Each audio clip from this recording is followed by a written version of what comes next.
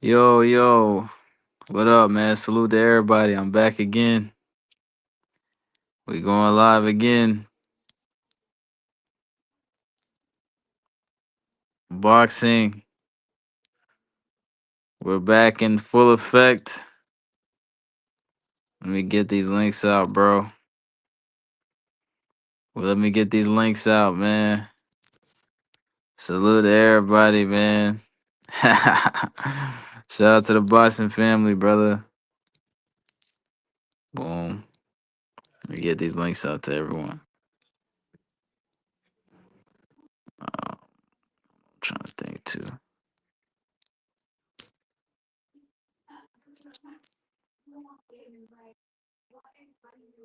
Let me get these links out, man.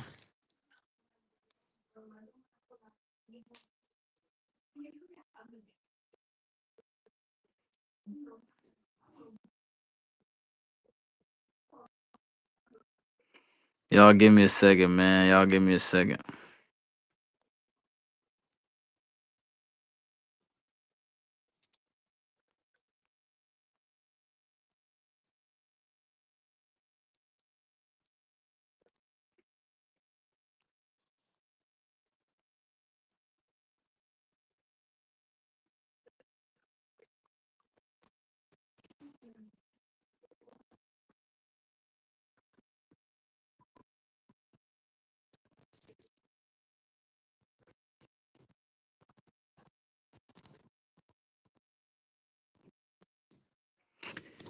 Revive the Ytbc, yo, what up? What up, Ralph and Real? What's up? What up, Cosmic? What up, Outlaw? What up, Canes? What's up, man? How y'all doing, man? What's up with everybody? Let me turn my laptop on too. I just got off work, like literally, bro. So I wanted to get a stream popping again. Talk boxing, bro. You know what I'm saying? Good old boxing talk.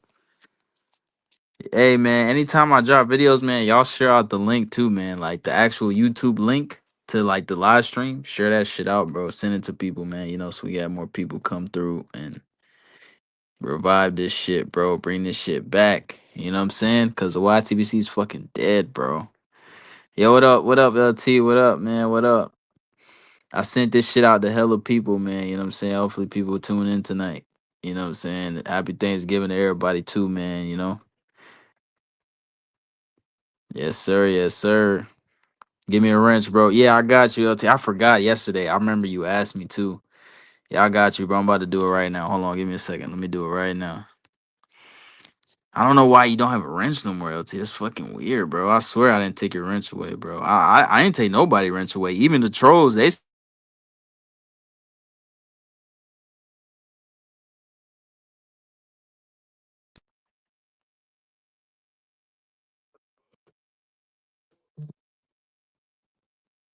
we go, LT. You got one now, bro. You got one now.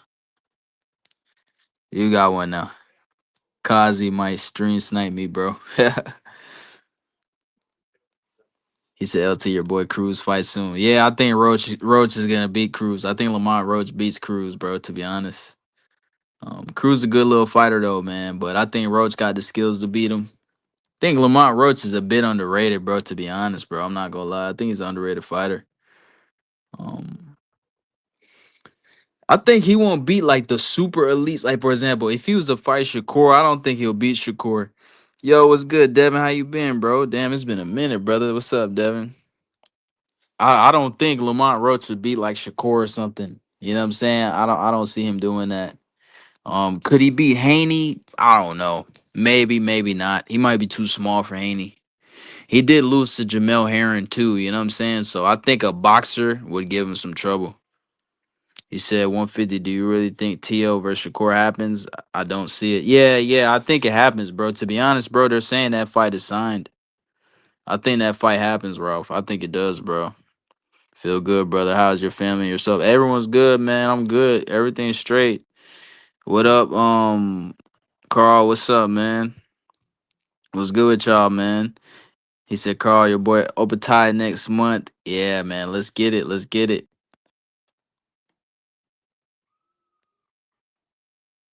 Let's get it, man. Yeah, man. who's on the panel? Oh yeah, that's me. Hold on, let me share the link. Let me share the link. Anybody want to get on this shit? LT, you got your wrench now, brother. You got a wrench now.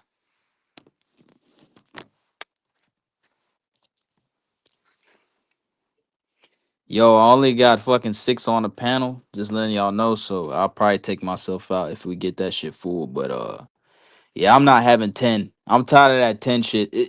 When you have 10 on the panel, bro, it be too much people, man. Like you can't hear everybody, bro. You know what I'm saying? Like, and people talk over each other. And when we had 10 on the panel, that's when the trolls come in and shit like that. I think 6 is fine, bro. You know what I'm saying? Most people ain't gonna come up here anyway. Yeah, dude's just gonna stay in the comments. There's only be a couple people coming up here anyway. Like, it's not like this channel's fucking got 8,000 people watching or some shit. Revive the old school channels. Remy, what's up, man? What's up, man? What up, Remy? It's been a minute. How you been, brother? Yo, it's some OGs coming in here tonight, bro. I appreciate y'all, man. Hey, but yeah, nah, Lamar Roach should beat Pitbull Cruz. I think he'll win a decision. Pitbull, bro, he's a tough motherfucker. He has a small ass fucking neck. He has no neck at all. And I'm telling you, bro, a guy that has no neck is gonna be hard to knock out. Like those type of dudes, bro, they're hard to knock out, bro. You know what I'm saying? Like Pitbull, bro, he's tough, man. He's tough. He's a tough fighter. I just don't see nobody stopping him. He said Rose just got to avoid the wild hooks. Yeah, I think he will, man. If he stays at a certain range, if he keeps his distance, he should be able to get away from the wild hooks. He said Ryo was close to KOing Cruz. He hurt Cruz with an uppercut, nearly dropped him. Yeah, he did hurt Cruz with that uppercut, but nah, I don't think he was gonna KO Cruz. I don't think he was, Ralph. Ryo fought well though. Ryo outboxed Cruz. He had a good game plan. But then the fight after that, he got beat up by Gary Russell, Antoine Russell. I can't believe Antoine Russell beat him. I didn't think that was gonna happen. Antoine Russell, bro, he's nothing special either, man. To be honest, like I remember when he stopped Victor Postol. I think that was a, I think that was a bullshit stoppage, bro. And then not only that, Victor Postol was landing right hands on Gary Antoine Russell, bro. And that was an old Victor Postol too, bro. You know he was old as fuck. He said, "Yeah, Gary surprised me. Yeah, he did, man. 150. I'm just at the doctor's, bro. I'm gonna jump on soon. Okay, yeah, all right, Carl. Appreciate you, brother. Appreciate you. Yeah, I'll put the link in the chat, man. I'm about to pin that shit too, so it'll be up all night. I'm gonna stream as long as possible tonight. I ain't doing shit. I'm off work tomorrow. I'm off on the weekend. Try to get these streams pumping more. You know what I'm saying? Get these shits going. Yeah, man. Opataya fights next month. Who is Opataya fighting? He's fighting another random opponent, huh? Because he can't get a fucking fight. Zerto don't want to fight him. Who was that yesterday? Said Zerto. I think it was Puro. Puro said Zerto. Yeah, come on, man. Zerto been ducking, man. Let's be real. Zerto don't want to fight Opataya. And now Zerto's fighting a fucking dude. He's fighting a light heavyweight, bro. Come on, man.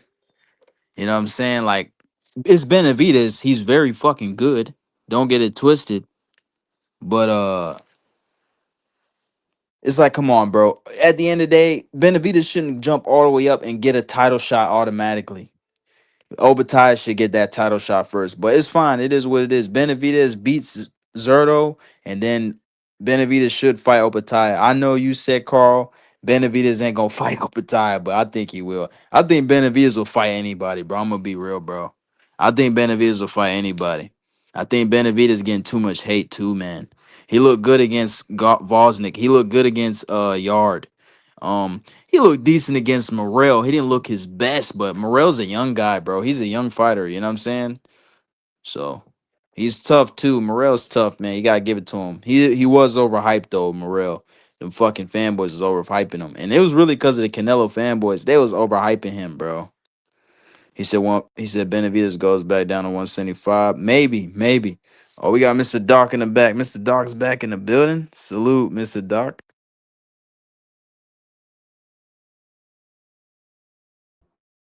Yo, yo. Oh, yo, what up, Mr. Doc? What up, man? Are we actually talking boxing over here? Is it, or am I imagining things? Nah, you not imagining shit, man. We over here talking that boxing, brother. Yeah, Good, good, good, good. we just talking Benavidez right now, man. Yeah.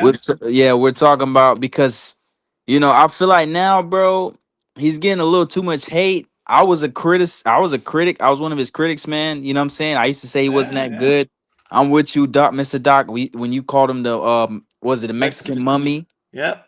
Yeah, exactly. But now, bro, he's good. He's getting better, bro. I ain't gonna lie, he's getting He is better. improving. He is improving. He's improving, bro. He's a tough fighter. He's I, got the I still don't. mentality. I still don't think he beats Cannoli. I still Oh, think. I nah, still. nah, nah.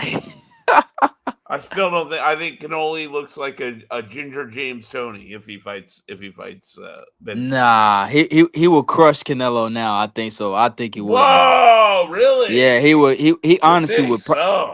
He would TKO Canelo. He would TKO Just because Canelo. of the Crawford fight. Nah, not because of the Crawford fight. Nah. I've thought that before the Crawford fight. That's why Canelo was ducking. That's why he didn't want to fight the guy. Mm, Yeah, bro, he's a terrible style for Canelo. Let me tell you why. Oh, Outlaw was in the back. Hey, Outlaw, come back. But yeah, let me tell you why, man. Bro, Canelo doesn't have the stamina to keep up with him. Benavidez is big. He has a longer reach. You know what I'm saying? He's been using his jab a lot more lately, so he's gonna pop his jab against Canelo in that fight. He's got the power to keep him at bay. He has too much output. He's he just ain't dangerous. no. He's gonna be. He can't. He there's no way that he's gonna be able to keep from reverting to type for more than 2 or 3 rounds. He is going to bring the food to Cannoli, and that uppercut up the middle is going to be there all night long, all fucking night long, dude. And he's going to light him up with that shit. It's gonna be right uppercut, left upper hook, fucking straight right down the pipe. I know the game. I know. I've seen this because I've seen Benavidez before. Okay, I hate to sound like the old man, but I'm an old man. All right, I've seen Benavidez before, and I've seen the kind of fighters that can beat a Benavidez before. I'm telling you, it's a counter puncher like Cannoli. Okay, Nah, bro. he's gonna Nah. look, dude. He's tailor made. He's gonna look like a ginger. Mark my words, Ginger James Tony. You heard it here first.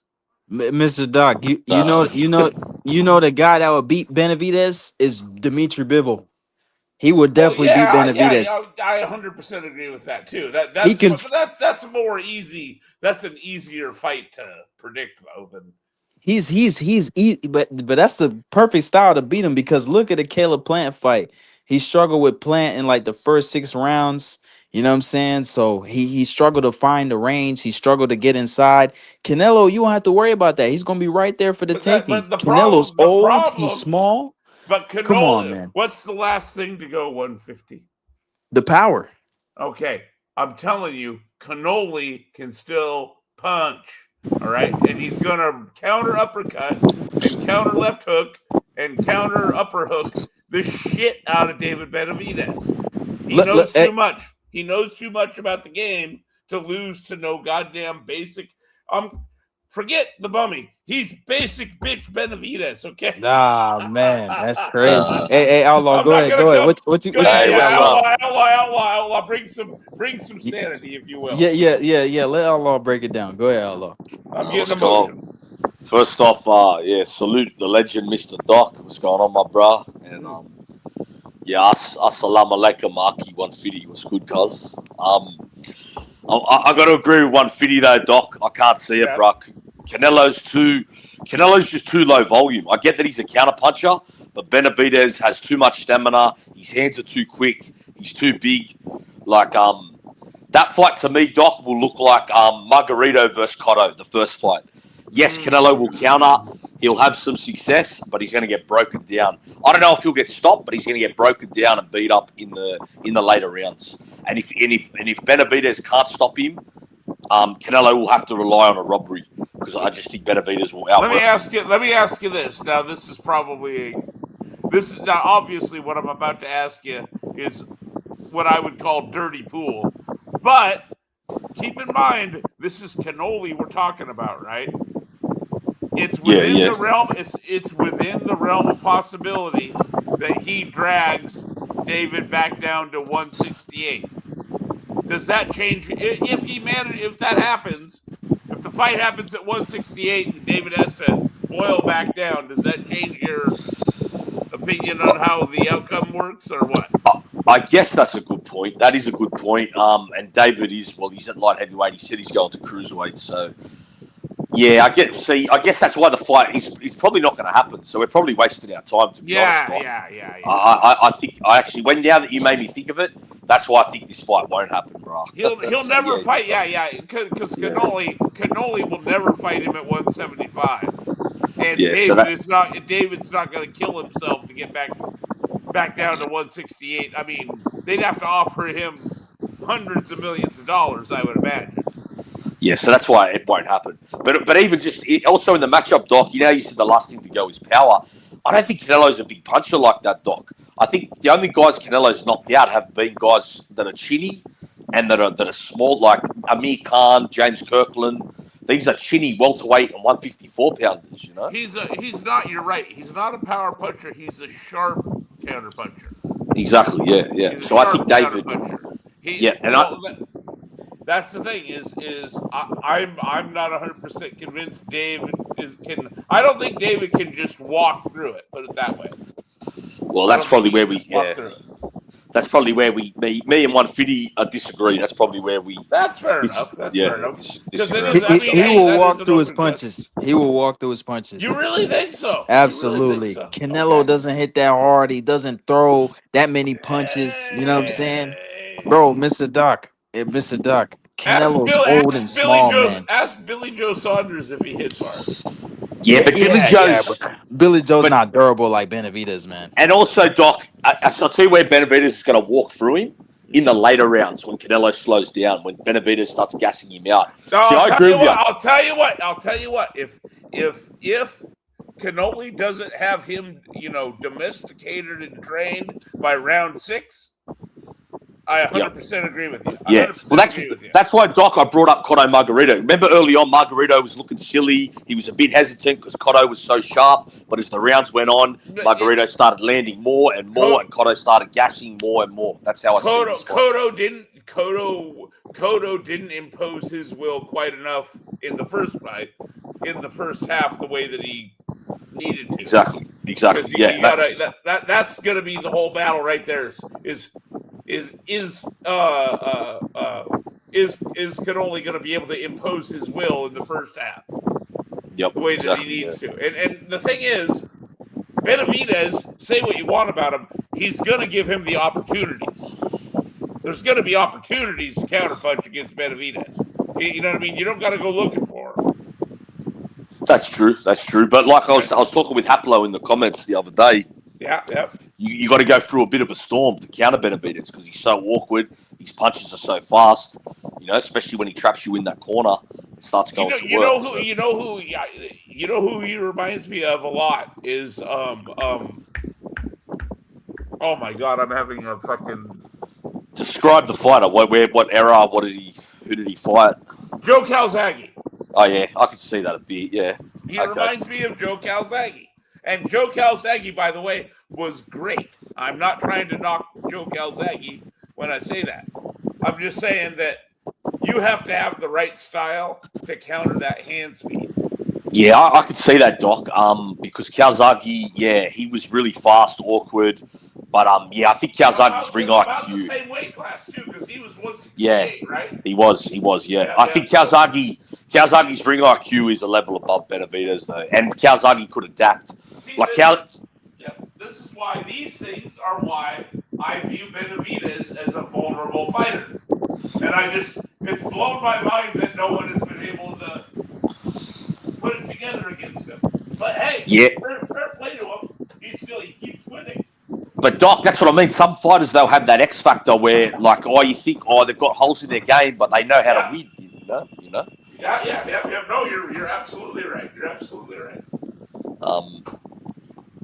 Yeah, I think he could be one of them fighters. That is like that. Yeah, bro. He's got a good mentality too, man. Like, he's not a duck. He wants to fight everybody. You know what I'm saying? Yeah. Like, and I just think mentally he's gonna be hard to beat. Well, You know what I'm and saying? 150. That's why I've got more faith in him fighting Opateo than Zerto. Maybe I'm giving him, but I want him to beat Zerto because I think he might fight Opateo. I've actually got some. I got more confidence in him than Zerto. That's the guy. See, he's Opataya right now. What Opataya is the measuring stick. He's the measuring stick in the sense that forget even winning and losing. Who the fuck's gonna fight this guy? Yeah, exactly. Well, I'll tell you what, I got no confidence in Zerto, bro, because Zerto doesn't want to fight. If he beats David, you don't think he'll fight John? Maybe, yeah, maybe they just do it. That could be a possibility. I don't really get into the politics too much, so right. Maybe they might have an arrangement where they haven't fought Jai because they wanted to get the Benavidez fight first. It'll be a big fight, next May, a Mexican on the Cinco de Mayo, if that's when it does go ahead. So. Yeah, I don't know, but I'd rather see Benavidez and Jai anyway. I think that could be a super fight for cruiserweight. And cruiserweight needs a super fight, Doc, as you know. This division has not had a big fight since Usyk Gassiev, I'd say. That's probably the last real big fight. If David would actually get off his ass and travel to Australia, you tell me, Outlaw. Tell me they would. What building could they not sell out if they did Zerto and Jai down there? You mean Benavidez and Jai, yeah. Benavidez, sorry. Well, either one. The winner of Benavidez and Jai, or Benavidez Zerto. Sorry, I'll get it right eventually. Here's the thing, Doc. Unfortunately, it could be a big fight, but they're going to have to do. Unfortunately, Jai Opataya is not a big name in Australia, so they're going to have to build him up down here. Which I know that sounds crazy, but he's just not a star down here. I think a lot of it is to do with he's not signed to the big promoter here, and so I think they've been hating on him. Surely he's more familiar to eyeballs down there than he is to American eyeballs. Oh, I don't know, bro. Honestly, a lot of people don't know him, and really, Tim Zoo's a much bigger name than Opataya. He's got the father name to work off, don't he? Exactly. Because boxing's not a big sport here, Doc. It's hard it's really like a casual audience in Australia. Guys like me and Carl are very hard to find. You know what I mean? So Cambosos just got big because he won the undisputed title. Yeah, and also because there's a big Greek community, the Greek community jumped on him straight away. Big Greek. Okay, see, this is interesting stuff. Okay, I didn't. And that's the same with Opataya. To be fair, he's Samoan heritage, so all the Samoan brothers know him. Yeah, so I was gonna say he should be big in New Zealand, right? Well, I'd say the Samoan community in New Zealand and Australia both know him. But outside of that, he's only known to the hardcores, And I think even in them communities, he could be bigger. To be honest, he's not as big as Parker is yet, So he's not signed with the promotional company the way that Tim Zoo or George Cambosos even is. No, and I said, Tim Zoo's the son of an icon, so he was just huge. Yeah, you know what I mean? Like royalty, right? I mean, I don't think that's overseas. That's royalty, right? The zoo name. Close to it, yeah. It's like being Chavez Jr. in Mexico, Yeah, thank you. You beat me to it. That's exactly what I was going to bring up next. Exactly.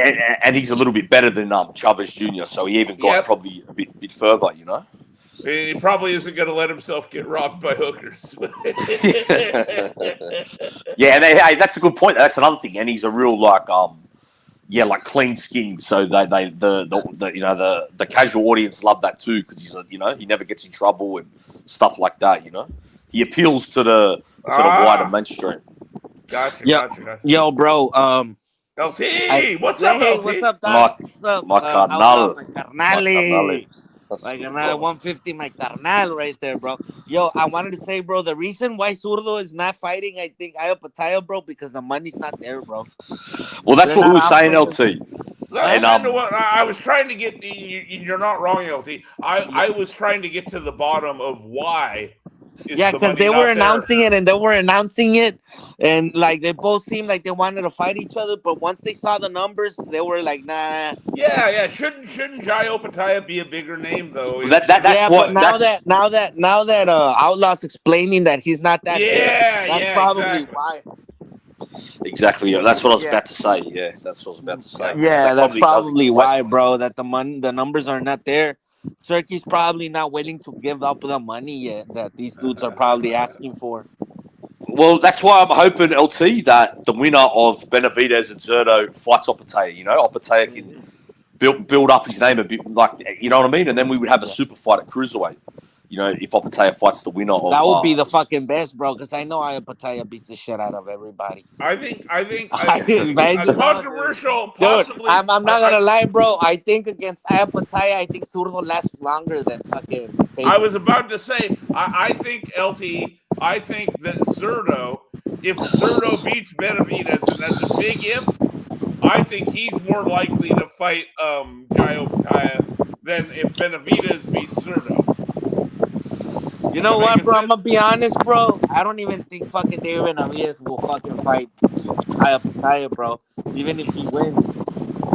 Yeah, he's Wait, not. No, so I wait, know. wait, That's what I'm saying. wait. So you think Benavidez, right?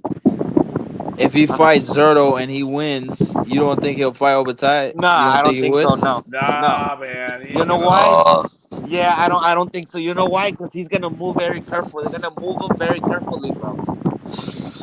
you guys are So killing so so so killing so my you dream. think you think Benavidez goes back down to Yeah, 175? I think he defends his titles or goes back down. That's it. Hmm. Okay, what if he has to fight? Listen, let me ask you this, LT. Yeah, I what don't. if? What I'm if? not gonna lie. I don't even think he's ever gonna face fucking Bivol either, bro. But hang on. What if his options are narrowed down to the following? He either has to fight Jai Opataya, or he moves back down and he has to fight the winner of Bivol Better Beef 3. Which Bivol. one? Which one of those three options does he want? Okay, say that again, bro. So it's either Jai Opataya or the winner of Better Beef Bivol. Yeah, So Jai Opataya, Better Beef, or Bivol. Which one of those? Which one of those guys is? He has no choice but to either face face one him of like them, if they give him an or either ultimatum. If yeah, they give him an ultimatum. ultimatum, He has to fight one, or he is forever a bitch. so if they give him an ultimatum, he'll probably lean towards Bivol, bro, because he's less dangerous than Ayapataya, bro. But the reason is Less why I think painful. that he will So what never you're face. saying is, Yeah, yeah. So hold less on. So painful loss. yes, yes. The reason is why I'll tell you, bro, that he will never face those two is because he's still with PBC, bro, and they're trying to build David Benavides up to be that superstar. That tank is cat. The tank lost all his fucking mojo on. Is They're trying PBC to make him even a into a thing pay-per-view anymore? star so Are they they can even bring a him thing back. though? Huh? Is PVC really even a thing? Like, are they that? The thing is, bro, it's because Zurdo, I mean, David Benavides was not leased. He was just for this fight. They rented him out. They Right? didn't No, they lease him. don't. They They rented didn't him even out. rented him. They just for this fight, Yeah, right? rented him out. That's a rental. Right. That's a Just rental. for They this rented him fight. out. So he's not on a contract for 3 fights with No, but he's Alashik or available for anything. the No, right he's gonna price. go back. He's gonna go back to his PBC island, bro. So let's say yes. So exactly right. So exactly, that's the reason why David Benavides won't face any major threat. They see that they can beat Zurdo, which probably I don't know. I'm not 100% sure. Zurdo can pull a fucking fast one. You don't know, right? But he will never face Ayapataya and he will never face Bivol, bro. They're gonna move him very carefully, bro. That's exactly what I think, bro. What if Better Beef wins the trilogy against Bivol? Will they fight Bivol or I mean Better But Beef? Better Beef doesn't have a fucking No, Better Beef doesn't have a if fucking Better belt Beef beats anymore. no, if Better Beef beats Bivol in the trilogy, would they fight Better Beef then? I don't think I don't think even the trilogy is on the table anymore. Oh, wait, okay, so I didn't know that. Then Yeah, I I don't think thought that so. You know was why? Because Better BF doesn't have any belts anymore. None. he got stripped for his Yeah, injury. yeah. No, he didn't get Ah, stripped. He didn't get stripped. He lost his belts. He He didn't get lost his stripped well, he belts. lost him. because No, Bibble beat him. but Better Beef won the first one. That's 1-1 each. And usually, logic says there's a trilogy here. Yeah, but for what belts? For what? For the fucking You gotta IOU belt. remember, bro. You gotta remember, For bro. the fucking I'm the king Yeah, you gotta of the remember fucking the home team. competition. You gotta remember the home team is it's Bival, bro. You gotta remember, Ah, okay. I see what you're right? saying. You remember the home team is Bival, bro. Bival is with Matchroom, and Bival So he's got is the home Turkey's field boy. advantage. He's got the home Yes, field Bival advantage. is Turkish boy, bro. He's Turkey Al Rashid's boy, bro. Yeah. Yeah. Okay, I get what you're saying. Then, yeah, I mean, look, I thought Bivol won. Like, although I thought it was very Yeah, I close. thought I Bibble thought won Bivol. two of them. Yeah, I thought Bibble won twice. You, Yeah. yeah. Same here. Yeah, Same here. I think when I watched it the first time, I thought Bibble won, but I watched it again. I thought Better be won the first fight. Mm. I watched it twice, but I'll have to watch it again. yeah, I thought Better be won a 7-5. But the second fight, Bibble won clearly. Yeah. Yeah, Bibble won clearly. But I thought he won the first fight too. But when I ran it back, I think both yeah, were close enough. Both were close enough to where it justifies a third one, Bro. like And the I'm Civil Yeah. gonna War. be a little and I'm gonna accept you a little bit, bro. I don't even think Zurdo's really gonna take that fight against David Benavides because Zurdo, if he's gonna yeah, I don't, yo, really? bro, yeah, man, they're gonna need money, dude. Zurdo's gonna need real He's afraid. money, Hang on, hold on, hold on, cowboy. The yes, cruiserweight is afraid of David Mummy no, it's Vides. nah. They're asking that they want real money, bro. They want money because I know for a fact, bro, that Turkey Al Rashid is not gonna have that fight. He's gonna so that fight is meant to go. Oh, so if Turkey don't bankroll it, they got to find somebody else. They're gonna do it on pay-per-view and they're gonna do it on Amazon Prime. So that means it's gonna be PBC bankrolling it. PBC is gonna bankroll that fight. And that's why I don't think they're gonna make it because Zurdo at the end is gonna look at it and he's gonna say, no, there's no money here. Not just Zurdo. No. I'm being honest with you. Not just Zurdo, No. not just Zurdo, also Golden Boy, bro. And Golden Boy does know how to negotiate that shit. Oh, if there's ever anybody that Oscar would love to get revenge on, it's Al Heyman in the PBC. And for a good reason. He has every right to because I mean they completely backdoored him, right? Yeah. Yo. Hey, let me say this real quick. Yo, salute Tony Boswell, bro. It's been a long time, bro. Yo, Tony Hey, salute Boswell. Tony Boswell, bro. It's good to see you, Hell man. I yeah. appreciate you, bro. For real. Thank you, Tony Boswell. For real. Yeah, go ahead, dog. Go ahead, brother. I was just saying, oh God, who are we even talking about now? I got so distracted. Yeah, man. I didn't want my boy Outlaw to go silent, bro. I just wanted to say this. Yeah, I think yeah, with LT's opinion, I think Benavides will fight Bivol. I think he would. I think he will fight all these guys, bro. I'm gonna be honest. You know, you have high hopes, bro. You a gotta remember. couple years ago, I would say, nah, Benavides ain't fighting these dudes. But now, yeah, I think he will. But I don't think he'll beat Bivol. I don't think he'll beat Bivol. I think he could beat Zurdo. If Berterviev is severely aged, he will beat Berterviev. Jai Obitaya, I'm still kind of skeptical, but I think he can beat him because Jai Obitaya, he's just like Outlaw said. We talked about this before. Obitaya is an emotional street dude, bro. Like he's like he can get a little reckless in there, and that's why I think Benavides will have advantage. He's Debo. He only got to be right. He only got to be right once. he's a little reckless. You know what I'm No, saying? he is. No, he's reckless because he only has to be correct once. I'm not saying that you're wrong or that your premise is wrong. I'm just, if anything, I'm saying with regard to that. Hey, Outlaw. So Yeah, what do you yeah. think? You Yo, think we got some- Benavidez will beat Obitaya? What do you think? I think it's a great fight, man. So I just went away for a few minutes, but so that's who you were talking about when you said you could get reckless. You were Obitaya. talking. Yeah. No, I agree with that, bro. I've always said Opataya also. He's a bit of a headhunter. Like he looks for the knockout too much sometimes. Instead of just letting it, because he actually has skills. You know, he can box. Instead of just letting his skills, you know, that's when the knockout will come. When you just let your skills do. Curse of a puncher, man. He's got the puncher's curse because Puncher's curse, and also, Doc, like he's an emotional, like street lad. You know, like he wants to have a brawl. He wants to have a brawl. He wants to go to war. But sometimes I think that could be used against him. You know, especially against a guy like Benavidez who has fast hands and that but Benavidez doesn't have to, and I hate to go here, but I'm gonna.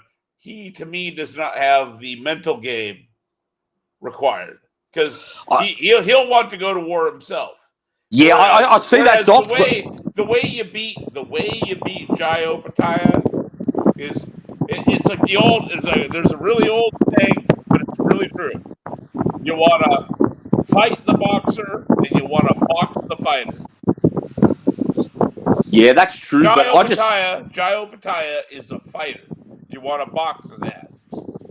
So but at the same time, Doc, a Bivol, for example, is poison for Jai Opataya. Yeah, I can see that. I could see that. But at the same time, Doc, Opataya is still a bit of a box. To me, he's a boxer puncher. I'd call him. Oh, he can always be right once. He's a puncher for sure. Nah, but I think he's more than just a puncher, Doc. I think he's a boxer puncher. You know, like he's not a master boxer, but he's like a boxer puncher. Like who could I compare him to? Like a Saad Muhammad. You know what I mean? Something I'd compare him like that. Like he can still box a bit. You know what I mean? He's not just a pure puncher. Like he can do it. He can do. Poor man's Tommy Hearns. Tommy's first gift was punching, but he can box his ass. Okay, that's a good one. But he's a very poor because Tommy Hearns is such a legend. That's what I said. Poor man's like the homeless version. The homeless version of Thomas. Yeah, I could say that. I guess just the Australian version of Thomas. There you go. Oh, you said it, not me. So yeah, but I still see if they go to war, Doc, I still could kind of see that favouring Benavidez because I just think his stamina will hold up, the hand speed. Against Opataya.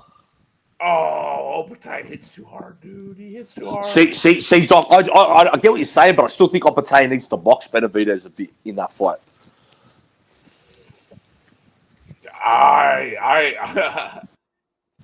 Doc's not sold on. I don't know. Doc's not sold on Benavidez. I'll tell you what, Outlaw. We can agree on this much. I would really love to see it. I'd really love to see it. Right. That's why I want to say it. The thing is, I think that my hunch is Benavidez is going to open himself up. He's going to open himself up to the counters, and you don't want to get counterpunched by Jai Opataya, in my opinion. Because I think you might 1 round, 4 rounds, 6 rounds, you might survive, but you keep giving him opportunities. Eventually, he's going to catch you, and it's going to be curtains. Well, that's when we're going to find out, Doc. Because can Benavidez take a proper puncher? You know, that's why. Yeah. Good point.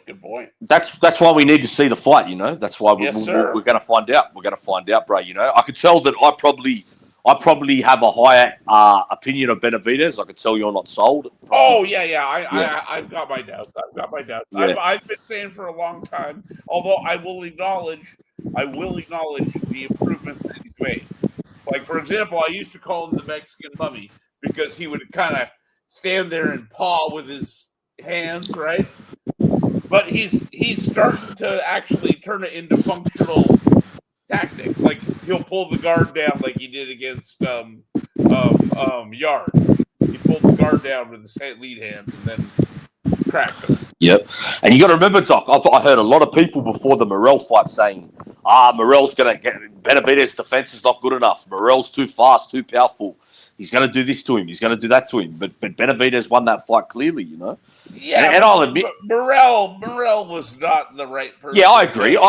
I'm not big on Morrell either. I agree. I think he was a hype job, but I think Morrell is okay. He's okay. Yeah, he's okay. I agree. But people were saying that still. You know what I mean? They were saying Benavidez can't take this power. He can't take this speed. He's going to He's going to pay for it in that matchup. But you know, he got through it, and he got through it. You know, he even dropped Morrell.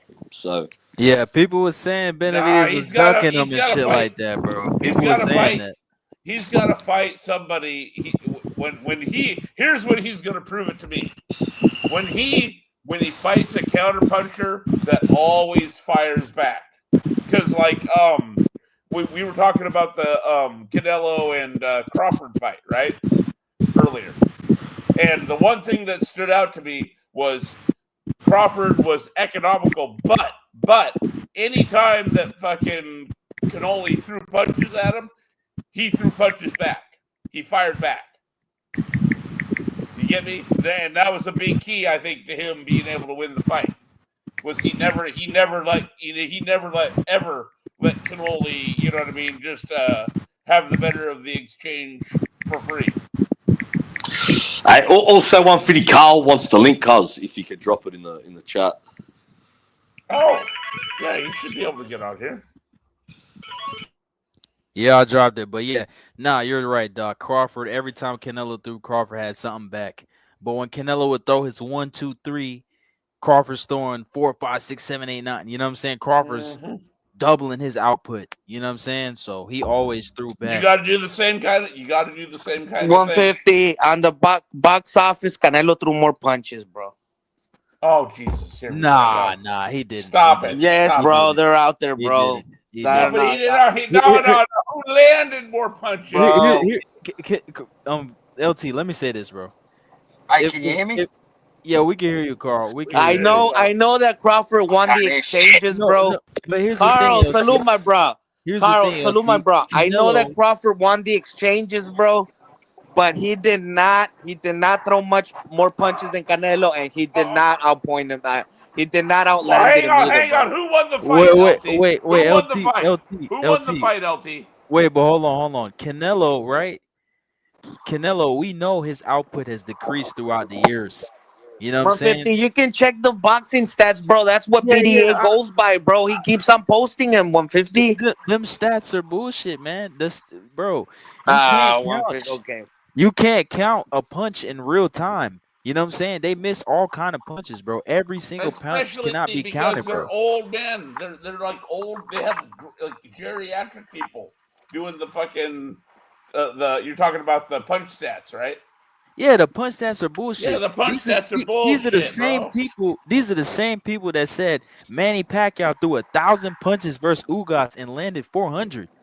Did you see that dude's face? You know what? Come on, man. You know what I will say? Can you fellas hear me? Go ahead, Carl. Yeah, we can hear you, brother. Go ahead, brother. I'll be honest, man. I didn't have a dog in the fight. I'm not a Bud fan. I'm not a Canelo fan. But to me, the more effective, cleaner punches were landing by Bud. That's the way I saw it.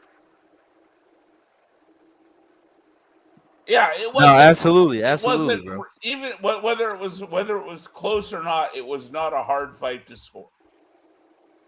No, it wasn't. It wasn't a hard fight to score. Crawford won clearly, man. No matter what, man. You know what I'm saying? Canelo, he threw punches. He definitely threw some punches in there, but he didn't throw that much. Crawford was really controlling the fight. Yeah, there was times in the fight where Crawford, he didn't really throw. He was moving around the ring, but that's probably why he was just trying to get himself together. You know what I'm saying? Round 9, he outlanded Canelo by a lot. So of course he's gonna decrease his output in the next round because he just overexerted himself a bit. You know what I'm saying? So, dude, but what happened in the 10, 11? I don't know. I don't know what the punch stats say, but I know what my eyeballs tell me. You know, Yeah, that's what fucking I'm. That I just. Crawford landed Yeah. more body shots. Crawford landed more body shots in aggregate than Cannoli did. And that to me right there tells part of the story. Doc, who did you pick before that fight? I'm just interested because I didn't really haven't spoke to you for a long time. But on points. Yeah, same. Yeah, Now, hang on. I'll be honest. I only went with Bud on points after listening to a lot of shit talking from various and sundry fucking sectors, and then I finally said, okay, I hope Crawford knocks him out, but I think what'll happen is he'll win on points. Man, I chopped and changed. I chopped and changed that many fucking times on that fight. It wasn't funny, man. You got your money in the end, Carl. You fucking flip flopper. You fucking flip flopper. Cozzy, it was good, bro. It was the same thing, though. It was kind of in a way. It took longer to happen in the Cannoli fight, but the same thing happened when me and my dad were watching it. When we were watching Crawford against Porter, right? And I think it was the second or third round, and Crawford took Porter, picked him up, and threw his ass into the ropes like it was WWE, right? And me and my dad looked. Me and my old man looked at each other and said, "He's got him." You know, meaning Crawford's got Porter. Same thing happened to Cannoli about round 5 or 6. They got into a clinch, and it happened twice in the same round. And Crawford was able to pivot and turn his ass and put him on the ropes and reset everything. And then as soon as that happened, I'm like, oh, fuck, you're fucked now, Cannoli. Good luck. That's what I'm saying, Doc. Crawford, he doesn't take that many rounds to figure dudes out, bro. Like, he figured out Earl Spence in round 2. Once he dropped Earl Spence, the fight was over. He figured him out. He figured out Porter early. Bro, Mr. Doc, fuck the round 4 and 5. When I was watching that fight, once I seen Crawford take Canelo's power and he started sticking his tongue out at him and stuff like that, I knew the fight was over. Once I knew Canelo couldn't hurt him, the fight was over. There was nothing he could do because Crawford's more skilled. Once he couldn't bro. How come he couldn't figure out Madrimov, bro? Who Madrimov? How come Crawford couldn't figure out Madrimov, bro? Madrimov's a tricky style. Bro, let's be honest. LT, let's be honest here. Let me say this, Mr. Doc. If Madrimov was at 168, like if he was a 168 fighter with that style, he would give Canelo hella trouble. He might even beat him with that style. Not to mention, I got to be honest. I felt like I think styles make fights. I felt like Madrimov gave. Hang on. I felt like Madrimov gave Virgil Ortiz hell. Did you look at Virgil's face? Bro, I don't. Yeah, I just think Canelo built a fucking ring on Madrimov. Listen. I know you don't score fights based on facial damage. I'm not trying to be that guy. I'm just saying he put hands on Virgil. It wasn't a one-sided, you know what I mean, affair. Virgil had to work really hard to win that fight against Madrimov. I think Virgil broke him down with pressure, man. I think Virgil just got on the inside of him, and once Virgil let his hands go on the inside, man, Madrimov just tried retreating, and Virgil was cutting off the half. ring. Virgil cut the ring off beautiful. He won in the second half. I think Virgil dominated that fight, but not to use a triangle theory. I mean, Bud finished that fight with Madrimov really well, man. And I had that fight 5 apiece after 10 rounds. But 11 and 12, mate, Bud is a master finisher, mate. That bloke knows how to finish a fight, and he knows how to finish strong. I felt like Madrimov built up a little bit of a lead, and then Virgil closed the distance and started closing him down through the later rounds. That was my impression of that fight, because in the early going, Virgil's footwork was terrible. He was crossing his feet. Virgil, will it be Virgil? Exactly.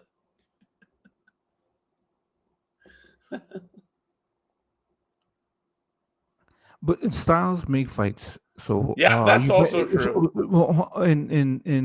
So this is the thing, though. So Madrimov is somebody that comes out of nowhere, and you start seeing him. Canelo, you've been seeing him for years. You start seeing all of his flaws. So you're able to actually start working on what are his flaws? Footwork, right? Feet, right? That's one of his biggest flaws. Absolutely. Yeah. Shifting his feet.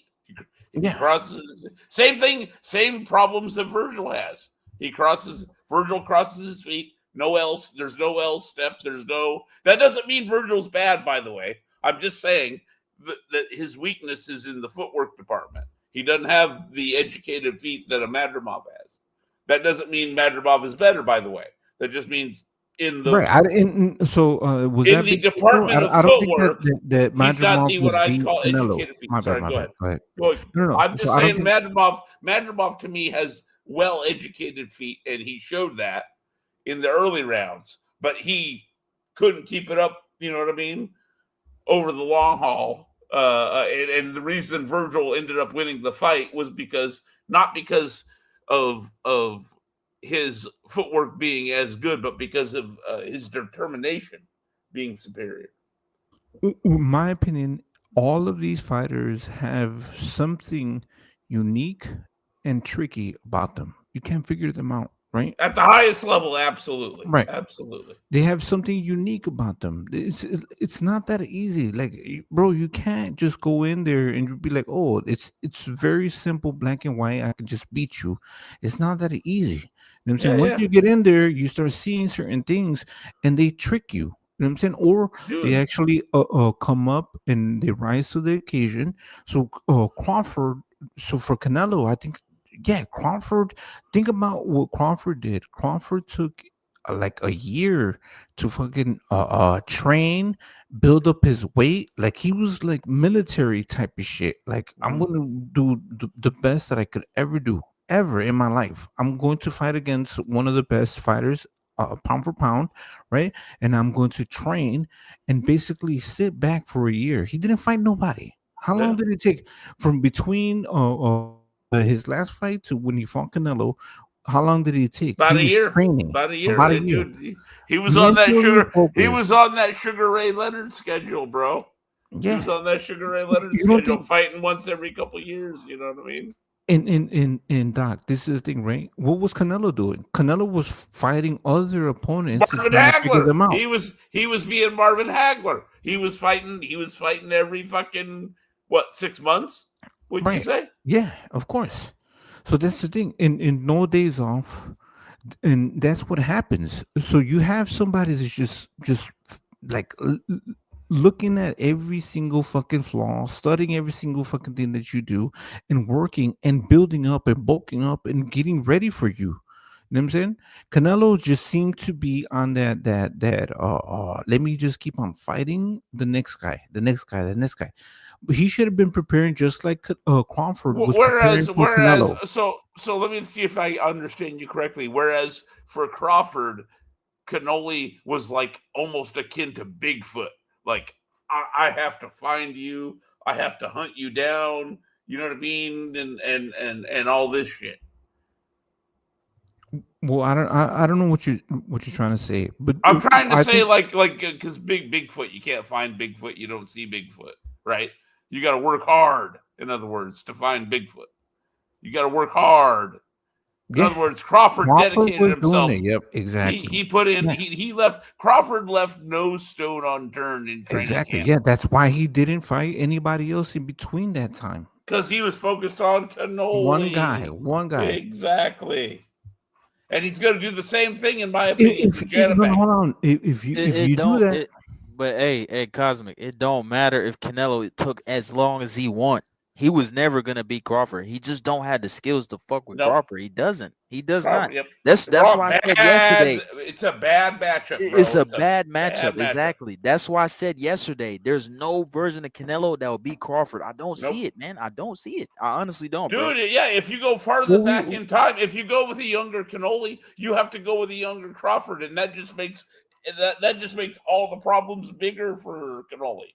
Like, dude, if you take the Crawford that fought fucking Postal, dude, Cannoli can't do I don't shit. know. Cannoli Oh cannot yeah, do yeah. Oh, no, at no. that time, yeah. Cannoli Crawford can't versus do Postal at that time, yeah, it wouldn't be Cannoli good. doesn't know how. I Cannoli don't know why doesn't you have keep the on feet saying cannoli, Doc. Come on, put some respect on his because name. because Come on no now. because Canelo. because I got to You stay keep in saying it. character. I got to stay in character now. Wow. It's Are you not that I related? don't Hold on. respect. Are It's you not that I related, don't. It's not that I don't respect him. Okay, Doc? it's Are you not that. related to Peter Van Arks? That was the only question that I came up here for. No, he stole it from me. That's you. That's you. You're his cousin. It's all good. It's all good. All good. All good.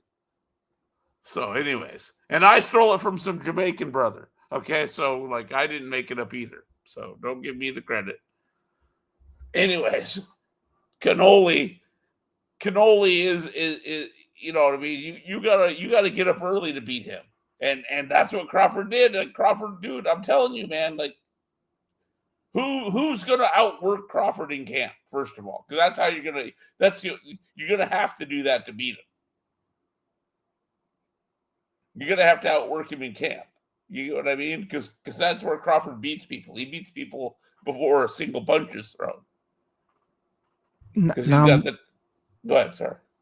no, now my thing is like, okay, so now there's a vacuum. What is left of the top tier of the superstars of boxing?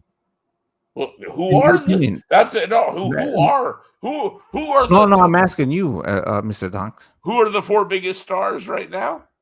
What's left of it? I'm trying to think who would be the four biggest stars right now.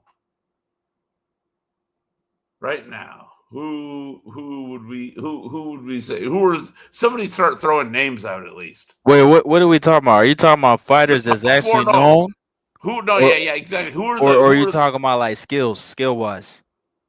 Well, skill wise, I think that we do have a good bunch Yeah. No, of who's skilled, known? Yeah. Who's but known? who would be like marketable and Yes. what's left of like the superstars of boxing, in my opinion. You know what I'm saying? And does it In actually America, I got matter? to be honest with you, Cozy. In America, we ain't got shit because the American boxing I grew up on, unfortunately, was you know what I mean. We dominated heavyweight. Yeah, heavyweights, We middleweights, had Yep, and welter. then exactly heavyweight, middleweight, welterweight. We were running all that shit. Light heavyweight with Michael Spinks. We ran that shit too, right? So it's a little bit of culture shock. There's a little bit of culture shock, right? like when the UK took over heavyweight, right? Like, well, who saw that coming? If you lived through what I lived through, when they used to call them the horizontal, go ask Beats about the horizontal heavyweights. That term, the horizontal heavyweights. Ask Beats about boxing Beats and Rhymes. Ask him about the horizontal heavyweights. He'll tell you all about the UK heavyweights back in the day. Yeah, and you know what? You do need a good fucking what's it called? A good heavyweight to take over. Like Usyk, Usyk is retiring or he's just dropping his He's not belt. going to be around much longer, Right. regardless. So you do need a solid heavyweight, exciting heavyweight, and it's hard to fucking take that mantle, right? So okay. So who do we? Let's see. I would say, regardless of how much we like it or not, I would say on the short list of potential inheritors of the crown that you're talking about, Cozy, I would say Wardley, right? In light of being his win over Barker and then being elevated to WBO champ, I'd say he has a chance to inherit the crown. Who else do we think has a chance to inherit the crown at heavyweight? The young kid, what's his name? I forgot Atama. his name. Yeah. Atama. I The think guy you see, he's like he's 20 years fighting. old, something like that. You know He's fast. what Atama could be. He could be making a mistake. He's fighting Jermaine Franklin, and I keep telling people, look, Atama's the favorite, but I'm telling you, Jermaine, that's a losable fight. That's a fight he could lose. That's the first fight I would say almost that you know what I mean that he's been in where there's a chance the other guy could beat him.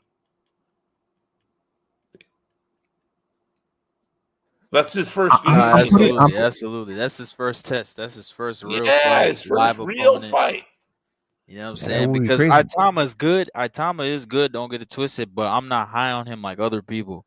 He just. I, I've I been gotta watching see boxing for a more. while, bro. I got to see more from him. You know what I'm saying? Yep, I yep, yep, seen yep. these dudes come and go. I seen so many guys on YouTube hype up these fighters, and they got beat. They got exposed. So I'm just not. I'm not gonna jump on this train yet. You know what I'm I saying? am to And, your point, or and to your look, point, hang on. To your point, 150. I am hesitantly optimistic.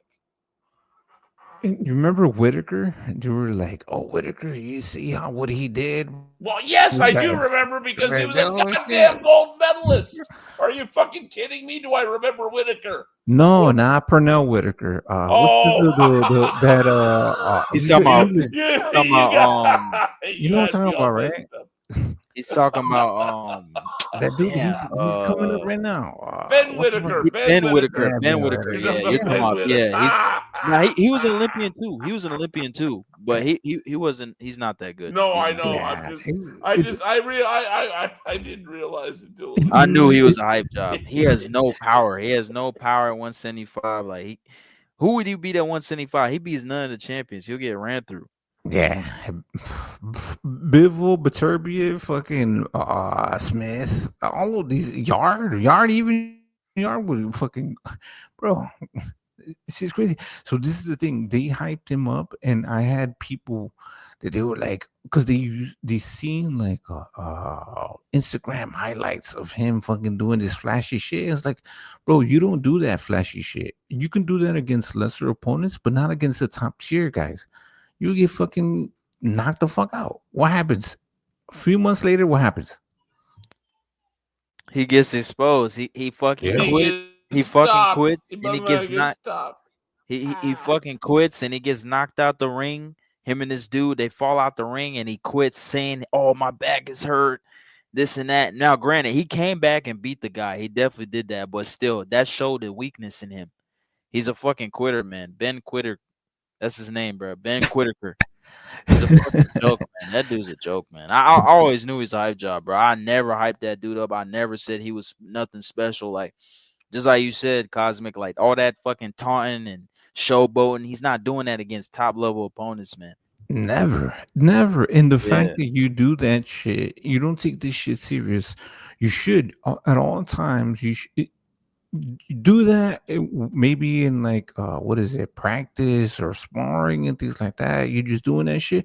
There's a lot of fucking moves that you can do that you wouldn't do in an actual fucking fight. I mean, you know what I'm saying? Like I'll there's tell you what. it's I'll The tell very you what, few only people that can Cosmic. do guys, that. the only guys Check. I've seen taunt top level opponents was Prince Nassim and fucking Lomachenko.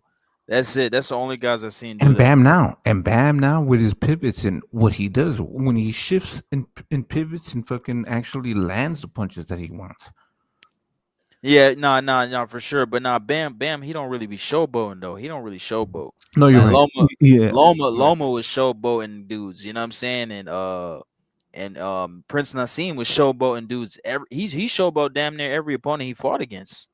Even when he was losing fights, he was still showboating. Like you know what I'm saying? And So he was knocking them out. He was and he was showboat. They knocking were him the knocking fuck them out. out. Exactly, Mr. Doc. Like he was the only. Those are the only two fighters I seen actually showboat people successfully at an elite level.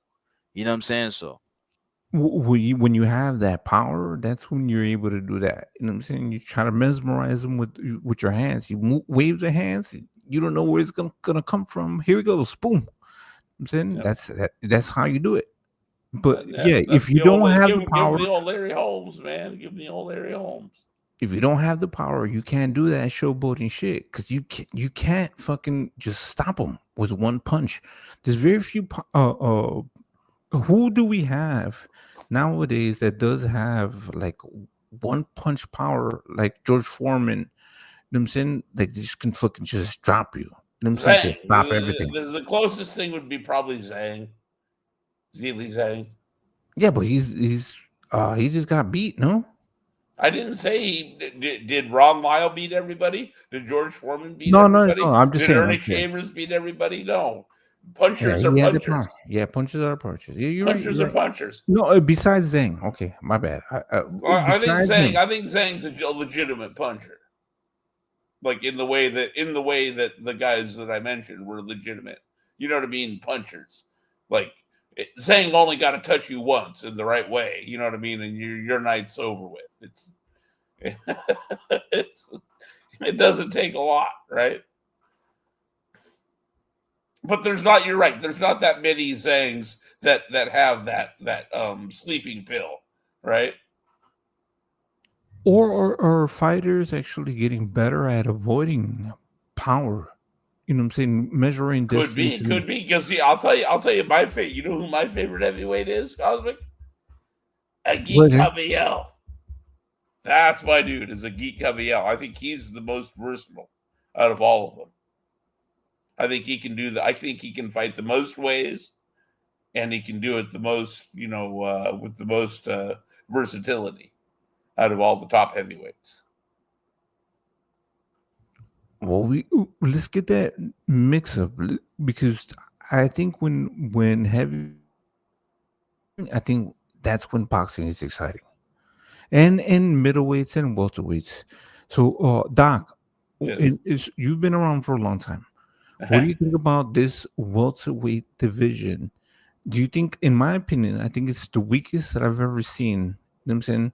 You think about the historic, all those great welterweights that have been around. Now we only have, well, we had Brian Norman Jr., we have David Haney now, right? Rolly Romero and fucking Mario Barrios, right? Isn't this the weakest?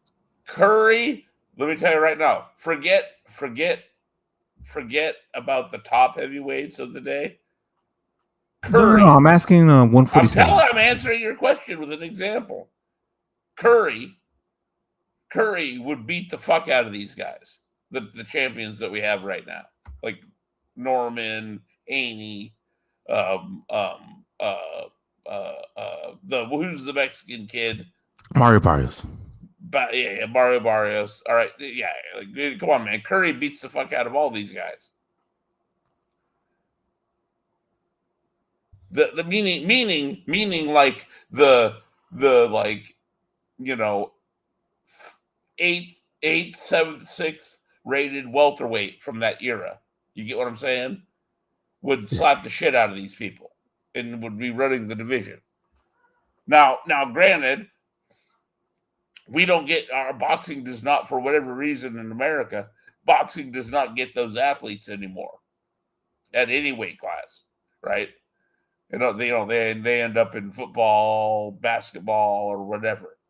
Like I was telling somebody earlier today. Imagine if Kevin Durant, with his dimensions, was top boxing from like age 7, the way Tommy Hearns was. Could you imagine that? He's like what, 6'10"? But see, this is the thing. With that jab, could you imagine an educated Cromp Gym jab coming from fucking a 6'10" guy that's as athletic as him, Kevin Durant? And let me argue that argument, right? Okay, Let me okay. argue that argument. This is the thing, though. You not only need to have the skills and the physique, or the athleticism, whatever you want, you also have to have a chin. You also have to be able to fucking take punches. A lot of people are not. They're not, bro. Most people can't absorb those punches. Psychologically, it's almost more psychological than physical. I No, agree no, with no, you. no, I agree not with no, you. I no, no. agree with you. It's if it's in the skull, if it's in the psychological, you can actually absorb and take those punches. There's not that many humans that can actually take that punch. Not every like we can't. Not every human can absorb those punches. You can't be in there with a professional that fucking hits you. You know what I'm saying, with a clean cut punch. It's something I don't know what it is, right? It's like if you're thick skulled or whatever, but like you can't absorb those types of fucking punches to your face. It's almost a superhuman that you're taking those fucking punches, and you're taking those punches not from 12 rounds. Does that make sense? For a Like you're person, no, taking fucking and listen, those guys, if they punch you, a civilian in the street, those hands, yeah, they're you're lethal gonna die. weapons. No, but Yeah, those you're gonna die. and they will get charged with murder because they'll say, "Hey, you're Yeah. trained with, your hands are lethal weapons." Like I know There's that's an very old few. martial arts cliche, but it's true. Sorry, go ahead. No, it is true. Yeah, no, it is true. And very few people can absorb those fucking punches for fucking 12 rounds. That's why That's there's not all. many boxers. Exactly. Yeah. Right. There's one, and that's why you're a world champion. I keep telling people, you call people these fighters bums, but you would not be able to withstand not only just one punch, but absorbing fucking punches. Like, imagine getting fucking hit by 1,000 punches, even if they're grazing, and 100 of them land. That's just fucking crazy. Yeah. You can't do that. I can't. I mean, I don't know. I don't know. I've never. Well, it also depends on who's trying to punch you. Like Ernie Shavers. No, you don't even want to. I don't want to even like get missed by Ernie Shavers because that guy's swinging so fucking hard, the air is gonna knock me out. You know what I mean? Like it's Or pinpoint accurate punches. yep. But like, That too. it doesn't take that much to fucking really check your chin. Yeah. It doesn't take that much. 5 to 10 pounds of pressure Yeah, is that's what it. I was always told. 5 to 10 Yeah, pounds of pressure. Everybody can go out from 5 to 10 pounds yeah. of pressure on the chin. In the right placement, Yep. and especially if you have a professional, a boxer that could actually fucking check your fucking chin. Not Yep. an amateur, not you and I. You know what I'm saying? But a professional can actually can fucking crack your chin and hit you with the right amount of pressure. That's why you People did get see it Haney twisted. do that. Oh, dude, Haney would knock all of us out. I'm telling you right now. Like Yeah, I think everybody, all these people that want to talk about, oh, Haney's a pussy and he can't punch. Okay. Let him left hook right hand you, right? 1-2, a simple 1-2. That's all he gets, and I guarantee you, he's gonna knock all of us out. That's the gap between the pedestrian and the professional. yeah. The gap is that big. The gap is that big to where, like, guys, dude, we laugh about Rolly Romero, right? All of us. To be fair, Rolly's, you know what I mean? He's a goofball. I ain't trying to fight. I like Rolly. Yeah, no, Rolly can fucking crack. That motherfucker's a cracker. My point is, He can fucking even crack. though I'm older, wiser, and larger than Rolly, I am not trying to fight him because Rolly is gonna whoop my old ass. You understand me? For all of his When you flaws. train, all you do is you train to fucking beat people up, beat This is somebody down. Like, what the fuck you want? exactly his You're a trained profession. professional. Yeah, His you are. profession in At life one point, is will be. beating people down. That's his profession in life. Exactly. All right, Mr. Doc. Let me ask you. Yep. Fucking what is it? Jake Paul versus fucking what's his name? Anthony Joshua. Anthony Joshua. What the fuck? I don't know. No, Well, Jake Paul has to be suicidal or desperate or I don't know what. it has or to they're- be respected though, right? If AJ doesn't knock out fucking Jake Paul or he doesn't win the fight, It's that a shit's fix. fixed, bro. Yeah, that it's shit's scripted. fixed. It's scripted. Shit's fixed, Yeah. bro. But so that's what they say is that you have to sign some type of contract, like to fix it. Like to fix. Imagine if fucking Jake Paul is, and this is the thing that upsets me. Like not upsets me, but like what the fuck? Like we don't have nobody else to replace Jake Paul. He could potentially be the face of boxing. If you think about it, he's producing some of the biggest fucking fights. This fight is fucking big. That's crazy. With fucking Anthony Joshua, that's insane. Oh, in America, you're 100% right because the circus freak fights are the biggest selling thing in America in terms of combat sports, especially boxing. Like, yeah, you're 100%. It's wild. 100%. I don't. No, I don't. and here's the thing: those fights used to happen. It's not that those fights didn't happen back in the day. Like Ali had an exhibition with Anoki. He had an exhibition with what's my man's name that Hogan? played? Did Yeah, he Hulk have Hogan. a No, Hulk no, no, Hogan? no, no. It wasn't Hulk Hogan. It was the guy from the Raiders. It was the guy from the Raiders.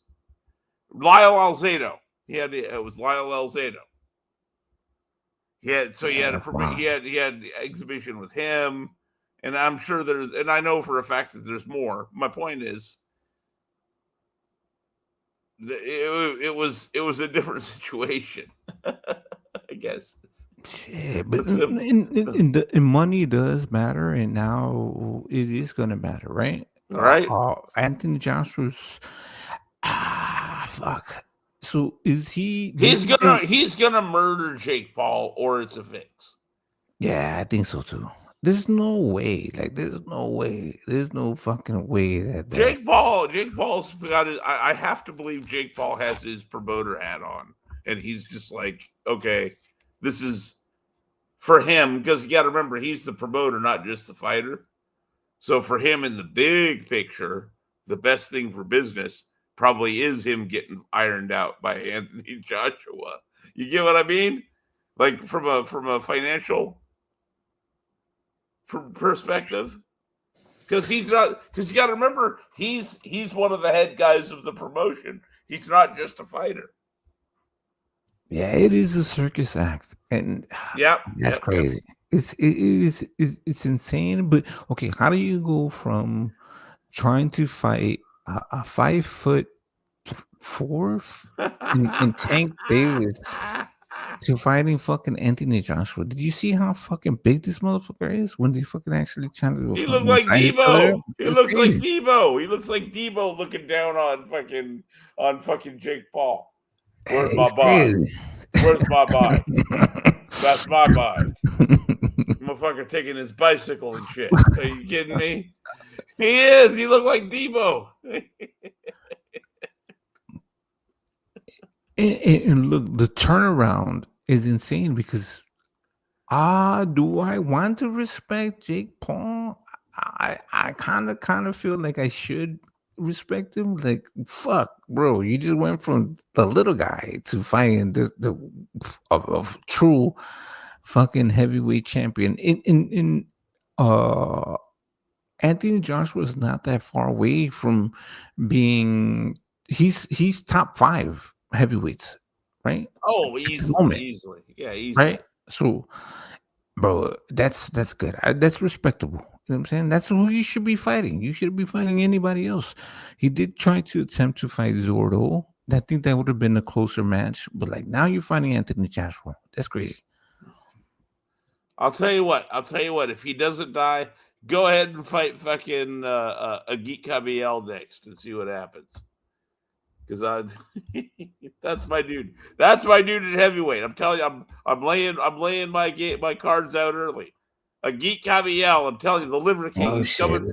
The Liver King's coming for everybody. Liver King's coming for everybody.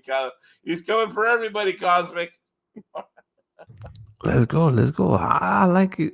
I like this little strange, and because you have to fill the gap. I don't think we're gonna have superstars anymore.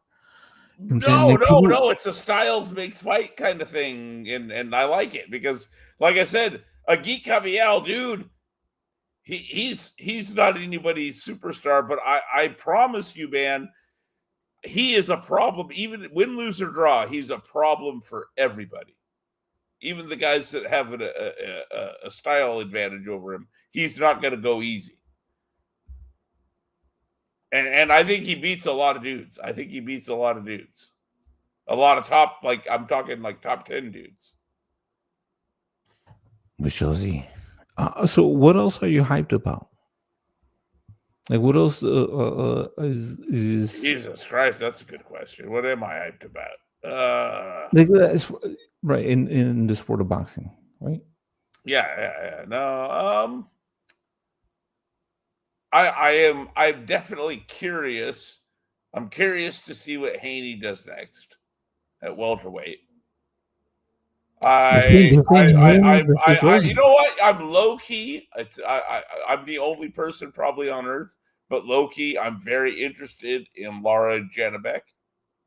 Oh, you know, it's gonna happen. That's gonna happen. Yeah, that's Yeah, gonna yeah, yeah. happen. That's. I don't think I favor Janabek, but again, much like the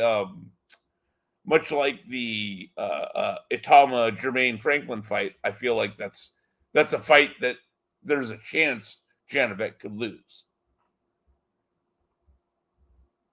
And regardless, I have love for Lara because you know what?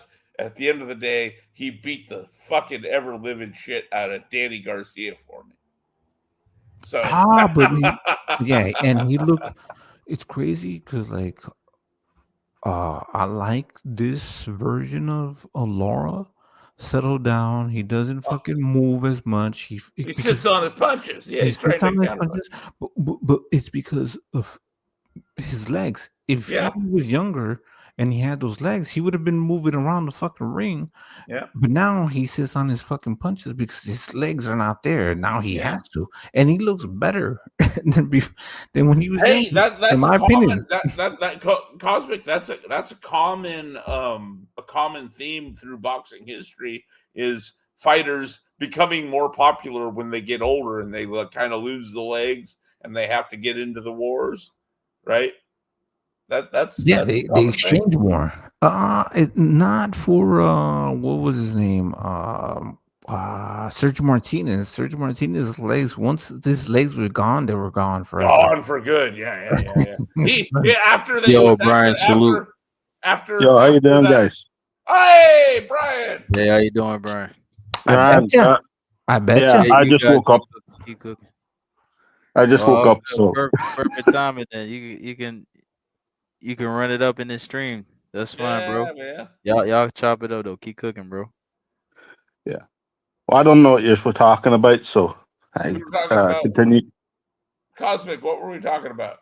Oh, just as far as like once you get older, you start sitting down on your punches. You start actually instead of being evasive, you actually start sitting down and You start calm Yeah, down. timing. yeah, Yeah, yep, yep. yeah, Well, also, you get easier to find, and here's the thing. That's why the third Ali Frazier fight is the best one because they both are able to find each other way easier with the clean punches. You yeah. know what I mean? They're both Plus, more vulnerable. yeah. Plus experience, right? Yep, yep. You're more experienced, right? You're calmer, right? You're able to think. You're able to think your way through the fight. It's not just natural ability, but you're able to think your way through a fight.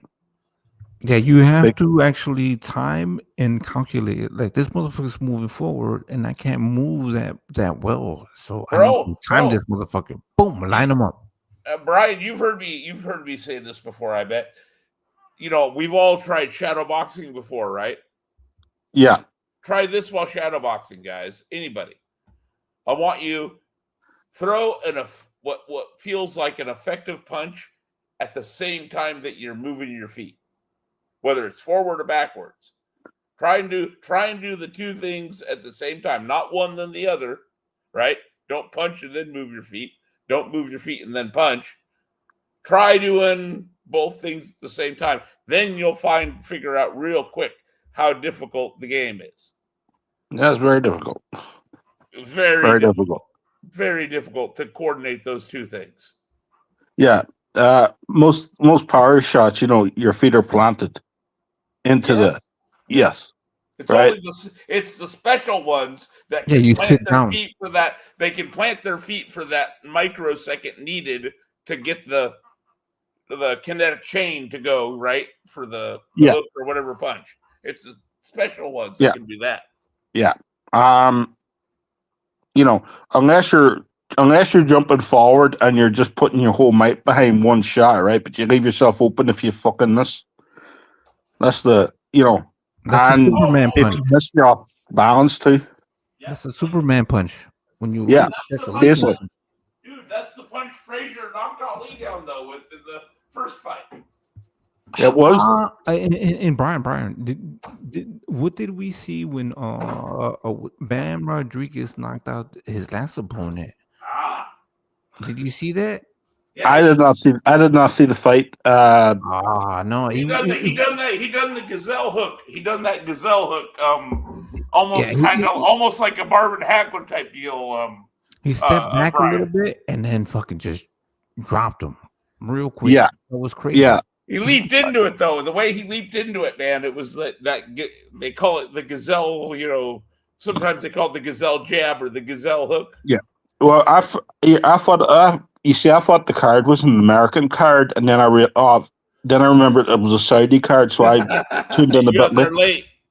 I tuned in a bit late. So yeah, I just spaced out that day. I was like, okay, it's beyond like 1 o'clock in the morning. By the time I switched it on, it was the Bam Rodriguez fight was over. No, they're all free now. They're all free now. It's oh, he can find it. That's not what he's getting at. They're free now. So I just think that I just haven't watched it yet, so I might get watched today. All good. Go ahead. So yeah, but I saw the last 2 fights. Who's Fabio Wardley going to fight next, Brian? I know I keep asking you this, but I'm still. I'm thinking with Zhang. I wanted to see him fight Zhang. Oh, yeah, okay. You know what? That's right. You and I decided that the Zhang fight, low key, was the one to have, huh? Because Wardley's fast enough, he's going to hit Zhang, and Zhang is skilled enough, he's going to hit Wardley. Yeah, I like that fight. That's a great fight. You know what? We got to start a petition. Wardley versus Zhang.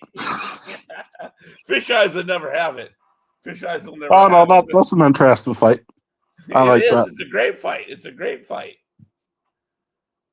Because I don't know how that fight. Do you know how that fight ends, Brian? Or are you going to pretend like you know how that fight ends? Because I have no idea how Zhang versus Wardley ends. Well, I don't see Zhang being stopped. Right? I can see Zhang winning probably like first 3 or 4 rounds. Hang on. Didn't Cabello stop him?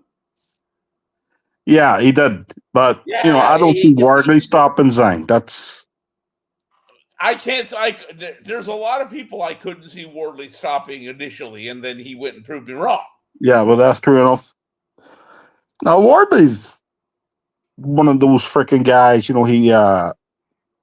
Like we talked about the other night. I'm going to do my Teddy Allen. He's a fighter. Yeah, he is a fighter. Right? He's a fighter. He's a fighter. Like in Dunna, see, you're doing the T. It's a D. Fighter. Fighter. Yeah, he's a fighter. He's a fighter. He's a fighter. But he's proven that he's a fighter. Like between the fights with Big Frage and his most recent work. Yeah. I'm done doubting the guy. Put it that way. Yeah. I'm done doubting. I don't know, right? I think Zhang's length might be a problem, but I don't know. Like I said, Zhang is the better operator, right? But he's a more skilled fighter. Yeah, right. He's slow. Wardley's the better athlete. Yeah, what it is. That's the difference. Yeah. It's athleticism against. From a technical standpoint, they're not even in the same league, right? But I said that about Joseph Parker and Wardley. Yep. Exactly. That's why this is so fascinating. Like, make it, Fish Eyes, make this happen. We want to see Zhang and Wardley, bro. Come on, make it happen. Yeah. All right. That would be one of the best fights you could make for him right now, I would say. I like it. Unless Zhang's retired, I like it. Mm-hmm. So, fuck yeah. But, Zhang's hilarious. I love Zhang because he's also got that personality. Like when he showed up in the tracksuit and he started disco dancing. Yeah, he don't. He's just a happy-go-lucky guy who has a freaking boxing skills. Yep. And he's a big freaking monk. Yep. That's what I like. He's just. Remember when he showed up? He showed up in the Ming the Merciless fucking what do you call it? Cloak. And like I remember the first time that I seen him, he showed up in this Ming the Merciless from fucking you know what I mean? You Ming the Merciless. You know what I'm talking about? No? No, I don't. I didn't see that. Flash Gordon? Oh It's from yeah, the Flash Flash Gordon. Gordon one. Yeah. Yeah, he's the villain from Flash Gordon. He showed up dressed like the villain from Flash Gordon, put it that way. Okay. He had everything except for the goatee.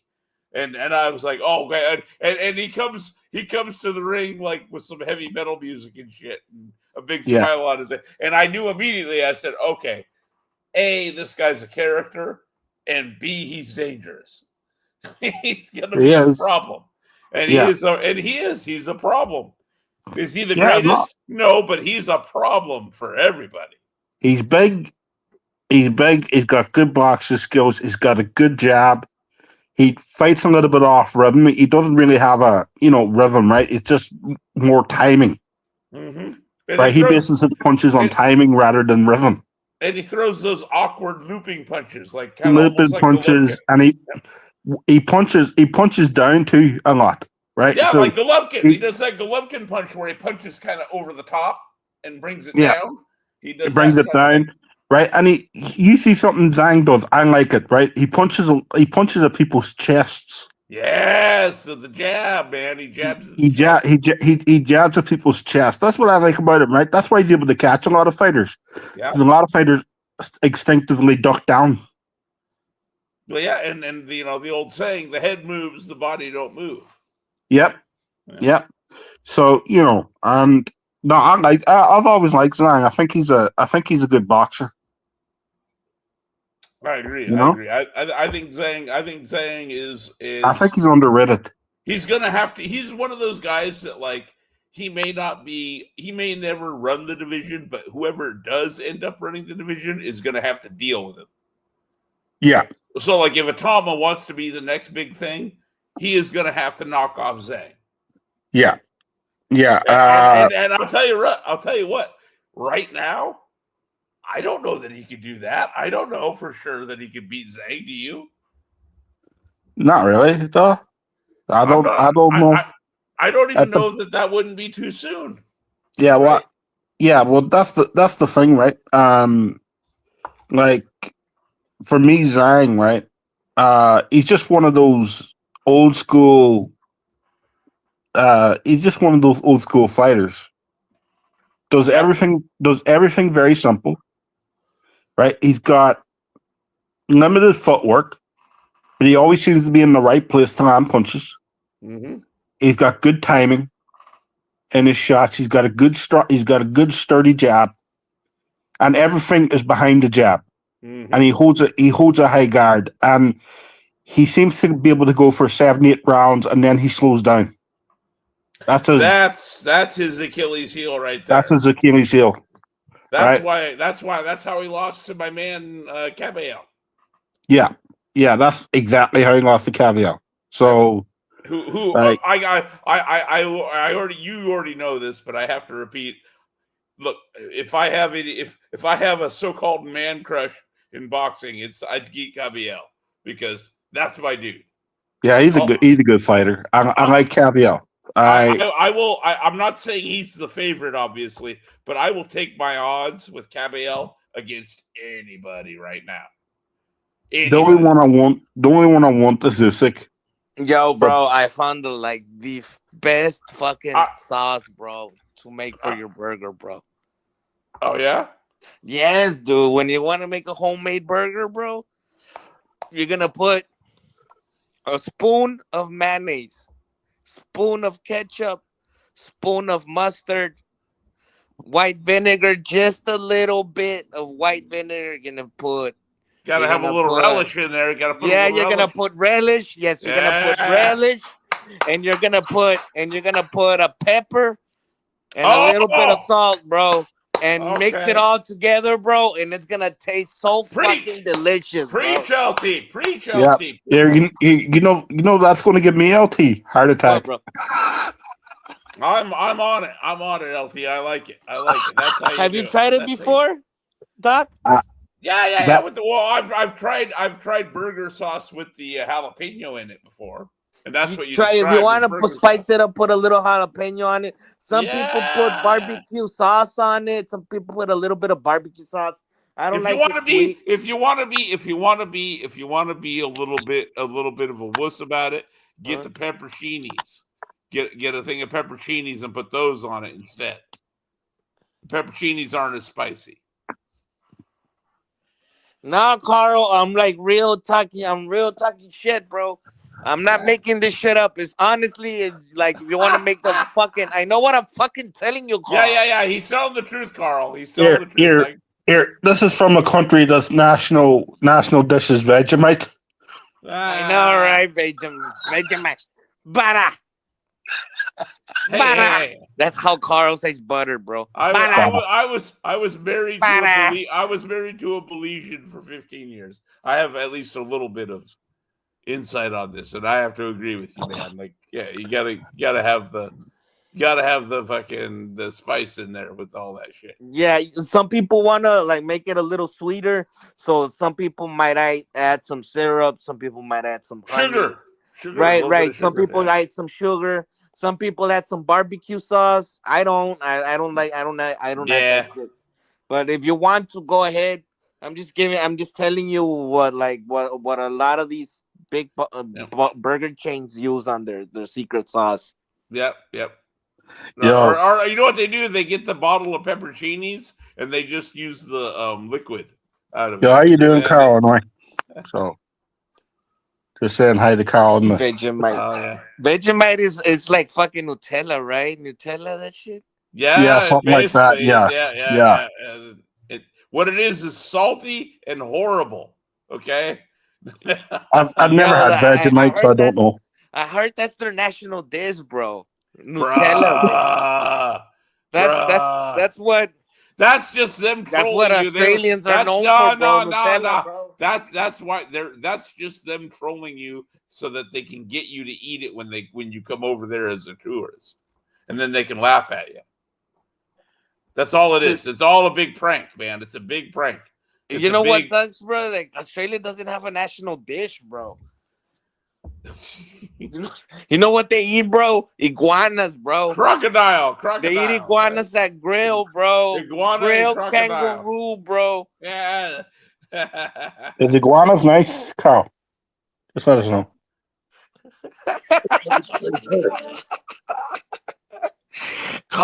Carl lives so deep in the jungle, bro. He Carl, don't raises you? his No, own no, no. chickens, bro. Hang on, Carl. Carl, I can't let you do that. You cannot compare Vegemite to soy sauce, bro. Soy sauce and No, pasta. Bro, we don't even use soy sauce. That's fucking no. But I'm saying Chinese, bro. But listen. If you're faced with a choice, Come on, right? let's stick with Vegemite. If you're faced with a life and death, if you're faced with a life and death choice, right? You have to fucking. What's up, Brian? How are you, bro? You I'm gotta good, eat. LT. How you doing, man? You gotta eat Vegemite, or you gotta eat some fucking. You gotta eat some fucking soy sauce. Trust me, you're gonna take the soy sauce every time. Yeah, every time, bro.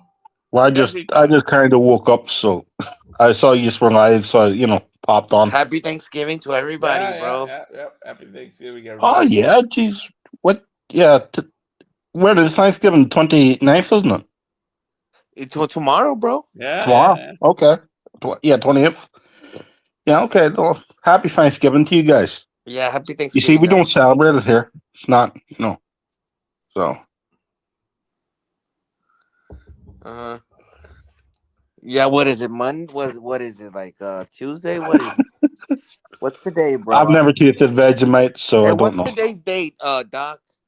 Like, is it Monday, 26th. Tuesday, Wednesday? Okay, Wednesday. Okay, cool. You're welcome, man. Thank you. What's Thursday here?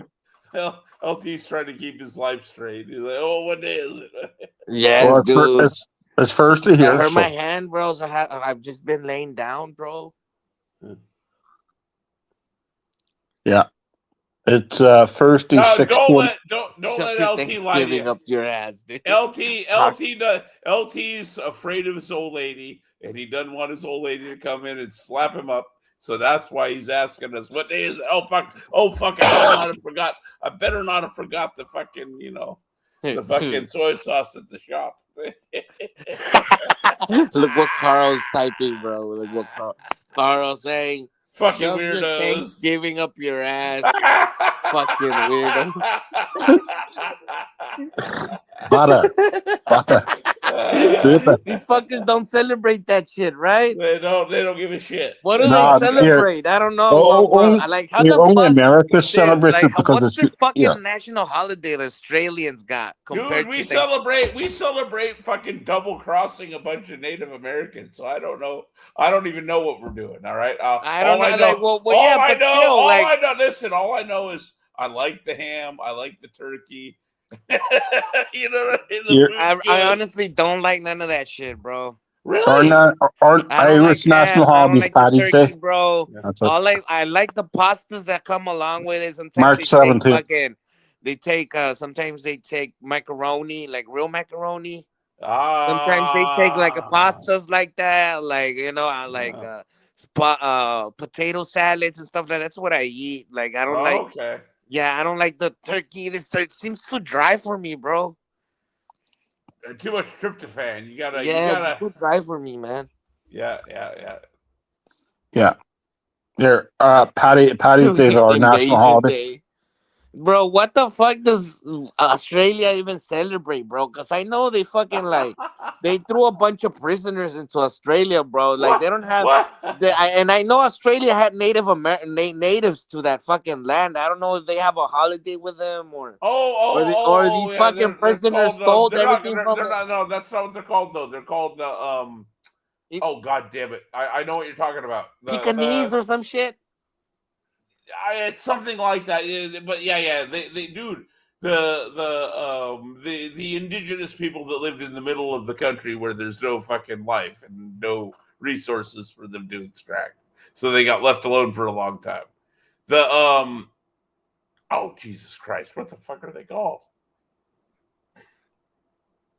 Anyways, the indigenous tribal peoples of Australia, yes. Yo, bro, and I don't know how the fuck did Australians get women over there, bro. If they Wow. just dumped a bunch of men in prison. No, Like, I don't they know got how. a bunch of Asian countries right close to them. What are you talking about? So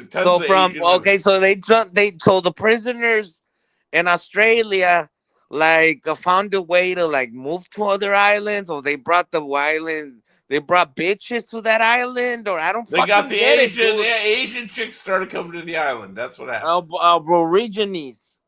Aborigine. There we go. That's the term. That's the term that they use. And it's called Australia Day. Carl, jump here and tell us some fucking history, you punks. Yeah, tell us. Yeah, man. Educate us. Enlighten us. Educate us. Here, I'll put the thing in the. Okay. It's Convict Day.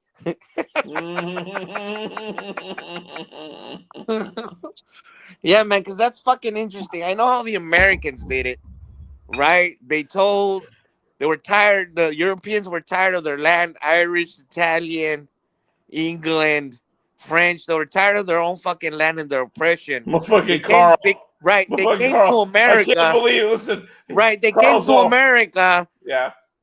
Especially the Spain, right? They came to America, Spanish, right? Which is fucking Cristobal Colon. They came to America. They introduced herpes, measles. they introduced herpes, measles, flu. No, we're just uneducated, Carl. And chicken pox, and that's how the natives from America dwindled, and then so that's probably basically it. And then after that, they started doing the Thanksgiving. Right, that's what they celebrate. So they gave him the fucking the disease-ridden blankets first. Then they came with the turkey. Then they come with the salmonella. Salmonella, because the fucking you gotta remember, bro. America was not native to rats. He said salmonella. You know what I mean, bro?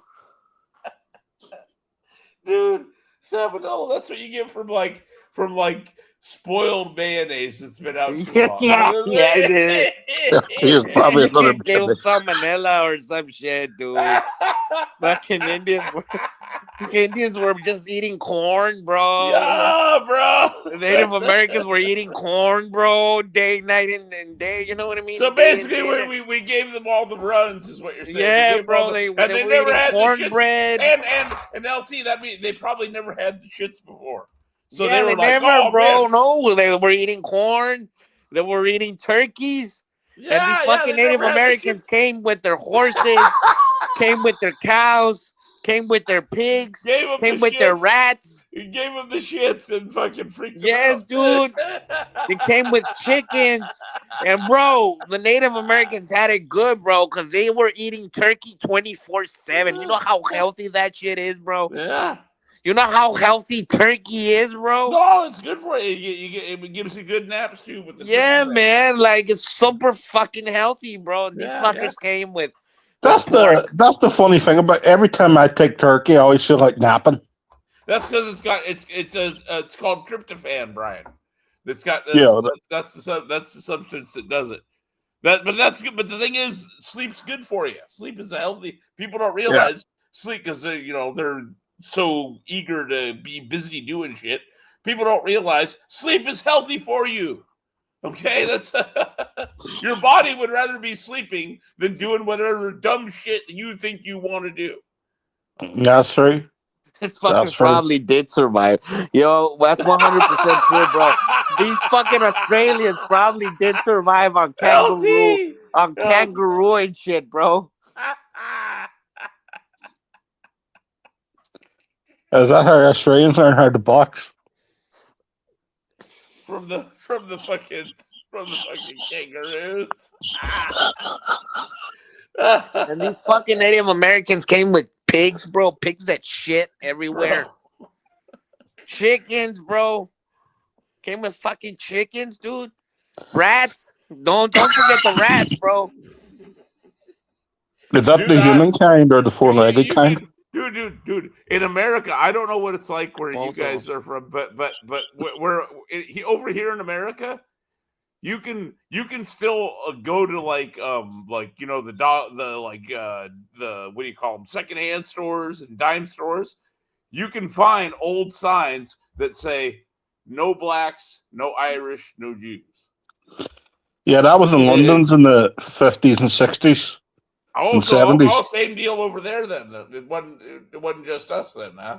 Yeah, that was especially around the 70s with the bombings happening in the UK. So yeah. See, we get lumped in, don't we, Brian? yeah, we get lumped in. yeah. We're about the difference between the blacks and they actually had a reason to fear the Irish. Well, I was gonna say, like the Irish, difference. We're whiter. We're whiter than the Jewish people. Like we're still not the right kind of white. Yeah. Now you guys are yellow. That's what I said. Not. Irish are yellow. There's an actual saying. Not the right kind of white. Yes. Not the right kind of white. Yeah, you guys are yellow. You guys are not white. I've been told. You guys are yellow, bro. Yellow hair, not blonde, yellow. Oh, is that what? Okay. Oh, you guys have yellow hair. The straw hair. The black's Irish. The black's Irish, they call them. Oh, okay. Yep, they call them blacks Irish with the blonde hair. Am I wrong, Brian? Yeah, I've heard that. Yeah. Yep. The blonde, the dark hair blonde, especially the girls. The call works. But I like it though. I don't mind, bro. Then again, there's also the Jewish Irish, aka the gingers.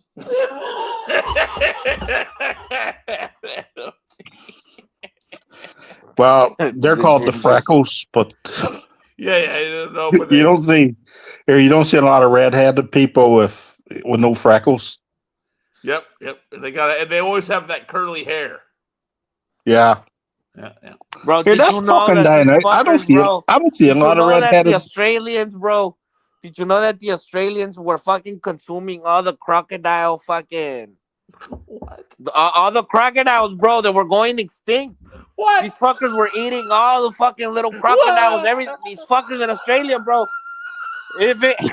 They were fucking killing them, bro. What are you talking about? They were catching crocodiles and shit. The They were Irish eating them. people. Bro, The if Irish it wasn't people for were Steve Irwin, bro, raising awareness, bro.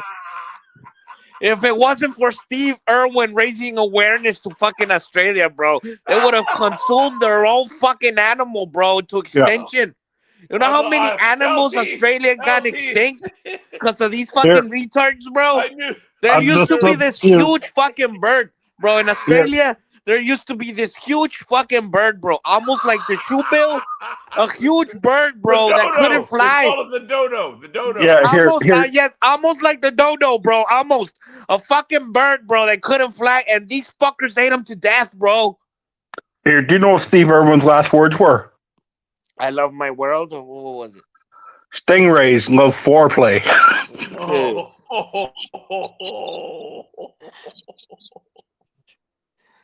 Bro, Steve Irwin, bro, had to go around the world, bro, raising awareness because these fuckers were eating their own I fucking. know Steve Irwin. What a They were dude. eating their own treasures, bro.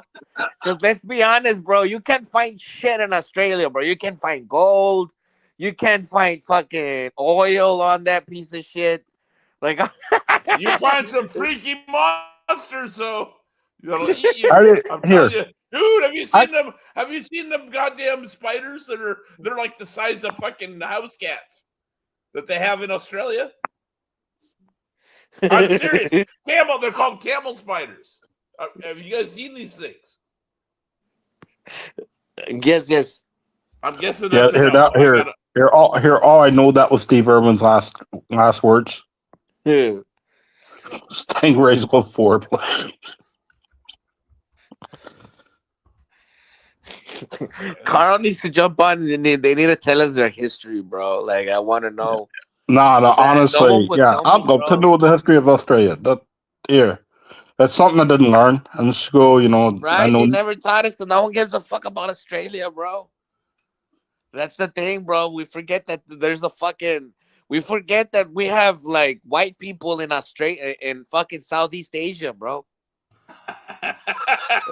We forget, bro, that there's a patch of white people in Southeast Asia, bro. Where did they come from? That's a good question too. Like no one knows There's a where they little came fucking from. patch of white people. It's in random. Southeast It's a Asia, random fucking. It is. It's you're Here they came. Yeah, They came bro, from it's the prison West. It's colonies. the West and it's the East, right? There's the West, South Africa, and African West, white, East, Asians, right? Like we Muslim Middle East, right, which is the Muslim world, right? We know, and these fuckers are like in a random ass place, bro, occupying this weird ass little island.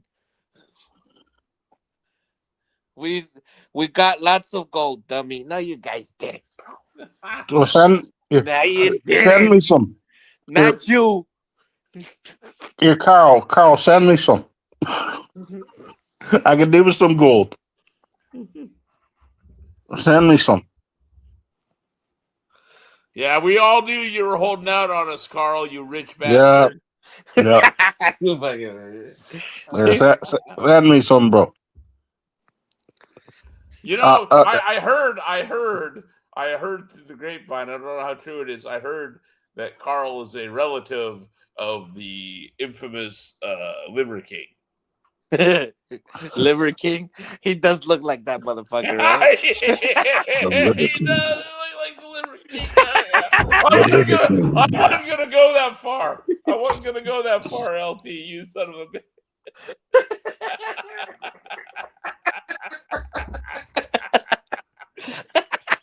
God damn you.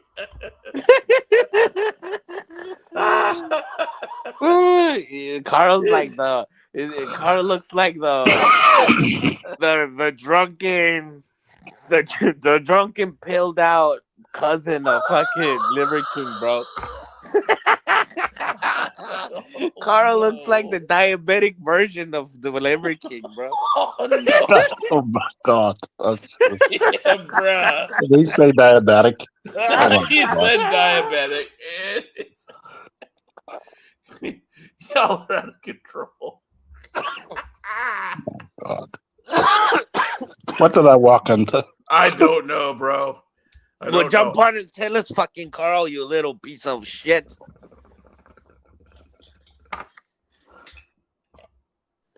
Vegemite. Butter. Bada. Dude, I'm sorry. I can't. If you've ever been given Vegemite by an Australian, you've been pranked, bro. I'm sorry, Carl. I love you, but Vegemite is the devil. All right, it's the devil. There will be no Vegemite in my household. Okay. That's a resounding no. Carl doesn't know shit, bro. I know what I'm telling you, bro. The cholesterol king. Okay, that's probably my yeah. I love me some fried chicken, man. KFC, let's go. KFC and some fucking. And you know what pisses me off about KFC, LT? They What, don't bro? have the fucking. You know what pisses me off about KFC? They got What? rid of the goddamn cornbread. They did? Yeah, man, they got rid of the cornbread. You can't get the cornbread no more. I'm fucking like, dude, like, no. Oh, now they give pure biscuits now? Yeah, because there was an option, right, where you can get cornbread and it was an option. Would you like cornbread or biscuits? Yeah, I remember. Yep. The cornbread was way better. Cornbread was way better. Yeah, they were getting out cornbread because of the black people too, bro. You know how black people. God damn it, guilty. I do. Oh I should have known better. Okay, I should have known better than to even say anything. My man's like, oh, I gotta stand in line behind the black people for the cornbread. Stop it.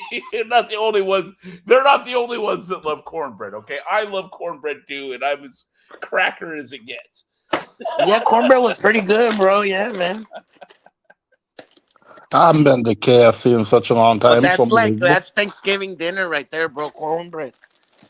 Yo, bro, I'm not gonna lie, bro. Like the African Americans, bro, have like the best fucking meals on holidays, bro. Yeah, American holidays. In American holidays, they do, bro. Yo, Apple type, how you doing, bro? Hey, is Apple on the thing? Yeah, he's in the chat. I haven't talked to Apple in a fucking donkey's age, man. That's what Big Sace was trying to do. He's trying to bring back the Ytbc. Oh, good for him, man. Yeah, I always enjoyed talking to Apple. Yeah. Apple, salute, bro. Yeah.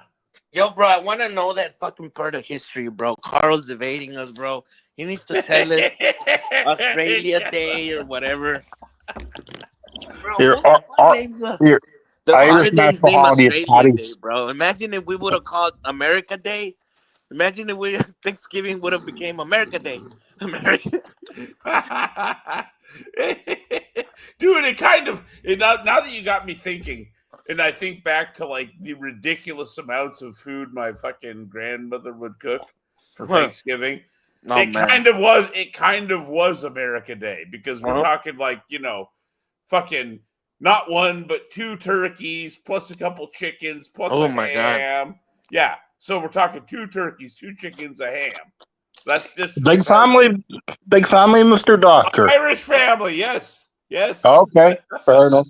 That's just my mom's side. That's just my mom's side. 17. Yeah, I understand. I got 4 older sisters and 2 younger brothers. So you and you guys probably had the separate little kids table. Yep. Right? For the adults. Yep. Yeah. I understand that. That's the kind of dinner table I grew up around. Yeah, same. Same big family. Yep. And grandma made everything. Like I never met my grandmother. She died before I was born. But damn. On both sides of my family. Damn. Yeah. Which is unfortunate, but it's just how it happened, Jesus Christ. That's fucked up. I don't even know what to say. How did I come in on your grandma dying? Yeah, the entrance I wanted. Oh, that I'm wasn't sorry. on your that wasn't on your bingo card, Haplo. No, it was not. It was not. I was coming to say hi, be jovial. It's Thanksgiving, Yeah, yeah. Yeah, don't worry, I Yeah. don't remember, but them. But that is Well, what it now is. I'm thinking about my grandma dying, motherfucker. Jeez, Thank you. jeez. I'm sorry. My apologies. No. My I'm fucking with. apologies. I'm fucking with you, Brian. You I know know. that. I know. Yo, bro, you need to Yeah. tell us about Haplo. Do you know about Australia Day? Do you know what's the Oh, history behind Jesus. it? Australia Day. Yeah. Uh, LT's um, obsessed now. I'm not exactly sure what you're referring to, brother. And But It's like apparently, their Thanksgiving. yeah. I would think Brian probably knows more about that than I do because he's I do English. not have a clue. It's like their Thanksgiving Day. That's all I know. Yep. Yeah, but I don't They're know what the very, fuck they do or why is it celebrated. I don't know, bro. And fuck Australia. Dude, it's here. Australia. They're a bunch of The Irish national holiday is just St. Patrick's Day, and that's just an excuse to get drunk. That's it. They're descended from criminals. Do they really need an excuse Yeah, they to were get down? prisoners. They used to drop them off there, hoping they Yeah. would die. Yeah. The convict Or what, colony. bro? Or was it like the Exactly. fucking Oh, no, Spanish you did gotta to do That's that. America, that's Right, how bro? that's Brian. how we got. That's how we ended up with Mirage. Yep. Unfortunately, Is it like the fucking Spanish did to America, like what Australia did, or Oh what? no, it's worse. It's worse. No. It's way worse. They sailed them literally all the way across the world, bro, the to criminals the only other though. side of the world. Criminals only though. Criminals Yeah, only. And no, that that's the point. So they fucking sailed these fuckers to to the Australia other with side of a the bunch of world. men, right? A bunch of like criminal men, Yeah. and Yep. like they started fucking like the Aborigines or what? Did they started fucking with the No, native? bro. I don't know the stats. They fucked the Aborigines over, but I don't think they were.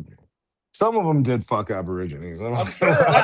I mean, Because I'm I know the sure. Spanish I'm did sure. that, right? The Spanish took Native No, it wasn't the American women as Spanish. their spouse. That's what the Spanish, and that's all Yeah, South but you can't America, blame right? the Spanish for Australia. That's the English. yes, mainly the English. That's the English. I did not know that.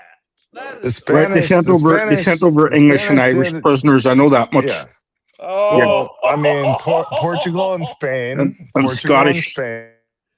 Hey, there's a reason during the Mexican American War that the Irish Yeah, all that fled to was Mexico. purely the British. The British were responsible for Yeah, that's the Australia. reason. Yeah, that's why the Ireland switched sides. That's where cannoli comes from. Cannoli. Yeah, that's where I'm cannolis. convinced. Yes. I'm convinced he's descended from Irish guys that Well, you see that red hair, of flooded course that. it is. Yeah, ginger. You can see the family resemblance. Yeah, he's ginger, totally a ginger. If he wasn't Right. Mexican, we'd call him a ginger. Okay, am I wrong? My Irish brother. Yeah. I think people, He's proud they of have that a shit, bro. they have a stereotypical Carl's view. proud of that shit, bro. We used to steal horses. I come up from a long line of horse thieving. A long can you guys hear me? ancestry line of Yeah, we can hear you. We can hear you. Yeah, of so I great was gonna horse say, thievings. I think there's a lot of stereotypical, things that, unfortunately, I'm a white-looking Hispanic guy with my You know, mom being from Puerto Rico.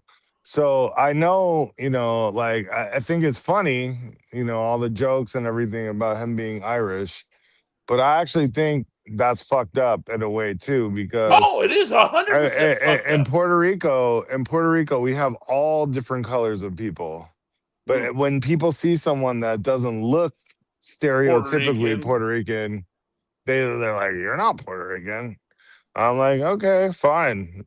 Tell me that." I mean, I was For what born. it's Well, worth, that's fair enough. But I'm only joking with that. No, No one was saying he's I'm not not trying to Mexican. come No at one was you. calling I'm him not not. trying to come at you, but we have some fucking hilarious designations in Puerto Rico, bro.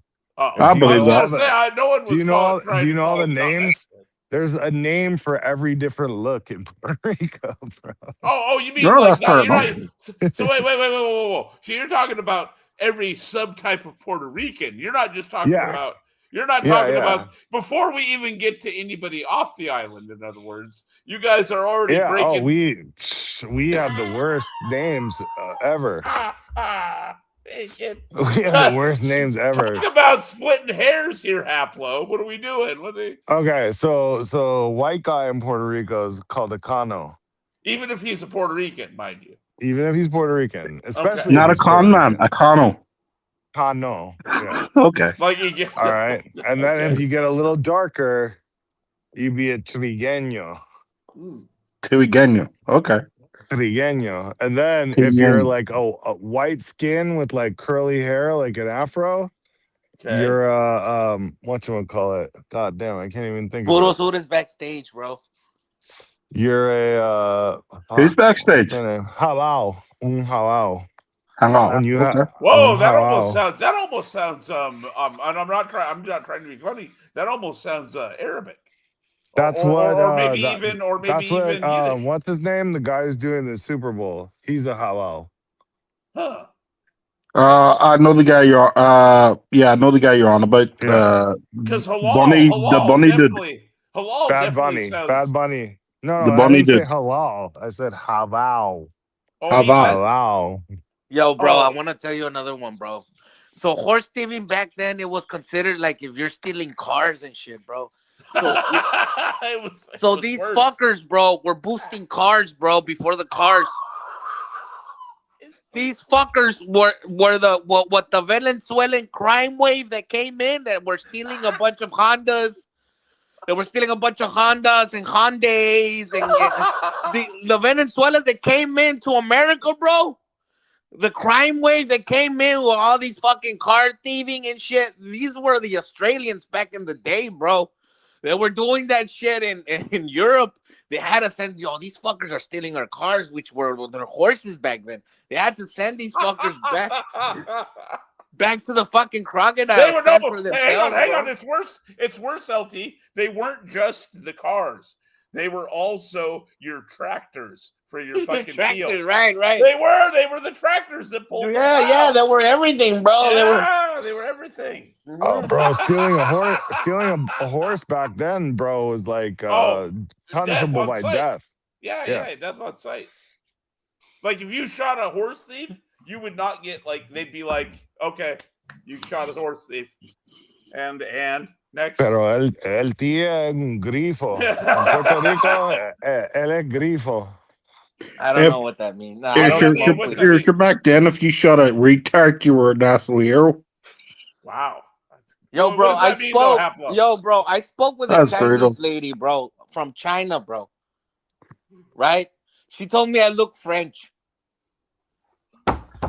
That's funny as fuck. What? For sure. I'm serious. You gotta be French, ribbing. bro. You gotta be ribbing. You gotta be ribbing, LT. I love you, brother. LT's making croissants. He's fucking drinking fucking Chardonnay. LT, please tell me, dear God, tell me you have even the most cursory of receipts for this, because what you're telling me is absolute comedic gold. No, bro, I swear to God, bro. Yo, I met this bitch on TikTok, bro. Like, she seems cool and all that shit, right? No, LT's riding around Paris with a fucking bike and a Yo, baguette so and his fucking. she told me that I look French, bro. It was say, hey, you can simulate that. Dude, is LT gonna? Is this when we see LT get mellowed out by a bitch? Is he gonna end up in LT's never France gonna and get mellow? mellowed out, bro. LT mellows you out. It throws you in the pit with the hyenas. Here, with AI, now you can simulate you just strolling around France. Dude, I would pay a subscription With to with a wander around beret, France. with the beret on his head. I don't care what he wears. So I'm telling you, what are the perception like? All I need, hang on, real quick, LT. All I need is LT being LT. I don't care what you just BLT and wander around France, and everything will make it. Everything else will take care of itself. Just Here, BLT, bacon, lettuce, and tomato. here, Exactly, Apple. here. Piro's backstage. Oh no, Piro's here now. Oh, there How you he doing, is. Piro? There he is. What up, Harkin? Haplo, Doc, LT. What's up, bro? What up? What up? What's up, fella? What up? What's up, What up? brother? What up? How you Chilling, doing? bro. How you doing, man? I'm doing, bro. I'm doing. That's good. Yeah, man. So grifo talking means about what's gabacho. No way. Grifo, come on. I understood some of Haplo, that. this guy Okay. knows what grifo means, bro. He's talking shit, bro. No, yo no soy grifo, yo soy cano. Mi Grifo español es malo, okay, but it's not that malo. grifo es como un mexicano. Okay, no? Yeah, exactly. Yeah. Here, I have to leave soon because Pero I have to get. un halao, Bad Bunny. Okay. Yeah, I have to leave soon. It's nearly 7 a.m. here, so I did get up, get ready for work. Responsibilities. What is this, Brian? What are we? You almost like you're an adult or something. It's me trying to pay my rent. Oh, heaven forbid! Heaven There's forbid. no Pay your work. fucking rent. All Come good, on, brother. bro. There's no We work don't in this want bitch right Brian now. out on the street working, Yeah. wearing a thong or nothing. I thought you were, but Haplo, I thought you were gonna go with bare knuckle fighting for money or something like that. No, my man went with leather thong. Everybody's off today over here in the States, Brian. There's no work today. What? There's no work today here in the States. There's no work today. Good for you guys. Your work here, Ireland. Good for you guys. Wow, there's work here, bro. We don't celebrate Thanksgiving. Puro, they would call him un lindío. Un lindío? What's that mean? A lindío. Indio or lindío? Lindío. Okay, what's a lindío? A handsome guy. Oh, thank you. With the leather, only with the leather thong. Though. I'll take that. Thank you. He was about to get mad. Yeah, I'll take that. And I was giving him a compliment. I got that. Thank you.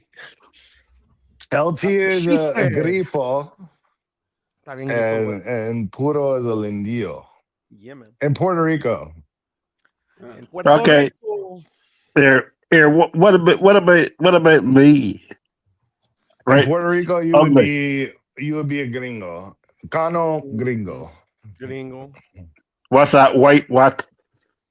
No. Gringo just means that you're from a different place, and Cano means you're white. Okay. What's grifo? Yeah. Grifo is like Griefer? Is that like close to griefer? No. Grifo. Yeah, what does it mean, bro? Tell us. You got kind of, like a Mexican kind of look. Nah, bro. I was told I look like French, bro. Okay, well then maybe you're a Cano. I don't know. You're riding around Paris with your fucking looks baguette. French, okay, and I look German. You probably, hey, bro. This is directly from a China lady, bro. Hey, if he got some French chick to buy it, who are we to judge? No, she was Chinese. She was Chinese. Puerto Rico. Listen, bro. Puerto Rico has the funniest names. Like every single different look. There's Moreno, Trigueño, Mulatto. There's everything, bro. We got it. You know what we will call puro, bro? Hey, check it out. You know what we will call puro, bro? Right here in Texas, bro. You know what we will call puro? Uh-oh. A beaner. Oh, Jesus. A beaner. Oh, man. No. That was underwhelming. That was racist. That was underwhelming. I know he said that shit with a hard ER, bro. I'm offended. I don't know what that is. I'm just saying. I've heard that a million times because I've watched every. Not beaner. I'm calling him beaner. That was extremely racist. It was extremely racist. That was what is that? What is that? A Mexican. If Pablo says it's racist. A derogatory term for a Mexican. Yeah. Okay. For right. puros. For puros. There, in my defense, I have no fucking idea. There's worse ones than that, though, Brian. But I'm not gonna say them. Oh, fair enough. Fair enough. Fair enough. He's not gonna educate our filthy tongues. That's any actually worse than they've been it's educated. not my place because I'm not Mexican. no, but that's actually the worst. man. That's probably like the worst.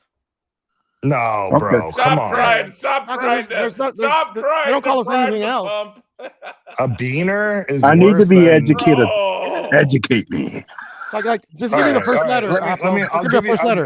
The first I'll letter. give you a hint. I'll give you a The hint. first letter. Just give me the first letter. You swam across the Rio Grande. Right. They call them wetbacks. Mojado? No, wetback. Nah. Same thing. I think That's to me. That's worse than a beaner. yeah, because definitely you're worse. Puerto Rican. Because you're Puerto Oh Rican. boy. To me, I hate it when they call me wetback, bro. When Yeah, they say that I word, hate that. I don't hate like that that. word. I don't like beaner either.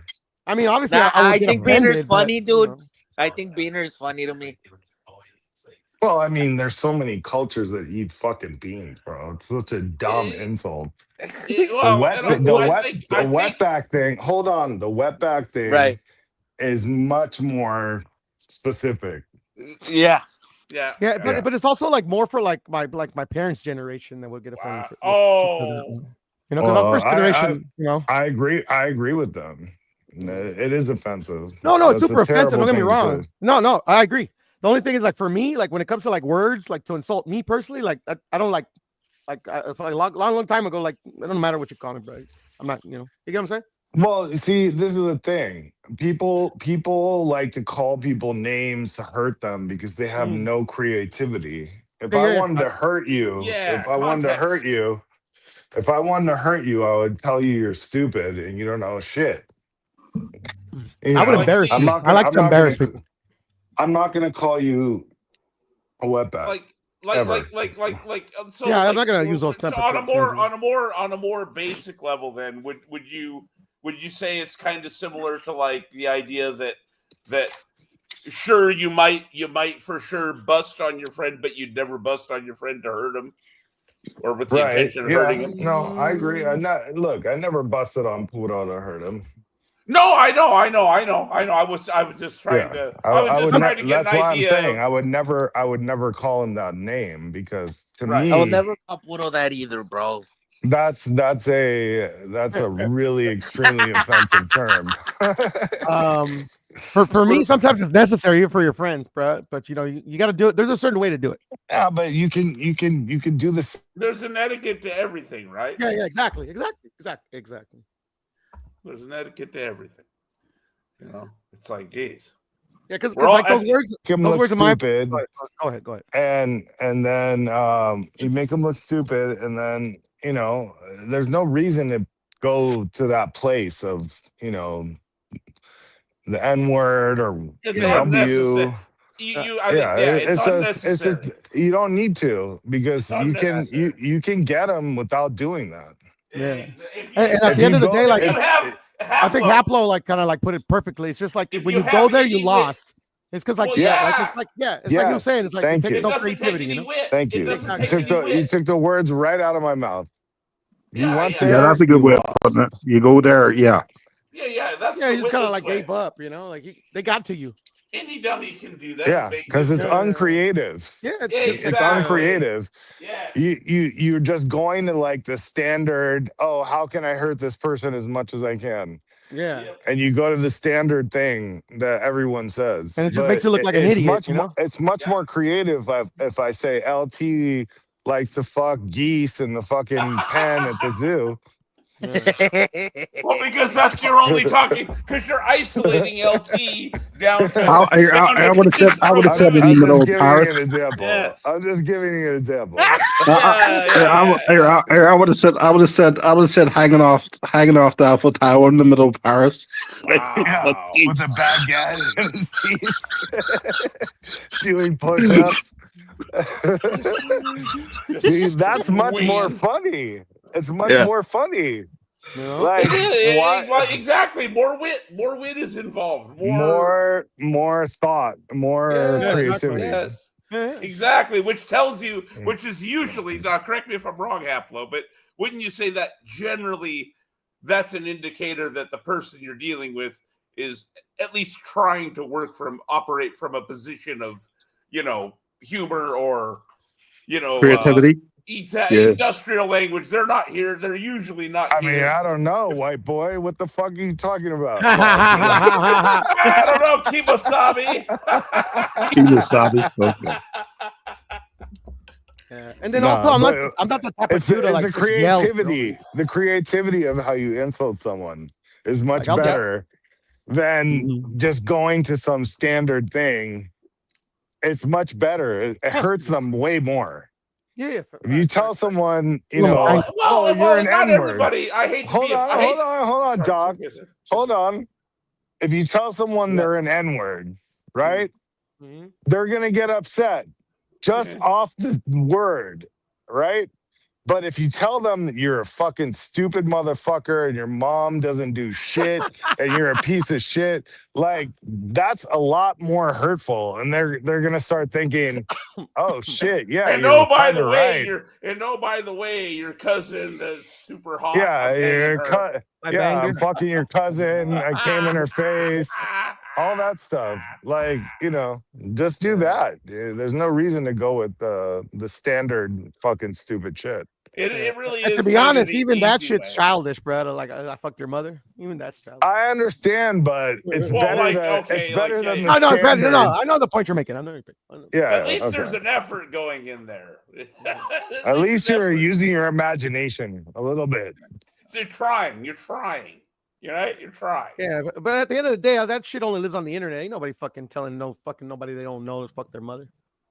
Not unless they know. I think you misunderstood. I think you misunderstood what I was saying, Puro. I'm trying to say is instead of just like an idiot will just go straight to wetback,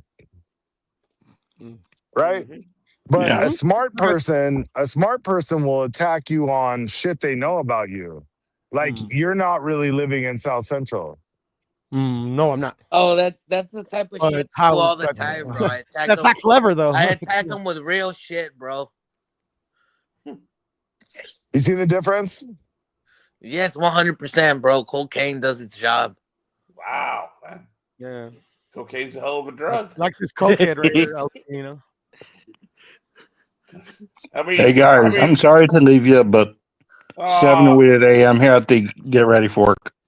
Now you do, bro, Brian. Have a great day, Brian. Stop being gay. You're not sorry. Brian, I mean, saludos, bro. Saludos, Brian. Tell us about the first day you did cocaine. Brian's have a good one, one guys. of the best. Brian's one of the best guys on here. Absolutely. Just telling you.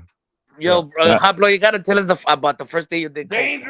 Dangerous southpaw. Whatever you do not fight Brian. Back in Puro. I'm a nice guy, right?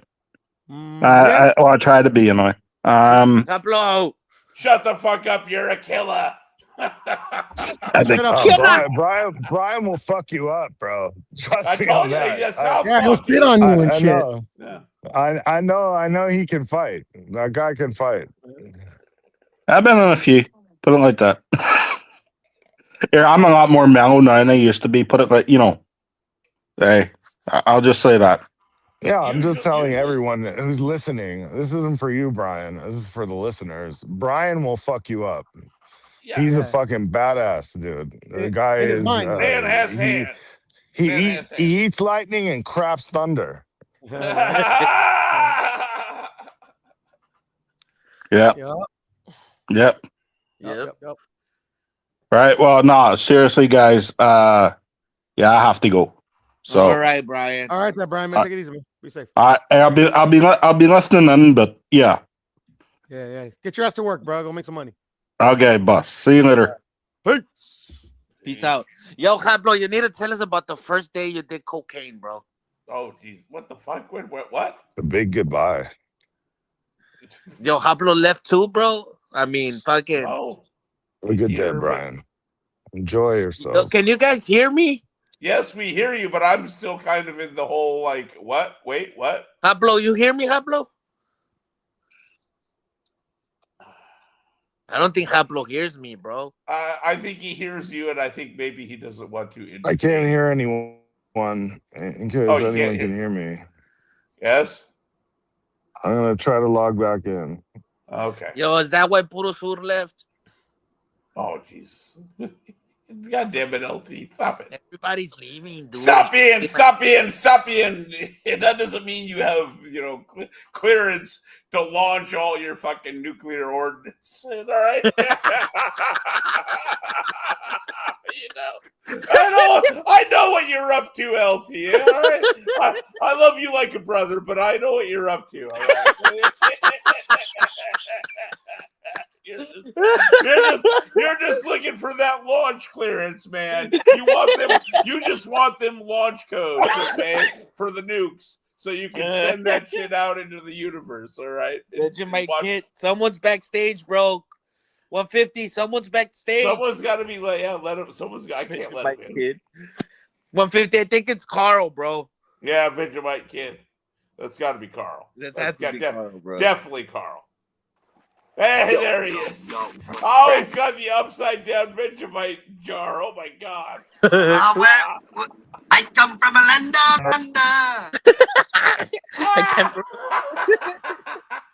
Carl, now that you're here, bro, you need to tell us about the history, bro. Please.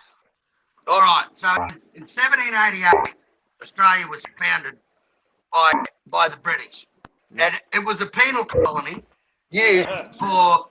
It was a penal colony which was developed by the British to punish the Australians, and you're right. Hopefully they thought they'd fucking all die. They thought they can't live here. These people can't live here.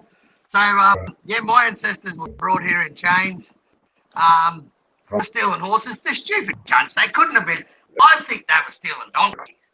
Because if you're a good horse thief, I mean, back in the day, if you had a fast horse, no one's catching you on your fast horse. Not the police, not anyone. So only the crappy. So what you're saying is only the crappy horse thieves got sent off to Australia. No, useless. Did my internet cut out or what? No, you're still here. We still got you. Okay. We're good. Keep going. Don't interrupt them. Keep going, Carl. Keep going.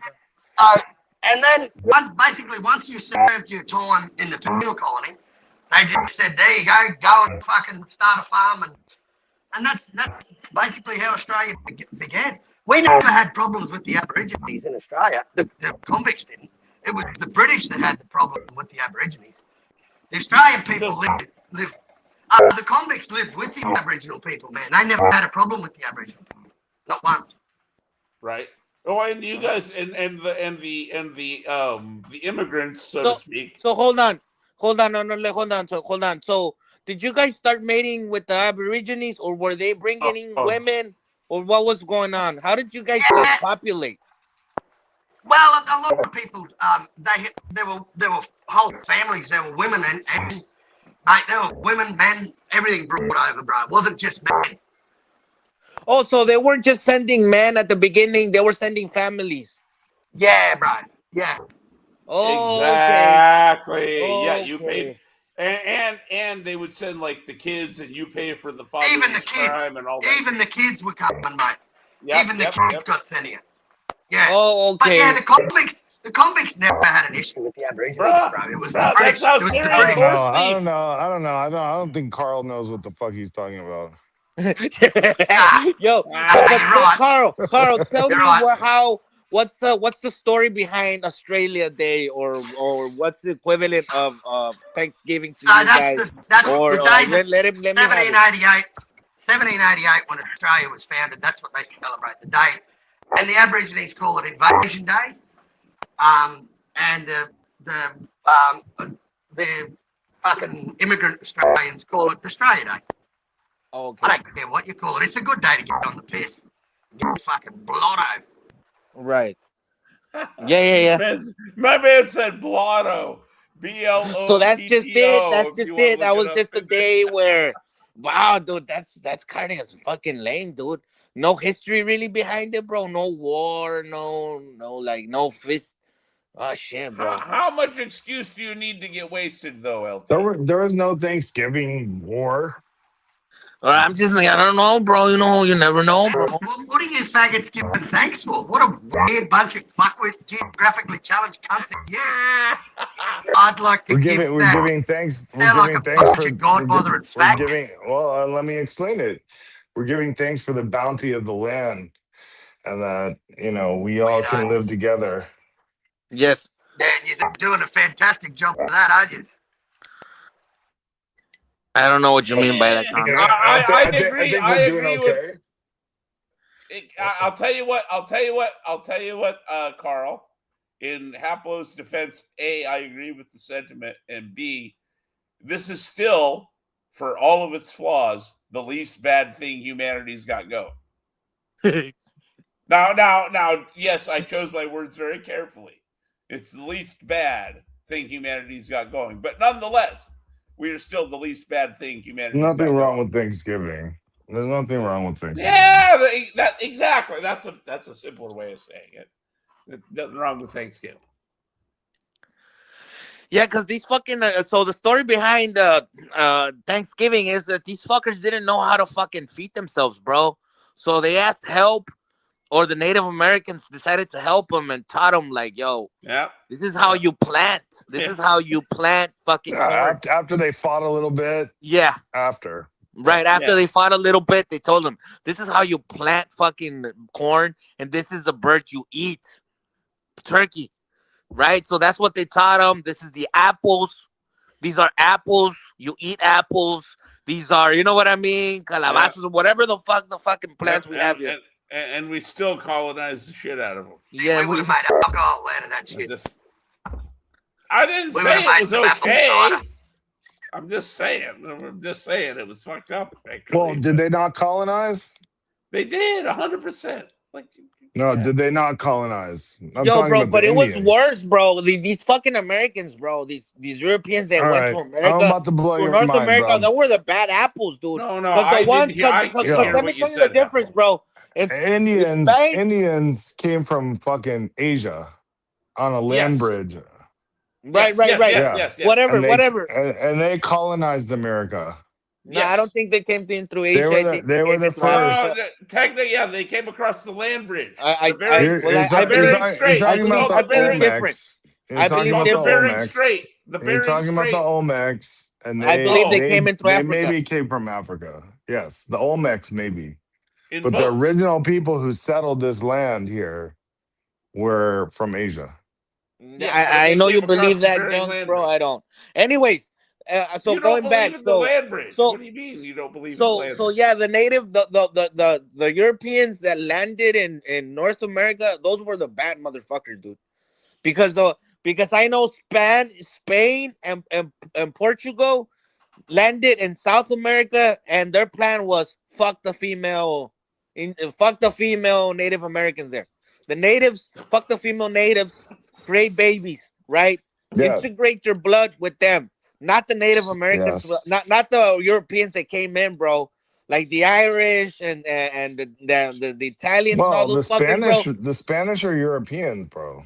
Yes, but I'm telling you that those two, Spanish and Portuguese, their plan was mate with the females there. Right. Exactly. Right. These fuckers did it. Hang on. So, as in you're saying this was a premeditated, deliberate tactic, not just Yes, it was a premeditated.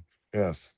And that's an important distinction, as opposed to, even though it would still be horrible, you know what I mean, in the, let's say, caught up the Olmecs war. Did the same thing. I mean, right. But the ones there are no innocents. The Anglo-Europeans that came in, those were the ones that wanted to exterminate. You guys give the motherfuckers way too much those dudes wanted to exterminate. Listen to what I'm saying. Dudes, they did not invent that. They did not invent that. Those Anglos that came into North America, those fuckers were the ones trying to exterminate the natives. Yeah, you realize it all started like the whole Anglo thing starts on a mountain in Turkey. The Caucasus Mountain. That's where Caucasian comes from. The Caucasus Mountains. Their own. It's because there's different, bro. So there's different. That's not what colonization is. That's nothing to do with colonization. Nothing. That's a European term. Colonize someone. It's to overthrow whoever owns the country. Take over the country. That's what colonization is. Yes. But that wasn't my point. That wasn't my point at all. My point was just that if you talk about a race, that's actually a Muslim term. Yeah, you can talk about early settlers, like you can talk about them, but you can't talk about colonizers. Bring it back to boxing. Heaven forbid.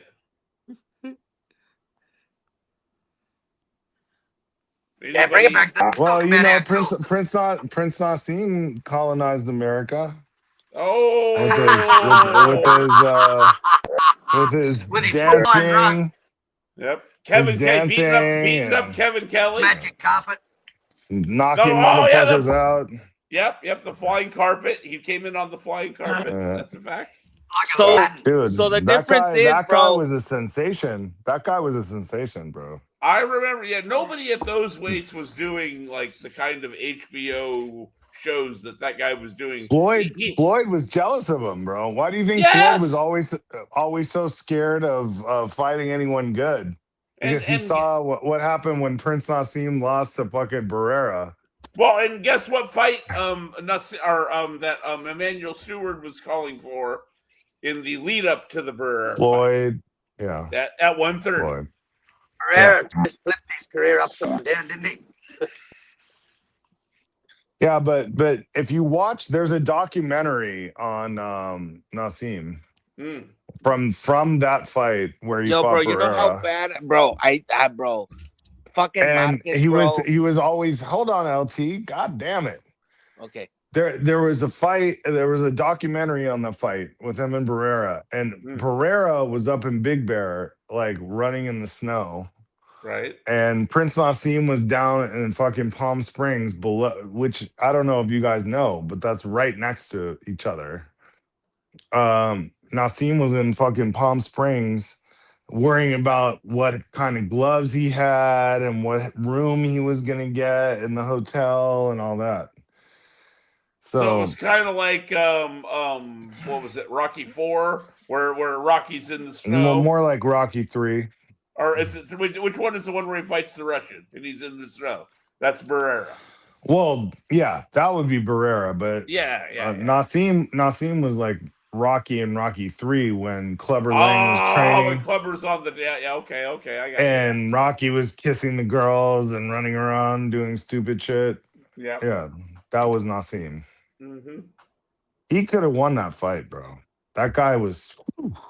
He had skill, not skill, but he had talent. He had talent. So what happened? What happened with him and Emmanuel? Because like he hired Emmanuel because he had a falling out with his trainer, which is a guy named Brendan England, I think. Engel. And Brendan Engel. Yep. Yeah. From England. Winkerbank Gym. Yep. Okay. Yeah. So he ditched his trainer. I mean, he did everything you could do to like lose a fight, bro. He ditched his fucking trainer. I mean, Emmanuel's not a bad replacement if you're gonna go with a replacement. No, but he didn't just have Emmanuel, bro. He had 3 trainers and they were taking turns. Oh. Each round. Like why each would you round? What? Really? Why would you have anyone other than Emmanuel, bro? I don't understand. Each round they were taking turns. Each round a different trainer was giving him advice. Watch the fight, bro. Tell me I'm wrong. I'm not. No, I believe you. That's why I'm like, oh, what the fuck? Well, why? What the fuck? Why would he do that? That, you know what I mean? He didn't train, bro. He sat on his ass. He was worried about his hotel room. Barrera was up there in the mountains like Rocky IV. Big fish, small pond syndrome, would you say? Yeah. For Nassim? And then they no, caught up with him? I think he was just such a sensation, bro, that he started believing his own hype. Whenever a fighter starts believing their own hype, it's over. He was, couldn't agree anymore. That wasn't even a prime Barrera. No. That was that's right, say so. It was a pre-prime Barrera. It was, and he schooled him, He absolutely outboxed him. His technique was so superior that all the other bullshit didn't. It wasn't his technique. The guy fucking trained. The other guy didn't train. He was fucking sitting on his ass eating fucking popcorn. I mean, surely Barrera's. Barrera's technique is better For sure, absolutely. Yo, bro, Barrero was at the end of his fucking career, and I still think he beat fucking Marquez, bro. Yeah, he did beat Marquez. That was when he dropped Marquez, and then yeah, that was a and knockdown. then That was a knockdown. They didn't count it. and then my guy, the ref, grabs his arm, and in the process of pulling, arguably in the process of pulling his arm free, he hits Marquez and gets penalized a point. So he not only didn't get the knockdown, he got penalized a point in that round. Yep. That's a 2-point swing. I mean, that's a big deal. It really is, though, especially in a tight fight like that. It says a lot. Mm-hmm. Yep. So he caught the ball, and it was a 2-point switcheroo, like in dodgeball. God damn it, Apple. Hey, 150. What do you think Devin Haney does next? What do you think his next move is?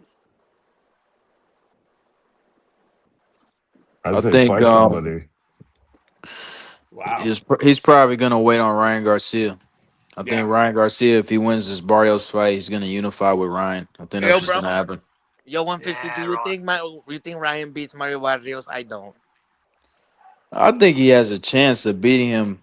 You know what I'm saying? Just because Barrios, that's a losable fight, though. 150. No, I'm not for sure. I'm not on the Ryan hype. Ryan could definitely lose too. It's kind of 50-50 to be honest, but I could see Barrios losing though, because Barrios, man, bro, he had a draw with an old ass Pacquiao. He got knocked out by a lightweight in Tank Davis. He got beat up by old man Thurman. You know what I'm saying? He had a draw with some mediocre fighters. I mean, he's nothing special, bro.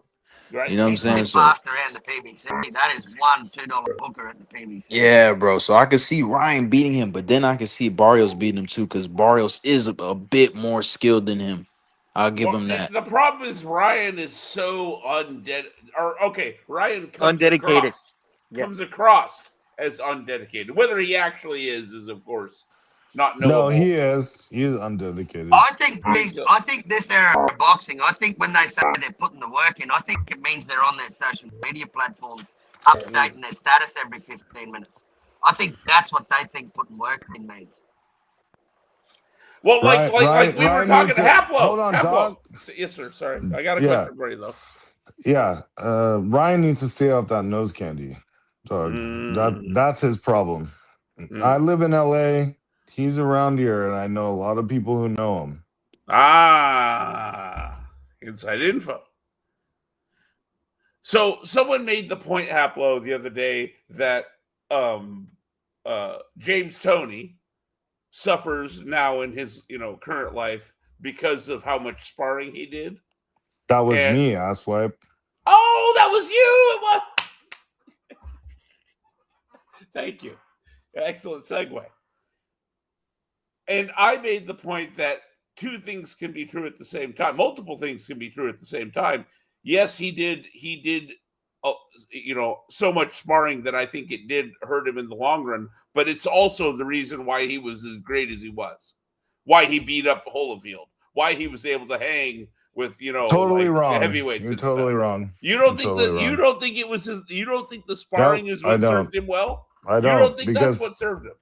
Okay. All right. Do you want the answer, or do you want to keep talking? Nope. I'm gonna mute. Go ahead. All right. So James Toney, when he was in his later career, when he was fat and disgusting, all he did was spar. I was there and saw it. Okay. Earlier in his career, he did road work.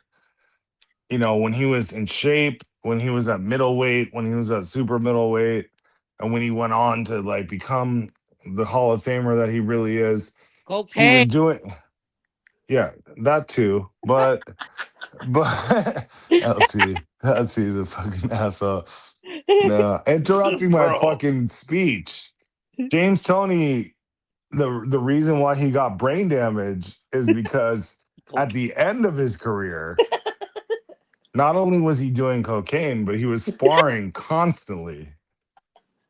And that was all he did. He didn't do anything else but spar. And that was it. You don't think that it had both detriments and benefits?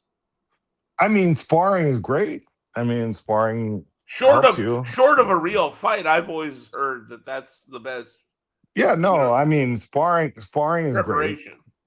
No, but you got to do other things too, bro. You got to do road work. If you want to have the longevity, yes. You got to do mitts. You got to do bags. You got to do that. All he did was spar. That's it. Yep, and he kind of, and you did get the impression, if we're being honest about it, you did get the impression that his move to say heavyweight was born more of you know what I mean, his unwillingness. Fatness. It was born of fatness. Born of thank you. You said it way more pithily than I ever could have. Born of fatness. All right. It was born of fatness more than it was of him wanting to be great. Although he was great. But again, multiple things can be true, right? At the same time. I think James Toney was great. I think we agree on that. No, yes? Haplo?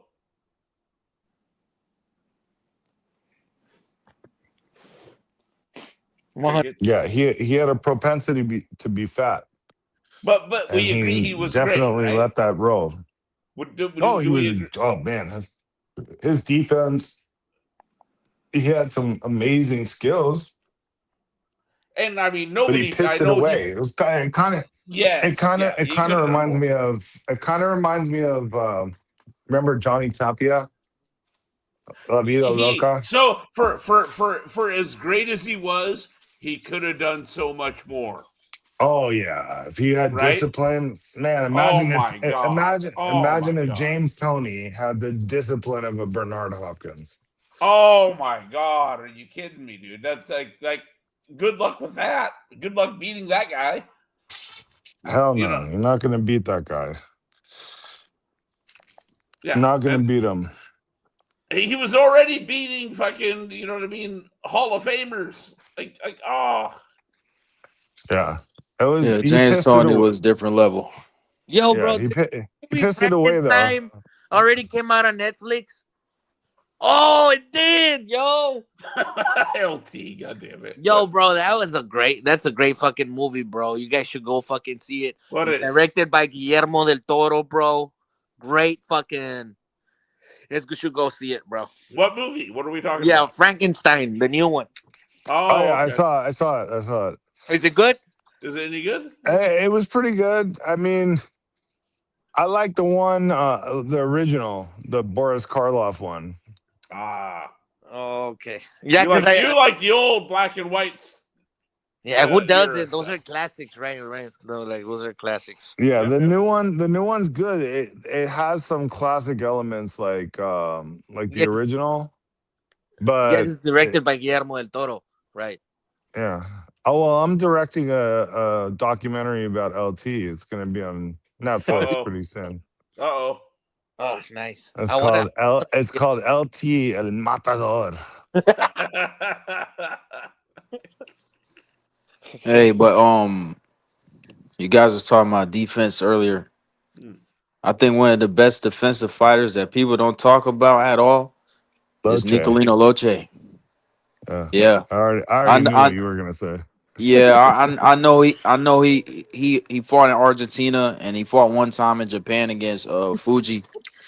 But and he fought in the Ali era, but he still deserves the credit though. Like no one talks about him, bro. Oh, nobody. Fuck no, bro. I talk about him. What are you talking about? No, I know you do, Hablo. I know you do. But I'm talking about as casual fans, even hardcores. They don't talk about him. Like, hardcores don't talk about him. You're right. Even hardcores don't talk about him. You're right. Yo, you're right. Is it because, hey, bro, would I be considered a casual, bro? Even though I don't know who he is. Hold on, LT. Goddamn, you're always chirping. Fucking yes, you're right. Loche does not get mentioned enough. A lot of people talk about Willie Pep just because they know that name. Willie Pep. Willie Pep got his ass whipped by Sammy Sadler. But Loche was a bad man, bro. He could smoke a cigarette in the corner. He smoked cigarettes between rounds. And still make you look stupid. You know who was a bad motherfucker, yeah, that motherfucker was good. You know who was a real bad motherfucker? Go ahead, LT. Willie Pepino, bro. We just talked about this. No, you guys are talking about Willie Pep. I'm talking about Willie Pepino. Am I on the wrong end of a joke? A bad joke here, Haplo? Yo, dude, that dude was a bad motherfucker. Came out in a bunch of adult X-rated movies. Oh my lord, here we go. Yeah, I had a feeling. My bad, bro. I'm fucking with you. I would be disappointed in you, LT, if you weren't fucking with me, because that just wouldn't be you. It'd be like, what did you do with LT? Right? And who the fuck are you? Right? So don't worry. I don't take it that personal. I got way more important shit in life to worry about than taking this kind of thing. But oh my god, there's two Haplos. There's two Haplos. There's something to take seriously in life. when there's one of you Haplo, it's one thing, but now there's two of you. This is getting out of hand. I think the best defense dude ever in history, bro, was Salvador Sanchez, bro. The best defensive fighter ever. That is not a bad pick. I got to be honest. Hey, who is this Trick Nolte? Who is this? Say something or you kicked out. Uh-oh. Hurry up. Oh wow. Good. That's the real Trick Nolte? Okay, my bad, bro. Nah, you know it's a lot of trolls. Brother. Dude, it's been a minute. Yeah. How y'all doing this evening? Well, what's up, Trick Nolte? What's up, man? Hey man, I'm just chilling, man. I was just scouring across the YouTube and I saw you guys talking some boxing. It's the first time I've been over here in this chat room. So I'm Trick Nolte. Just to introduce myself. Been watching boxing for a long time. Listen to one guy earlier was talking about James Toney. I want to try to refresh your memory a little bit. You ever remember that time when Tyrone Trice was confronting James Toney? You remember that on Tuesday Night Fights? I'm not much of a historian, bro, but these fuckers should know. Doc and Haplo. Tyrone Trice. I don't remember that. I remember the fucking who. Oh, now you're making me forget. Who's the white dude that beat James Toney but didn't get the decision? James. Is it Vasily Giroff? Is it him? No, James, no. I'm about to say he beat the shit out of him. Tabiri. Oh, okay, That's the one. Tabiri didn't get the decision. I remember that being on USA. Either I don't know if it was Tuesday night or Friday Night Fights or whatever day, but no, it was on ABC 13. Was it? Yeah. Are you sure? Okay. Yeah, I watched that live. Well, anyway, to you guys on the panel, like what I've been doing for the last since 2018, I've been like interviewing and talking to old school fighters, just letting guys know we don't forget about them. And I wish I could well, anyways, make a long story short, yeah, I've just been talked to a lot of old school fighters, man. Baby Joe Macy. I did interviews with Vasily Giroff. Actually, I just did an interview with Robert Hoskins, Fabio Wardley's trainer. Interesting. Yeah, and just been doing this for a while, man. Talking like a bunch of old school fighters. I've seen you around, Trick, before. You probably seen me around, yeah. I've seen you around here and there. Yeah, so that's what I've been doing, and just I love talking boxing, man. Especially get on the panel when nobody's going back and forth arguing and stuff, because at the end of the day, a lot of these fighters, man, they'll see which the word travels fast. I've actually set people up with interviews, and then the fighter call me back, hey man, I can't talk to your boy. I'm like, why? Hey man, he's talking about my fighter, or he's talking about me, so got to deal with stuff like that. But that's all. Since I was good to talk boxing, and I try to. Matter of fact, speaking of everybody keeps calling David Benavidez the Mexican monster. I'm gonna tell you, there was a Mexican monster before him. There was a fighter named Jose Luis Lopez. Does that the name ring a bell to anybody? Oh yeah. Yeah, hell yeah, man. Yeah, I think he was a true Mexican monster. I think he was the true Mexican monster because I remember back in the day, Don King and Bob Arum, in my personal opinion, I've talked to some fighters, kept De La Hoya and Trinidad away from this guy. Interesting. Yeah, he was a bruiser, man. You go pull some of his fights up. I think he softened Corte up for Oscar De La Hoya. You know, That's a um, fight, and that's a fight that was still difficult for Oscar, regardless. The yes, I Corte, that's one of his classic fights. yes, you're saying Yeah, that just was a tough fight for Oscar, yeah. no doubt. And Corte was having because I think they canceled a fight the first time because Oscar pulled out. I think Corte was having problems making the 147-pound limit, and they ended up postponing the fight. So, and you could tell because I think even when they fought, I think when Corte fought Jose Luis Lopez, he's kind of started. I think it's that fight when it's kind of he start kind of having problems with the weight. They said he was sick, but I heard he was having problems making the weight. But anyway, him and Oscar ended up fighting. But anyway, back to Jose Luis Lopez. I mean, he was a bruiser, man. The crazy part about it, man, he was a surfer. He was a surfer and he smoked weed. He was kind of like the Mexican version of West Coast, baby, West Coast up in here. That's what I'm talking about. Yeah, man. So he was a bruiser, man. Actually, I want to do an interview with him. I just gotta give me a translator. You know what I'm saying? Because I mean, I've talked to him on Facebook. He shot me his number and everything, man. I just got to find a translator. I would love to talk to this guy because, from what I was told, De La Hoya in Trinidad was afraid of him. They didn't want no parts of that guy. And Corte, matter of fact, y'all remember James Page, the Mighty Quinn, welterweight. He's WBA champion. I think he beat Freddie. Yeah, he beat Freddie Pendleton. Oh man, I'm trying to think. He beat Andrew Six Heads Lewis. Remember that guy from out of Panama? Oh, the guy that got knocked out by Ricardo Mayorga. Mayorga. Yep. Yep. Yeah. So I know who you're talking about. Yeah. Six Heads Lewis. yeah, He was considered Six Heads. Six Heads was considered a prospect. Yes, he was. Yes. He was a good fighter, and I think James Page knocked him out. And won the WBA. Was it Mayorga or Page that got to Six Heads first? Oh shit! Good question. It could have been. I think it might have been Mayorga. Might have been Mayorga. Yeah. Because I remember I vaguely recall HBO really pushing Six Heads Lewis. Yeah. And yeah, I can't. Like I said, I don't want to claim something that I don't know. But my vague recollection is that at least going into that, Six Heads Lewis was the bigger name, for lack of a better term. Somebody in the chat or somebody somewhere correct me if I'm wrong about that. There's a name that you don't hear come up very often. Fucking Six Heads Lewis. Yeah, he's from out of not Panama. What's the other country? Ghana. He's from Ghana.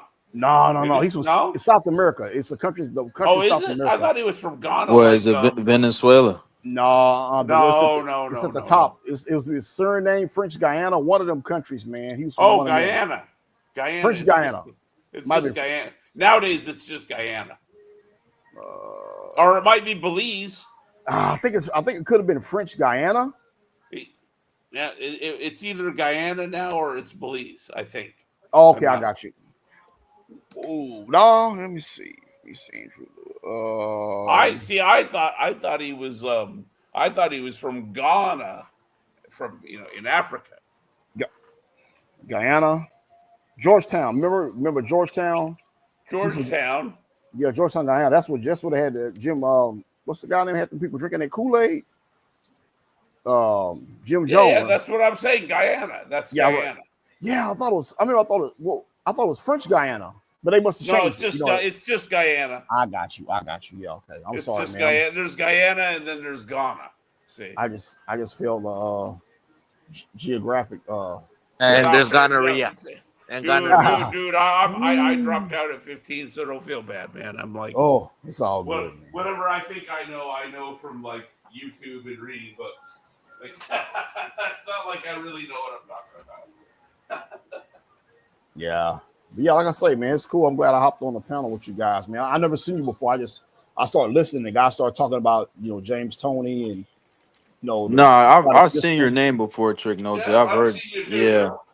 Yeah, I've seen your shit before, bro. This is nothing new to me, but Now, I think another Mexican fighter that no one talks about is Carlos Zarate. Yeah, old school. Yes, Talk absolutely. about Yeah, him a lot, bro. nobody talks about No, that Nobody dude, not talking bro. about not him. not on the English side, not on the English side, but on the Spanish speaking channels and boxing, they do, bro.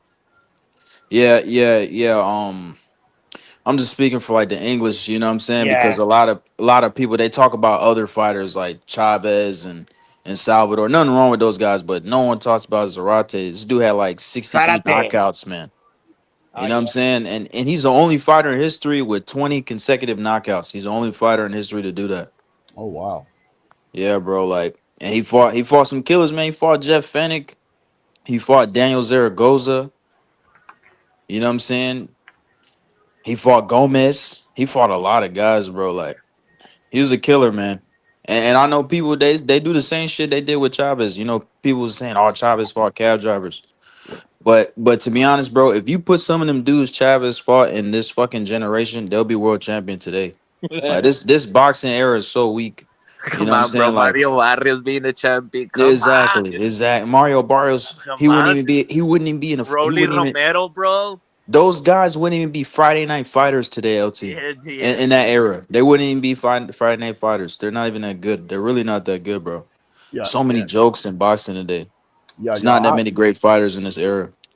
Yeah, true. I have a Ring magazine. It's like it was from like 1996 June. It's the top 50 fighters of the last 50 years. They actually have Carlos Zarate ranked number 11. Man, I was trying to show you all this, man. Damn.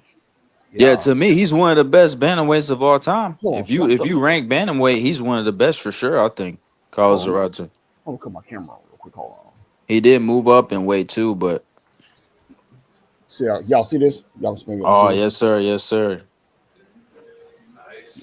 Yes, it's Ring top 50 fighters of the last 50 years, and Carlos Zarate. Oh, nice. Okay. shout out to Blood Boxing. That's my man, Blood. Blood knows me. Yeah, shout out to Blood Boxing, bro. Shout out to Mr. Pads. Shout out to Cosmic. And I want to show y'all something, man. Let me go to my phone real quick. Ah, fuck, Kazi. Just because I saluted you doesn't mean I want you on the panel, bro.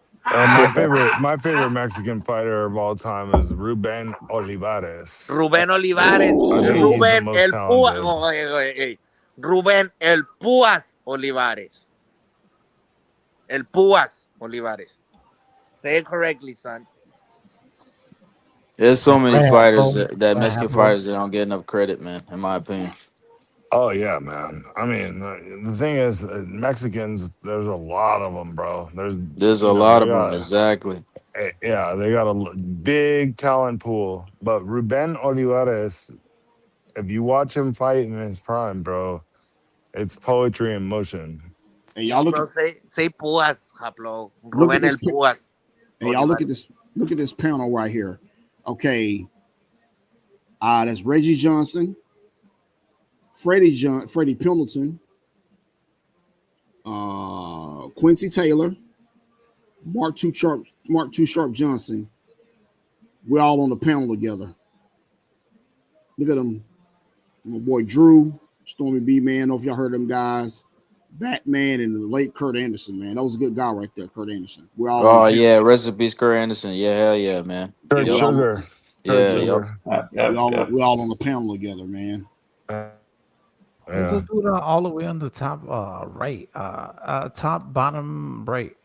I've seen him before. What the fuck is his name? He been around.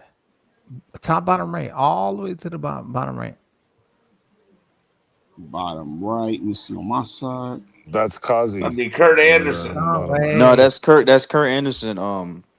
Kazi, he passed away. He used to be on the panels. Yeah, he did. He Yeah, used to come I've through. seen him before. Yeah, I've seen him Yeah, before. he passed It's not, away. Yeah, yeah, he passed my bad. away. Rest in No, peace.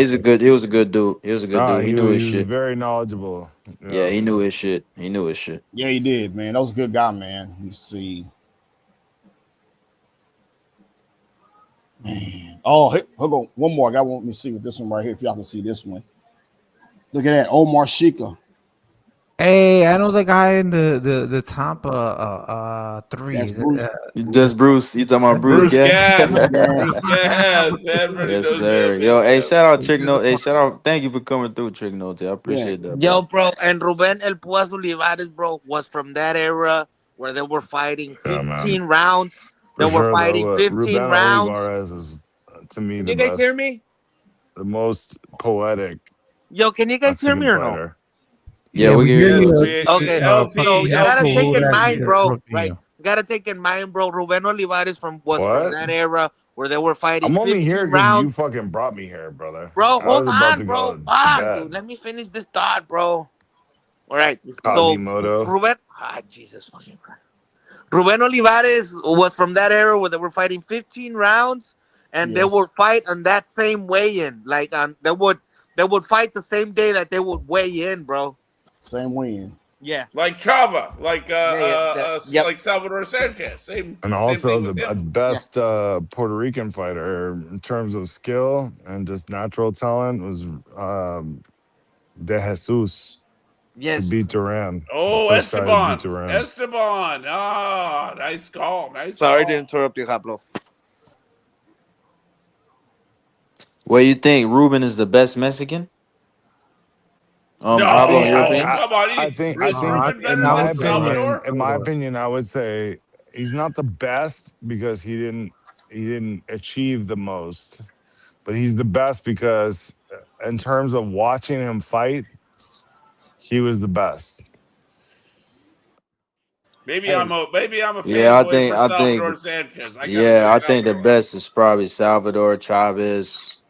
I think Finito Lopez don't get enough credit. He was a smaller guy, I but think he was for very skilled though. He was super skilled, bro. I think for how Oh, small the sample size Finito. was. Oh That's god, yeah, another level, that's a bro. whole nother But level of I thing. Yeah, say if you watch Ruben Olivares fight, bro, you're gonna see, dude was great. skill, talent. Um, it's amazing. Yeah, yeah. No, I've seen Ruben Olivares fight, but I think Finito is like one of the most skilled, bro. Like he could fight any way Oh, possible. He could fight. Finito's up there. I'm not gonna Carlos argue Lopez. with you on that. He could fight going forward. He can fight going backwards. Like the The fights against Eagle. I'm all about against the what's his Eagle. name, Rosendo Rosendo Alvarez. When he Alvarez. fought Yeah. Rosendo Alvarez, yeah, man, he those fights was crazy, Yeah, bro. no, I can't argue with Finito Lopez. Well, if you That's on the level, and On also his achievements are much better than Ruben Olivares. Benito well, Lopez, I mean, well, he if you was wanna undefeated. undefeated. How many Yeah, he had weights? How one many draw. He weights? had How if many one you want weights? draw, but if you yeah, he want How was many undefeated. weights And though? Haplo. hold on. This is the thing. So if you want to look at how like pinpoint accurate and perfection looks like, you want to look at Finito Lopez, right? Ricardo Finito Lopez was fucking crazy. It was just perfect. It just looked like just lateral movement, boom, boom. You know what I'm saying? Lateral, boom, just perfect, perfect. He painted perfect pictures. It was crazy. Mm. Man, show guys a question, man. We was talking about Ricardo Lopez. I've had this conversation with a few people. I would like to have saw him move up from 105 to maybe He did move up at the end of his career. yeah, but I would like to saw him in there with hey, I put it to you way. This is my I'm gonna give y'all get back to him in a second. But when I watch He's a little Bam, guy. He's a tiny yeah, little guy. right. I would like to saw him in there with either like a Michael Carbajal or something like that, or Chiquita Gonzalez. And speaking Chiquita Gonzalez, nobody talk about that guy enough either. Chiquita Think about this. Gonzalez, la Chiquita was a Chiquita killer Gonzalez. puncher. Listen, Chiquita was a Bam. killer puncher. Listen, Bam Rodriguez is Chiquita Gonzalez with power. Quote me if I'm wrong. Dude, Chiquita had what's my I don't dude? Your know, boy, hang on, bro. hang on, hang on, Those old hang on. fighters, they had to Carbajal had to like get off the really ground fight. to beat. These guys now they fight once a year. I don't Once think I can Yeah, Carbajal, compare Bam Carbajal was a TV sensation to and had to yes, get off anybody the from back deck. then. No. yep, Carbajal was a dude, man. But hey, He I gotta was that say, dude. Bam Rodriguez is he's Chiquita Gonzalez with punching power. No, but Chiquita can punch already, is what I'm telling you. Let's Right, he someone can else You punch. don't need to comment. add punching power Because, to bro, Chiquita like Gonzalez. these guys fight once a year. Yeah, once a year. I agree. Chiquita could punch already. He doesn't need the punching power given to him. Yeah, like I said, fucking what's his name had to get off the deck against him to beat Carbajal. Carbajal. Yeah. See, for me, he was already a puncher. What Ricardo Finito Lopez, the high guard, is the best guard ever. You don't need to do anything fucking special. You just use the high guard. You know what I'm saying? That high guard is the best. It worked. It worked for him, but that's not what everyone does. I mean, who do you guys think is the best defensive fighter of all time? For me, for my money, I would put Pernell Whitaker. Yeah, I'd probably go Pernell. Or Alfredo Gomez, either one. Because his defense created offense. And because his defense, Pernell Whitaker was in the 300 club, meaning he landed 300 punches on his opponents several times in his career. I think he might have the record. Yeah, his biggest defense was his feet. I don't know. For me, it's Pernell. Would you agree that it was his feet that were his defense, or the biggest part of his defense? Pernell, because that's why he was able to... I think his reflex was insane too, though, because his ability to like slip shots, his anticipation is high too, because he would usually see the punches coming. You know what I'm saying? Like he'll see the punch before you throw it. You know, when they're about to throw, Pernell's already about to move. You know what I'm saying? So he had it all, bro. He had it all. Yeah, I agree with you on that one, man. I remember watching Pernell Whitaker destroy Rafael Pineda with a body shot. Rafael Pineda had just knocked out Roger Mayweather, and he fought Pernell Whitaker, and Whitaker dropped him with a body shot. I can't remember. I know Whitaker won the fight. I don't know if Whitaker stopped him or not, but that was they were saying, "Oh man, Whitaker don't want to get in there with that guy. That guy can punch, man. Whitaker make that guy look like a fool, man." My favorite Whitaker fight is oh God, what's the Cuban cat's name? The thing with Whitaker is that Hurtado. I think in Hurtado through the ropes. Yep. I think in boxing that your defense needs to set up offense, and he did that. And that's why I give him the best defensive fighter. You know, I mean, there's guys from before him that were good, like Benny Leonard and stuff like that. But we don't have stats on that because they didn't really keep track of it back then. That was a long time ago. So I think Pernell, as far as like, you know, since they've been keeping track, like no one has touched that at all. Yeah, it's hard for me, man. I would probably say it's that footwork of his Haplo. He was always using the defensive footwork, was always setting him up to be able to punch. I think the top three for me, because it's kind of hard for me to pick. I throw some honorable mentions in there too. I would probably say, it's probably Pernell, James Toney, Nicolino Loche, Mayweather. That's pretty much it, bro. I mean, there's probably some more, but I can't think right now. Brian's got a good shout. Winky Wright. Yeah, Winky Wright had a great high guard. James Toney. No, yeah, it's either Pernell, Mayweather, or Nicolino Loche for me though. Those three for sure. Those three were super defensive, super hard to hit. You know what I'm saying? So I can't argue with what about Salvador Sanchez? I know there's a small. Well, it's not really a small sample size by modern standards in terms of fights, but it's small in terms of the age that he passed away at. But I really think Salvador Sanchez is as well thought of as he is. I think he's actually a little bit underrated. What you talking about defensively? In every way, not just in every way. Oh yeah, in every way. But sure. in particular, dude, he's like the Werewolves of London. His hair was always perfect.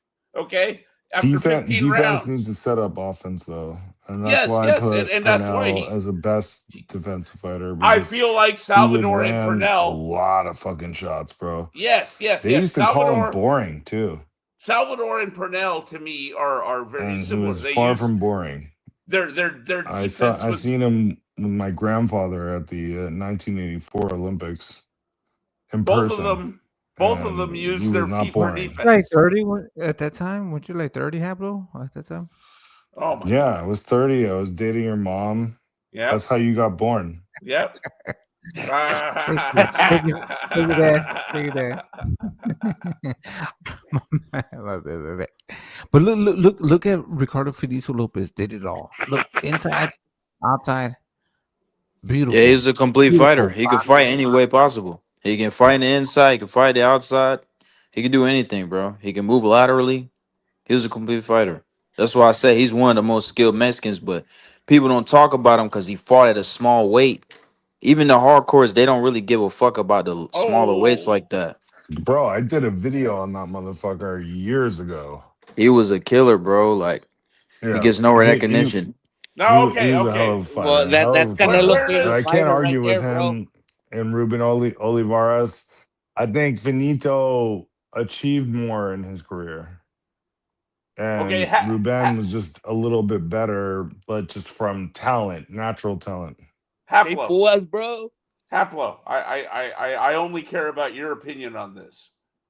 How do you feel about Salvador Sanchez compared to them two?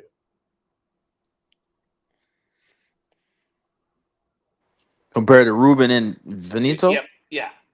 Nah, he's better than them. He's better than them. He's more skilled than them. He's better than them. I would say What? that. To me, Salvador is the best Mexican ever. That's why. That's my That's opinion, what though. I But was arguing, and That's not a that was bad my opinion, that was my but argument with just Salvador. for me, my personal opinion is Yes. Ruben Olivares was the most talented of all of them. Okay. Hey, that's high praise, man. Nothing wrong with that. Nothing wrong with that. And like I said, Salvador, from an age perspective, definitely had a very small sample size. Because unfortunately everything was cut short. and then you got the guys that came in later on, like Barrera and Morales. I think they're up there too. You know, the people underrate their skill sets as well. Both guys can box. They can fight the inside. They can fight the outside. They had their weaknesses for sure, but they was good fighters though, and they got damn good resumes, and they won in And multiple then divisions. Marquez, and that's what Marquez, and that's kind of the scene that you're Yeah, describing those there. guys, they Those were are the great. guys that Marquez had to fight Absolutely through. great. Yeah. But See, I like Marquez what was good, but he was on the lower half, in my opinion. He was good though, for sure. Like he's definitely in that conversation, but he's probably if you want to put top 10, to me, he's probably like 8 or 9, maybe 7. I like what you Cause were saying about Sanchez and fucking Finito Lopez. Look, in terms of achievements, Ruben Oh, Olivares look does at not that. measure up. Bro, he was not knocking motherfucking legends out. That's Sanchez right there. Sanchez, and his hair is perfect all the time. Yeah, he was great. He fights 15 rounds against fucking goddamn. Show What's my Ruben man's? Olivares though. Watch him Yeah. fight. We gotta see. We We gotta gotta see see. it all. fun fact too, for Nito's first world title, he knocked out Inoue's promoter, Inoue's manager. He knocked out his Really? manager. Or Yeah, he did. Honda? Yeah, Honda? Pacquiao his Honda? manager. Yeah, he knocked him out. Yeah, that was Finito's first world title. He knocked That's out funny. Inoue's manager. I like Yep. that. I like that. That's good. Now can we move on to the Puerto Rican fighters? I'm sorry. Oh no, Okay, this is a great Puerto Rican fighter. who's the cracker getting his ass whooped here? What's that? That's Little Red Lopez. Danny no? Danny Little Red Danny Lopez. Lopez. He's not a cracker, Show De bro. Jesus whooping fucking Duran's ass. Yo, bro, how the fuck did that guy end up with the last name Lopez, bro? I don't get it. God damn.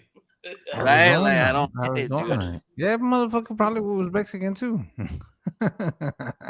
He was from Texas, right? Lopez was from Texas. No, Arizona. California. If I'm I not thought he was mistaken. from California. Okay. I thought he was He's California. from Arizona. Okay, so kind of in between, right? Just because you're from fucking Arizona, bro, doesn't mean everyone comes from Me, there. I'm from Chicago, fucker. Gotcha. Got him. Dude, look No, at I love I So love you want to see how Pablo? I wanted to see De Jesus Olivares. beating Duran's ass. Or Olivares, one of the two. De Jesus is my favorite Puerto Rican, and Olivares is my favorite Mexican. Yeah, I was about to say, fucking, that's not the only dude that upset Durant though. Pablo, you keep talking about. yeah. He's the What first about guy who Kirkland beat Lang? What him. about Kirkland Lang? Yep. No, he's the first guy who beat Duran. Was De No, you're right. No, Jesus. no, no, you're right. You're right. You're right. You're right. But I'm just talking upset wise. Because I would imagine, even though I wasn't around, I would imagine that when that fight was live, Kirkland Lang versus Duran, no one thought Kirkland Lang was gonna beat him. Oh hell no, bro! Yeah. Everyone had Duran in that one. But you can But see, De Jesus beat the fuck out of look at Salvador Sanchez. Duran. Beautiful shit. Boom. Counter punching, jab, movement, lateral movement, side to side, bro. Dipping in and out. Ain't no clinching in this shit. Look at that shit. Beautiful Yeah, shit. he was Fucking a he shit. was a It's he crazy. was a complete fighter. He's a complete I fighter. told you, man. Yo, I bro, love what do me. you guys I think love about me that some shit? Devin Salvador Haney Sanchez. clinching, bro. He throws the jab and clinches. Throws the jab and clinches. What do you think about that shit, bro? Disgusting. Thank you, bro. I agree with that shit, bro. Fucking disgusting shit, bro. Even though he doesn't need a clinch, he could have beat the fight. He could have beat See, Brian Norman, bro. Devin Haney. Like, here's the thing, bro. One, he's been doing that like for his whole career, Yeah. and two, like at the end of the day, if the ref allows him to do it, bro, he's gonna keep doing that shit, bro. You know what I I'm saying? hate Yeah, to it's say not it. entertaining. It's not entertaining. I'm not a fan of that shit. I'm not saying that, but I mean, it is what it is, bro. It's a part of boxing. They say clinch is illegal, but people do it all the fucking time. They've been doing it since hundreds and hundreds of years, way back then. Yeah. So it's just like Wrestling. we can't really complain about it, bro. It is what it is. You know what I'm saying? There's actually old school eras where the wrestling in clinching was a way bigger part of the game than you'll ever see it be nowadays. To be quite honest. But yeah. But do we want to see It's it? not exciting. It's not exciting. Right. But at do the we same wanna see time, it, though? at the same time, I hate to admit this, but to me there is a craftsmanship to what he does. And as long as they're going to allow it, then I feel like as a sports fan, then okay, well, he's playing within the rules. And if he's playing within the rules and it's a sport and he's winning, I don't know what else to tell you. You know, do better. Try harder. You Hit know harder. what I want to tell you? I don't want to see that bullshit. I didn't wanna say see- I didn't. I don't, no. Hey, Time out. Let me give you some examples from other sports. There's a lot of people that were not interested in the San Antonio Spurs being NBA champions. There's a lot of people that were not interested in the Bill Parcells New York Giants being Super Bowl champions. Okay, but guess what? Because it's a sport, we still let things play out, and if they won, they fucking won. And I feel like there's an element of that needs to be spoken for in the sport of boxing. There's also a go. lot of people who don't give a fuck about what you're talking about. Fair enough. Again, I'm not telling you. I'm not saying that's entertainment. I'm fucking with you, bro. I'm not arguing the entertainment value part of this. Like, in case you haven't noticed, I'm just saying. But look at if this. It's gonna be a sport. If it's gonna be a sport, listen. If it's gonna be a sport, every other sport has boring champions. Why is boxing supposed to be special? What makes it such a snowflake? Boxing is designed to be exciting. That's the whole point. What makes it such a snowflake of a sport that it gets to never? Well, because have it a boring evolved for champion. it evolved for thousands of years to become what it is now. Is it a sport or is it strictly entertainment?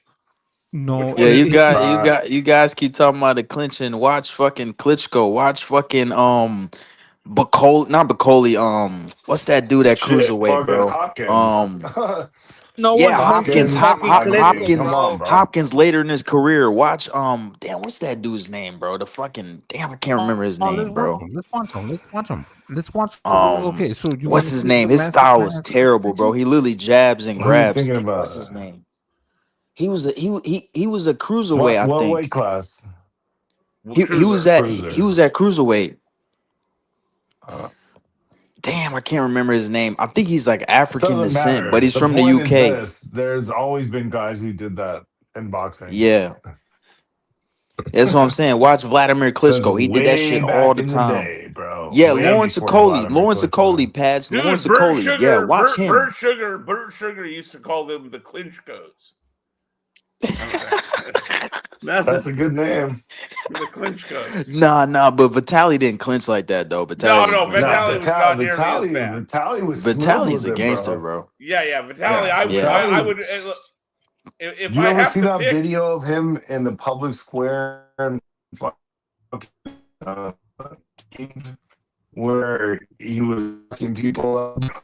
That still is dog. He was just throwing people you talk about the Kiev riots, the riots in Kiev. Yeah, I don't know how you pronounce it. How is it, Kiev? People on the ground. Yeah, dude. If I have to pick, I'm half Ukrainian. if I have to pick one Klitschko to meet in a dark alley, I'm sorry, Vladimir, but it's no contest. I'm taking Vladimir every time. Even though I'll still get my ass. Oh hell no, bro! I don't want no parts of Vladimir. You just said yeah, Vitaly. You just said you were picking Vladimir, but that's okay. We understand. Yeah, I mean, meaning I'd rather get beat up by Vladimir than beat up by Vitaly, is what I'm saying. Because Vitaly's going to hurt me and fuck me up out of spite, and because he's a fucking bro. Let me tell you something about Vitaly. He's a brilliant evil bastard. Let me tell you something about Vitaly. Fucking Shannon Briggs, who was a big bad motherfucker, sued him for attempted murder and spent 3 weeks in the hospital. Supposedly, he spent the majority of his purse on that hospital visit that you mentioned. Yeah, bro. That's what you call an ass whooping. Yes, that is a classic ass whooping. Hey, yeah. Of course, hey, did y'all know that the Shannon Briggs is one of the opponents for Ike Ibeabuchi when he came back? The president. Yeah, he was one of the opponents, man. Actually, I was on a four-way call with Sugar Ray Seals, Miles Bailey. When you have Shannon to sue Briggs. someone after a fight for attempted murder, I mean, come on. You know you lost. Yeah, real bad. Yeah. No, that's crazy. You already signed a contract. This guy can fucking beat the fuck out of you. The president was in his day. In his day, the president was a bad motherfucker. Yes, he was. I mean that fight with what's the Islanders' name? The Islanders' name with the killer punch. David Tua. David Tua. That's the fight that fucked him up, guys. In my opinion, is the David Tua fight. That's when he was never the same, like mentally. Like, because he took the punches from David Tua, but bro, he took punches from David Tua that you ain't supposed to be taking. You know what I mean? That's just Are you the same mentally though? I ain't fought no David Tua, but am I the same mentally? I'm kidding. I kid, Mr. Doc. I'm not the same mentally as I was earlier today. So you got me there. But no, seriously, like I just, that's, if I had to pick, somebody said, like, you know, best Mexican fighter, I would go with Sanchez. Yeah. Even though he died young, he still had 50-something fights. You know what I mean? It's like he had enough. He had enough fights. He had 3 times as many fights almost as Beterbiev. That's not a bad pick. It's not a bad pick. Chava, the Eagle. Well, but if you looked at Ruben Olivares, he was poetry in motion. Well, this is him. This is excellent stuff to see. I gotta be honest. Yeah, this is. Look at that! Look at that! This is Ruben Olivares. This was before he helps the the guy 70s. up even. Hey, y'all remember when speaking of Mexican fighters, y'all remember when Daniel Zaragoza fought Wayne McCullough on HBO? That guy, fight? man. he could fight. Who fought Wade McCullough? Yeah, not want to fight Daniel him. Zaragoza fought Daniel Zaragoza fight on HBO. Oh Jesus! The same Wayne McCullough that fought Nassim Hamed on Halloween at one point. Same guy. Okay. No, I do not remember this. I did not know he fought Zaragoza. Hey, did y'all? You probably don't know this, man. See, this what I used to do, man. When I first came on these YouTube airways, what I used to do, man, I used to get Kurt Anderson. I used to put I used to give him like questions, like stuff that would happen in the fight. It'll like drive him crazy until he finally remember what it is. And I put in there in the chat room, what fighter? I said what how did I put it? I said someone was shoved during a match. I forgot how I put the question. He knew what it was. He couldn't figure it out. But y'all know Larry Merchant shoved a fan at the fight when he was interviewing Daniel Zaragoza. You ought to pull it up, man, going toward the end. And some guy came in the ring and Larry Merchant shoved the guy. Fucking Larry Merchant. Yeah, man, that was crazy. It was the Daniel Zaragoza. That guy's been around so fucking long. It's crazy. He's horrible, man. He got his start. You have to understand. I'm not saying it makes it okay, but you have to understand him. You have to understand he got his start in the New York newspaper scene as a beat writer.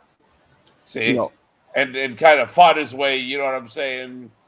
For good, bad, or indifferent, fought his way up through the ranks into the position he ended up with at HBO. Yeah, and he's horrible, man. I remember one time when y'all speaking of holding. Remember when Henry Akinwande fought Lennox Lewis? Wait, you mean when Akinwande got disqualified for holding, literally? Yeah, and in the commentary, Larry Merchant said, because Mills Lane was refereeing the fight. Y'all don't believe me? Pull it up. Larry Merchant had said when Mills Lane was refereeing the fight, he got between them trying to break him up. You know what that motherfucker said? Excuse my language. He said, "Looks like an Oreo cookie." Oh Jesus, he did. Yeah, he said, No. Mills Lane was the best fucking referee of all time. Mills Lane was the best fucking referee. Larry Merchant said, "Looks like an Oreo cookie." Mills Lane was also not bad at incarcerating people for cocaine. I lived in Nevada long enough to learn that. I'm not kidding. I'm not kidding. Hold on, he was a real judge. Mills Lane, he was a real judge. He was a real judge. The greatest show at one point in time, didn't he? Yeah, two things can be true at the same time. Yeah. Mills Lane is one of the absolutely one of the greats and one of the most entertaining. I agree. I'm not disagreeing. He wanted motherfuckers to fucking fight and not fucking pussyfoot around. What the fuck are you talking about? Like, we don't want that shit. We don't want this hugging and clinching and fucking running. None of that shit. Motherfuckers fight. You know what I'm saying? Let's get it on. Remember that shit? I'm just saying. What the fuck you want? What do you want in boxing? What do I want in boxing? I want good matches. What is the closest to civilized fucking combat warfare? You know what I'm saying? And you can wear gloves and you can physically fucking brutalize another fucking person. We don't want this soft ass shit. We don't want this soft ass fucking bullshit that we get nowadays that we have with fighters. With the clinch and they run and do all this shit. We don't want that shit. Save that shit for the fucking Olympics, for the juniors, for the little guys, not for fucking fighting. We want to see war. We want death almost. We almost want to kill you. Hang on. But is all clinching created equal? Like, first of all, like that's like number one. My question number one is: all clinching really created equal? Because hang on. No, you're right. If the fighters break themselves before the ref says anything, was that really even a clinch? And do we need to even worry about it? If it's necessary, like look. If I'm fighting fucking George Foreman, then I'm going to clinch him. You think so? I'm going to fucking hold him. Yes, right. Yeah. Why? George Foreman. You think you can hold him? Right. That's here. Right. You try to hold George Foreman. You're getting a bear hug. You wouldn't be able to. You wouldn't. You're getting a bear hug, my friend. He's gonna hoist you over his Brian, shoulders like the goddamn calf in the fucking no, you're body right. slam. You're right. This Right? is the only thing. Yeah, or The or only he'll just thing lay on you is, and flatten, right? no, Like I'm not saying, Brian. I betcha. This is the thing. I'm not saying that you're going to fucking hug all day. I'm just saying if you were to fight a ruthless motherfucker like George Foreman that could potentially knock you out, yes, I'm gonna hold you.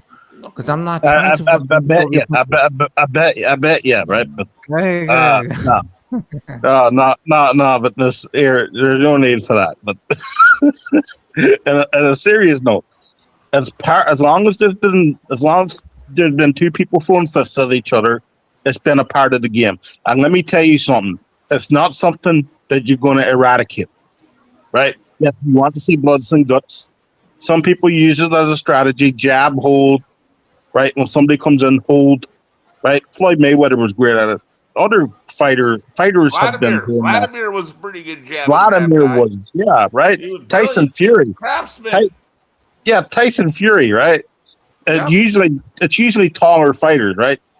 That like to do it and stop fighters from going on the inside of them, getting an under, right? It's a fucking skill used, and as long as two people are throwing punches at each other, it's something that's going to happen. Mm-hmm. You're never going to eradicate it. There's no point fucking complaining about it because, right? Unless you have a no clinching rule, right? Who was the cruiserweight that Tyson Fury knocked out and everybody was up in arms? And I'm Steve not saying Cunningham. Steve Cunningham, yeah. Okay, you guys knew exactly where I was going then. Like, yeah, where I felt like, was it 100% clean? No. No. Was this, but was this professional boxing? Yes. Yeah. You know what I mean? And that's, that's a part of the game as much as anything else. He did. Right? He did it. He totally did it. He it wasn't even as bad as Ernie Shavers because he only kind of used his forearm to level his head out so he could come across with the hook, right? Yeah. Ernie used to put his hand behind your head and then come in with the uppercut. yeah, and hold you down to it, right? Exactly. Yeah, right. But like that, right? It's just here's the thing. I hear people complain about there's too much punching, right? I agree, right? People like Devin Haney, they utilize that, right? But that's to stop somebody from coming on the inside, right? Devin does not like being hit. Devin is one of these guys. He does not like being hit, so he uses the fucking tools he has to not get hit, especially on the inside. What's his best tool? Yeah, what's his best opinion about? Sorry, go ahead and finish it. But what's his best tool? Grab and hold. On the inside, what's his best tool? Grab and hold. That's his best tool. Right? I got a controversial, potentially, opinion about the Norman fight because I was just watching it earlier today. Again, watching it again for the first time, you might say. Go ahead. After the knockdown, for up until about round 7, I would say, the majority of the clinches, in my opinion, were initiated by Norman. And that could be argued too, right? But who he kept falling in with one. Yeah, but who yeah, right. And Devin ain't going to argue him. You want the clinch? I'll clinch with you.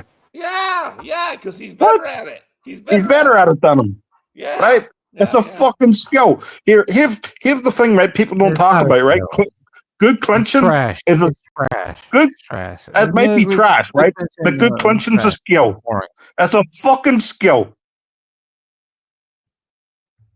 It's a fucking skill. Boring ass trash. Some people. Some people can do it. Hang on. Some people can do it. Some people can't. The Boston Tar Baby was a master wrestler. So don't talk to me about like, and there's people on this panel that can tell you way more about Sam Langford than I ever could. But I can tell you from the footage I've seen, Sam Langford knew how to wrestle, and wrestling was a big part of the game in his day. So don't talk to me about none of that shit. Like it's some kind of sacrosanct thing. Okay, that's a fucking skill. If it was good enough for Sam Langford, then it's good enough for the guys we got today, as far as I'm concerned. Yeah, you know, but that's the whole point, right? Like, you know, as long as two people throwing punches at each other, it's going to be a part of the game, right? Yep. Some people use it as strategy. Some people use it for survival mode, right? Some people use it for different types of situations, right? Some people purposely use it, right? Sometimes it just happens in a fight. Sometimes you get two clean fighters, right? That don't do that there, right? And the fight looks better, right? It looks what's the word I'm looking for? It's more pleasable to the eye, right? Yeah, sometimes it's more pleasing to the eye. It can almost sometimes it can look too pretty to an American audience, at least I can tell you. If it's, right. You know what I mean? My logic is if it happens, then yeah. If it's necessary, then you can clinch. But if you use it as a tactic, if you use it over and over, hold on, Brian, I bet you, bro. I'm just saying. This is the thing. If you use it over and over again, like if you use it as a combination, 1, 2, 3, clinch, bro, that's just fucking abusing this shit. That's what is that called? So if the referee lets you away with it, hold on, Brian. I'm not finished. I'm not finished, Brian. I'm not finished. And hold on, both of you guys. This is the thing. I'm not finished. This is the one thing, right? It was on the referee's call. In my opinion, it just shouldn't be used as a fucking tactic. You shouldn't fucking go 1, 2, 3 and then clinch. It's so for a fight. It sounds like there's a specific kind of clinching that you're against. Yeah, I'm not saying that's a bad thing. It was what is it called? You just jab and grab. Jab and grab all the time. Yeah, that's what he did. That's different from saying wrestling is part of the game. Yeah, no, I agree. But there is a difference between what Vladimir. No, if you use it as a tactic, if you look at this fight, right? Like imagine you throw 1, 2, 3 combination and you start grabbing the guy. You nullify his fucking punches. But this is the thing. Exactly. No, exactly. Look, right here. Look at the inside. The way they work inside. Yeah, the way they're working on the inside is clean. Yeah, it's clean. It's clean. Calculated. Would you rather see that? I'm not here. I'm not saying. Hold on. Would you rather? I'd rather watch what I'm watching on the screen right now. Right. I'm not saying. I'm not saying that it looks good or right or right. But if the referee lets you away with it, keep fucking doing it. That's what any corner's going to tell you. That's what any cornerman with a little bit of salt or knowledge would, if the referee keeps letting you get away with it, keep fucking doing it. Yep. Right. Yep. Any cornerman would tell you that. Just like any coach in any other sport would tell you, if the ref is letting you get away with X, I don't disagree with you guys, but this is the thing: is that something that we want to see? Do we want to see fighters fight like the way that Haney was fighting? Right? Bro, that's why trash. Don't say anything. I have an answer. That's why boxing is where it's at, bro. Hold up. I've got an answer, LT. I have an answer. You know that's why boxing is where it's at, bro. No. Let me answer. Then you can say that. I want to see the dude that can overcome Devin Haney's, dream defense, as it were, right? And actually, without fucking Osterine, before anybody talks about Ryan Garcia, I want to see somebody actually able to overcome that. He presents an obstacle. He is a hill. He's a mountain for the other guys to climb in the weight classes around him, as far as I'm concerned. Because he's awkward. He's not exactly. He's a challenge. He's awkward. Yeah. Yep. Right. He is a good boxer. On the inside, he doesn't like to grab and hold. Why? Because he doesn't like getting hit. Yep, he is a He doesn't have the upper Brian, body movement or the he's a defense on the inside not to get hit. he is nonetheless a And Brian, craftsman at what he does. He's a He's a craftsman at craft. what he That's a does. craft. That's why he no, and wins. Haney can't fight. Haney can't fight on the inside. If So you're Haney right. couldn't, So he was built. He was built for outside, and then once he gets on the inside, he fucking He clinches. grabs and holds. Yes, He grabs and That's- holds. it's But a that's part of not. his. It's a part of his. This is part of his strategy, right? It's a part of it. Hold on, Brian. It's a part of But his. the other guy across from him has to figure a way of not getting him to do that. You're right. The guy So across the right from him has to, Ryan did do that. You're right. has to work through that. Did do that. Ryan Garcia did do that. Ryan figured that all that Yeah, out. right? Yep. And he was he also was sticking some needles in his arms too, right? To do that. Well, that's on Right? that's on him. I don't think that needles needed to be involved into fucking timing somebody. I don't think that needles. Where did the needles happen? I thought who do you think? Okay, who do you think is going to win the rematch? If assuming the rematch, we will see it. We will see. I don't know. I want to see it though. Well, I want to see it. I'm with you there. here's my thing, Cosmic. Right? What's worse, right? Taking steroids to win a fight or grabbing and holding to win a fight. What's worse? What would be this? So this is the thing. So what did they actually say? What was the outcome of Ryan Garcia's repetition? He's still allowed to fight, right? So was he on steroids? But if you take certain drugs, right, that makes you. Do you know? Yeah, but if they don't rule anything no contest without a lot of evidence, bro. Like there are very few no contests from right. Drugs. If you take steroids, right? Honestly, bro, everybody has taken fucking steroids, bro. Yeah, every fighter has taken. Fucking body's taking fucking steroids, bro. Yeah, but here not everybody gets caught. What do I prefer to see, bro? I prefer to see seeing them take steroids and manning up and fucking lace the gloves instead of bitching out and hugging it out like faggots, bro. Well, it's true. Hold on. So this is the thing. This is the outcome. At the end of the day, they're going to get the rematch. It's going to be better, right? Because both hypothetically, if it won't be. Hold on. It won't be better, Ryan.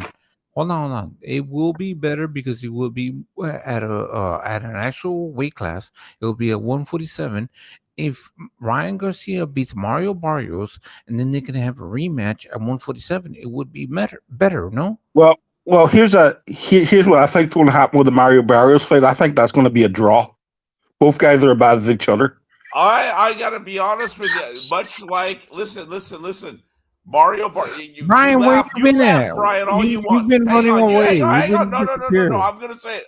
Hang on. I'm gonna say it real quick, and then I'll go back on mute. Listen, I was rooting for Brian Norman on that fight, bro. Listen, I'm telling you right now that Mario Barrios fight for Ryan Garcia, is he the favorite? Yes, but that is a losable fight. That is a losable fight for Ryan Garcia. And that tells you how bad Ryan Garcia is. Honestly, Ryan Garcia ain't special. Hold on. I think that Ryan beats Mario Barrios. Barrios is slow. Okay. He's slow-footed. In my opinion. Hold on. Doc, this is the thing. I don't rate Barrios. I've never. He's easy. I don't think that he's that difficult to beat. He's not. The guy got knocked out by Tank Davis at 135. Come on, seriously, right? Like, so you think that he beats Ryan? You think that he beats Ryan Garcia? No, I think it's. I think it ends up. I think it ends up in a draw. I think they're bad as each other. They could be. I honestly think that Ryan has more power than Mario Barrios. No, he definitely has more. He definitely has more power. Right? Ask your hands.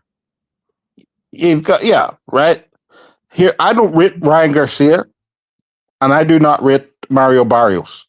I think it's a bad fight. It's not even a fight I am interested in watching.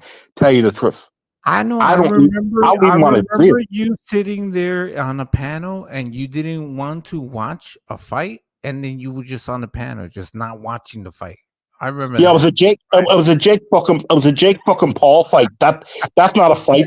It was Jake Paul, Tommy Fury. That's not a fucking fight. That's I'm not gonna watch it. I'm not gonna watch it. But you were there for the panel. It's all good. I was just there for the panel. I was just there for right. Who wants to watch Tommy Fury and Jake Paul? Come on, seriously. No real boxing fan wants to watch that bullshit. But you were there. Yeah, it's okay. I was in the. This is what's Yeah, it was a black and brown panel, and I like black and brown, and I always respected them, right? And I like talking to black and brown, right? And I like, I like some of his guests. Bro. I'm gonna tell you something.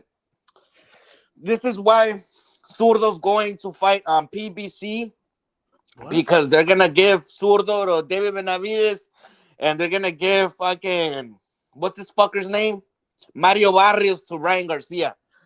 PBC and Golden Boy are trading champions, bro. They're trading belts. I can see that. So listen, to me, it's like Mario Barrios is I want to make sure I emphasize my words here.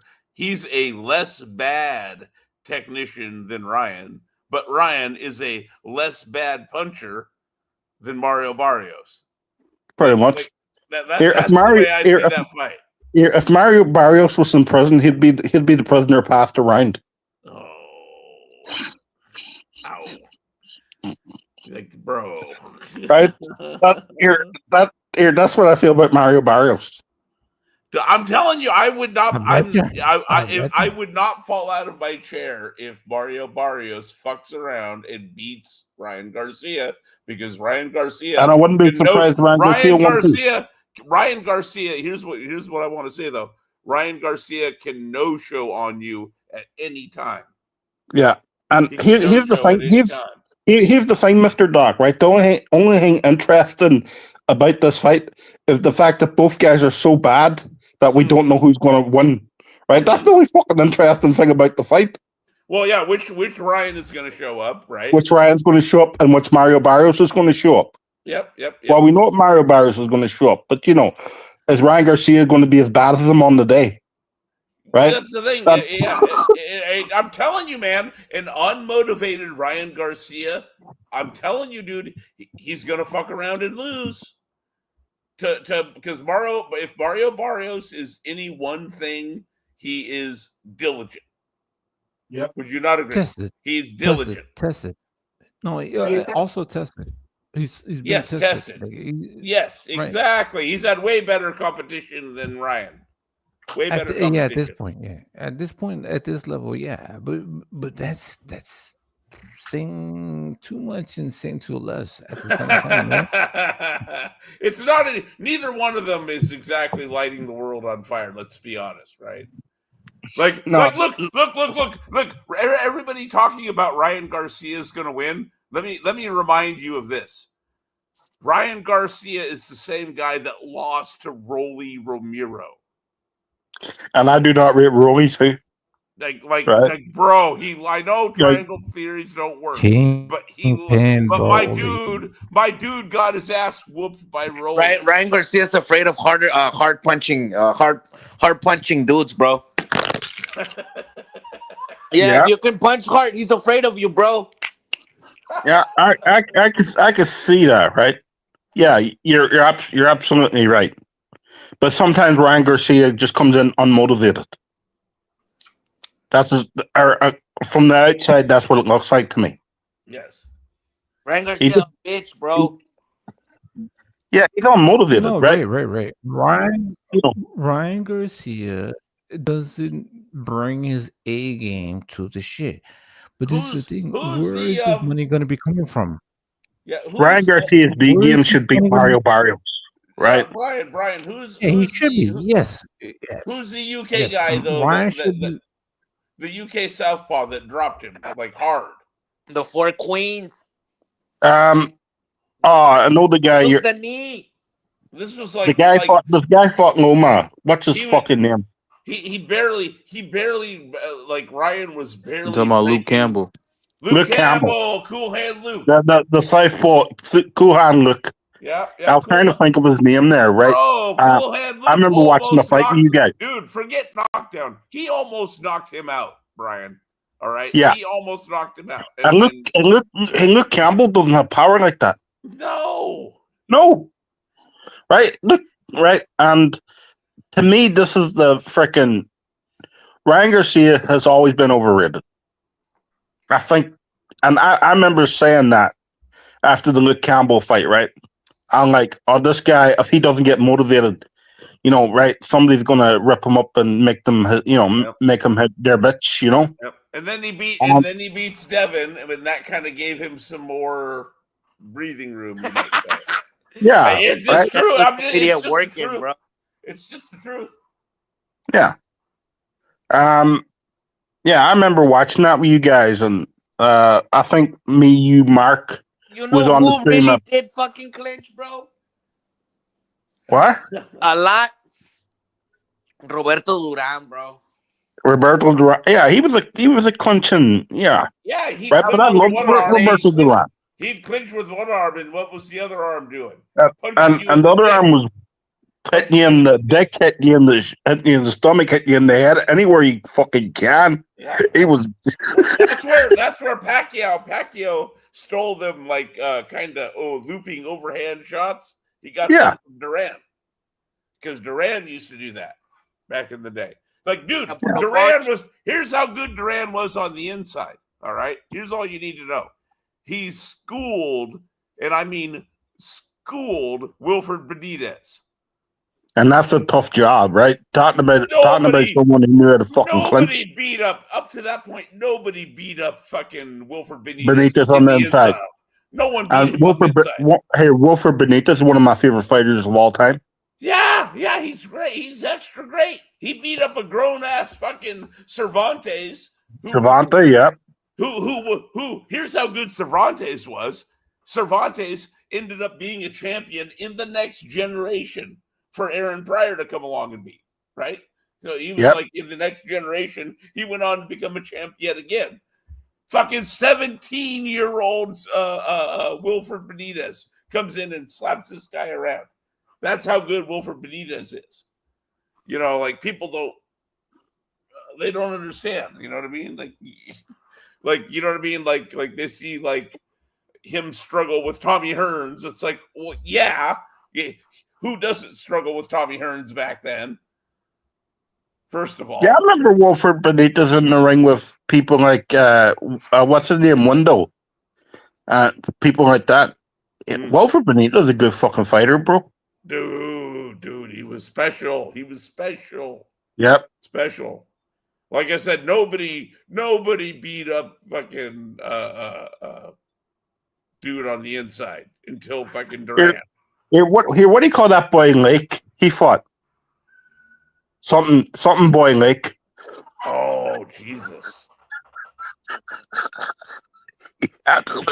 He absolutely destroyed him. Absolutely. Talking about it. Was it Easy Boy Lake or something like that? Oh God, I'm good. Now you got me. I have to look it up now.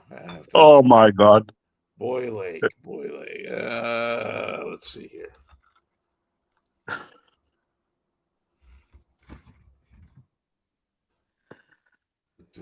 Boy Lake. What decade did you say this was in? 74, 75, maybe. 70s. Okay, so 70s. Yeah. Let's see. Harry Lake. Harry Lake, yeah. I think his name was Harry Easy Boy Lake or something like that. Buchler Harry Lake, born. Okay, he died in 1970, so he may not be the guy. All right, let's see what else we got here. Roger Lake. This is going to turn into like Emerson, Lake, and Palmer, I feel like. What the fuck?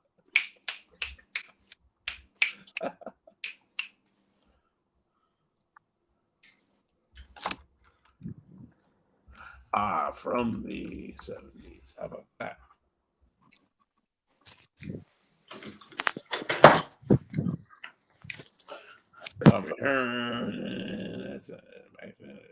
Jimmy Lake?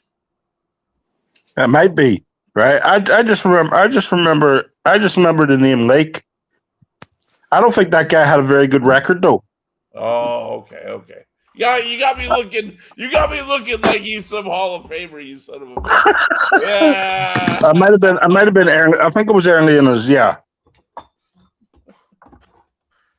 Motherfucking Emerson, Lake, and Palmer getting punched up over here. Like the guy, like he fought Ray Chavez Guerrero and all out there,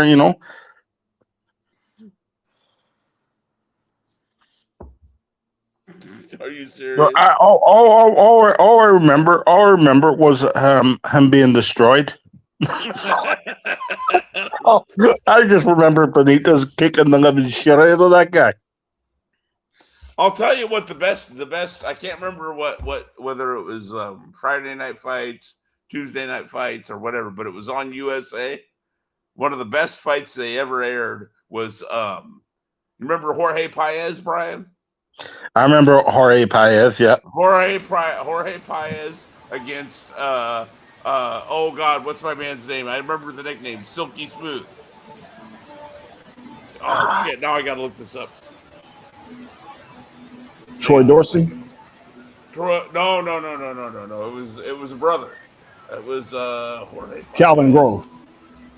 Calvin Grove. That's Silky Smooth. Yeah. Calvin Grove. That's the one. 15 round, one of the last 15 round title fights. And he won, Paez won by knocking Calvin Grove down 3 times in the 15th round. Like, I don't remember that fight. Crazy cool fight.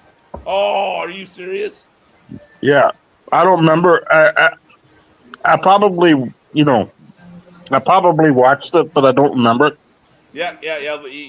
It's one to look for. Jorge Paez against Calvin Grove won. First of the 2. Yep.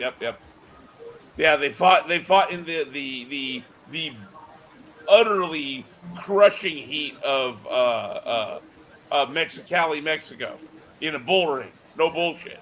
Like, it was one of the, not only was it one of the last 15 round fights, it was one of the last 15 round, brutal fights with a brutal atmosphere. Like, the heat and everything beating down on them and all that shit. Yeah, I can imagine. Yeah. I gotta look for that out. Jorge Paez. Yeah, versus Calvin Grove. Yep. Man. That is a absolute classic. Remember back then, though, right? We didn't get the Tuesday night fights here in Ireland. He used to hate that. So I found it on fucking Vimeo, of all places. So here we go. I will put this in the backstage chat so you guys can check it out if you so desire. To the guy from Ireland, you big Steve Collins fan? Yeah. Met Steve Collins once or twice, yeah. Yeah? Yeah, I'm trying to get in contact with him. I want to link him and Reggie Johnson. I mean, Reggie Johnson are pretty good friends. Okay. I don't know him, but I met him once or twice at boxing tournaments here. Okay, I got you. I don't know him personally, I was actually at the Chris Eubank fight, the first one. Okay. That was crazy. Yeah, I like Steve Collins, a solid guy. Good chin. Yeah. Right. People I know who know him better say he's a fucking prick. Wow. But that's just what I've heard, So let me see here. Right. I'll copy that. Yep, I'll watch it. I'm telling you, that's a classic right there, Brian. Put it in my keep notes. Okay, done.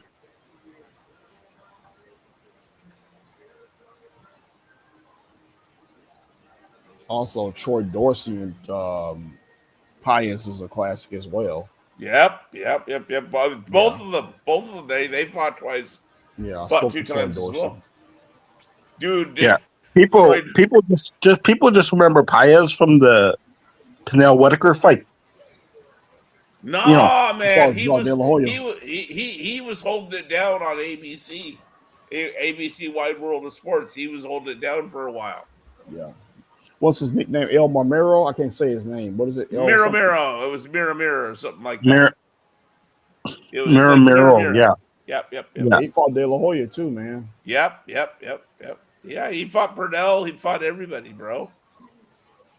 And dude, that guy could punch. That guy had a real punch. Pius was a beast, boy. Yeah. He can punch. Don't fuck around with him, dude. There's a reason he got 3. Like I said, he beat Calvin Grove by knocking him down 3 times in the last round of the fight, 15th round. Yeah. No. Here, Pius was I must the old school fighting. I really do. Remember how he used to get like the Batman symbol and shit like that shaved into his hair, like the guy was, and then his old ass cut man would come in with like electrical tape, making the same fucking. Yeah, you know exactly what I'm talking about. Yep. Yeah. Here, you see the worst thing about living where I live, right? You just got Tuesday night fights. Yeah. We didn't. Really? Yeah. Dude, look, Dick Justice. Yo, Dick Justice, salute, bro. Salute, Dick Justice. How you doing, bro? Long time no see, brothers. But I was listening to something you guys were talking about before, the clinching stuff. I think people don't understand the difference between excessive clinching and regular clinching. You know, the regular. I understand, right? No, I'm not saying you, Brian, but some of these people that are saying that clinching destroyed boxing. Clinching was always part of the sport. Yeah, you know, and I don't even like jab and grab style, but that type of style always existed in boxing. It's perfectly legal. Like, I'm not saying I'm a fan of that, but that's just how it is. I mean, look at the Jack Johnson fights. Yep. He's really old school. That guy will jab and grab. That was his. I've always said it, right? If the referee lets you get away with it, keep doing it. Sam Langford, okay. Yes. Sam Langford.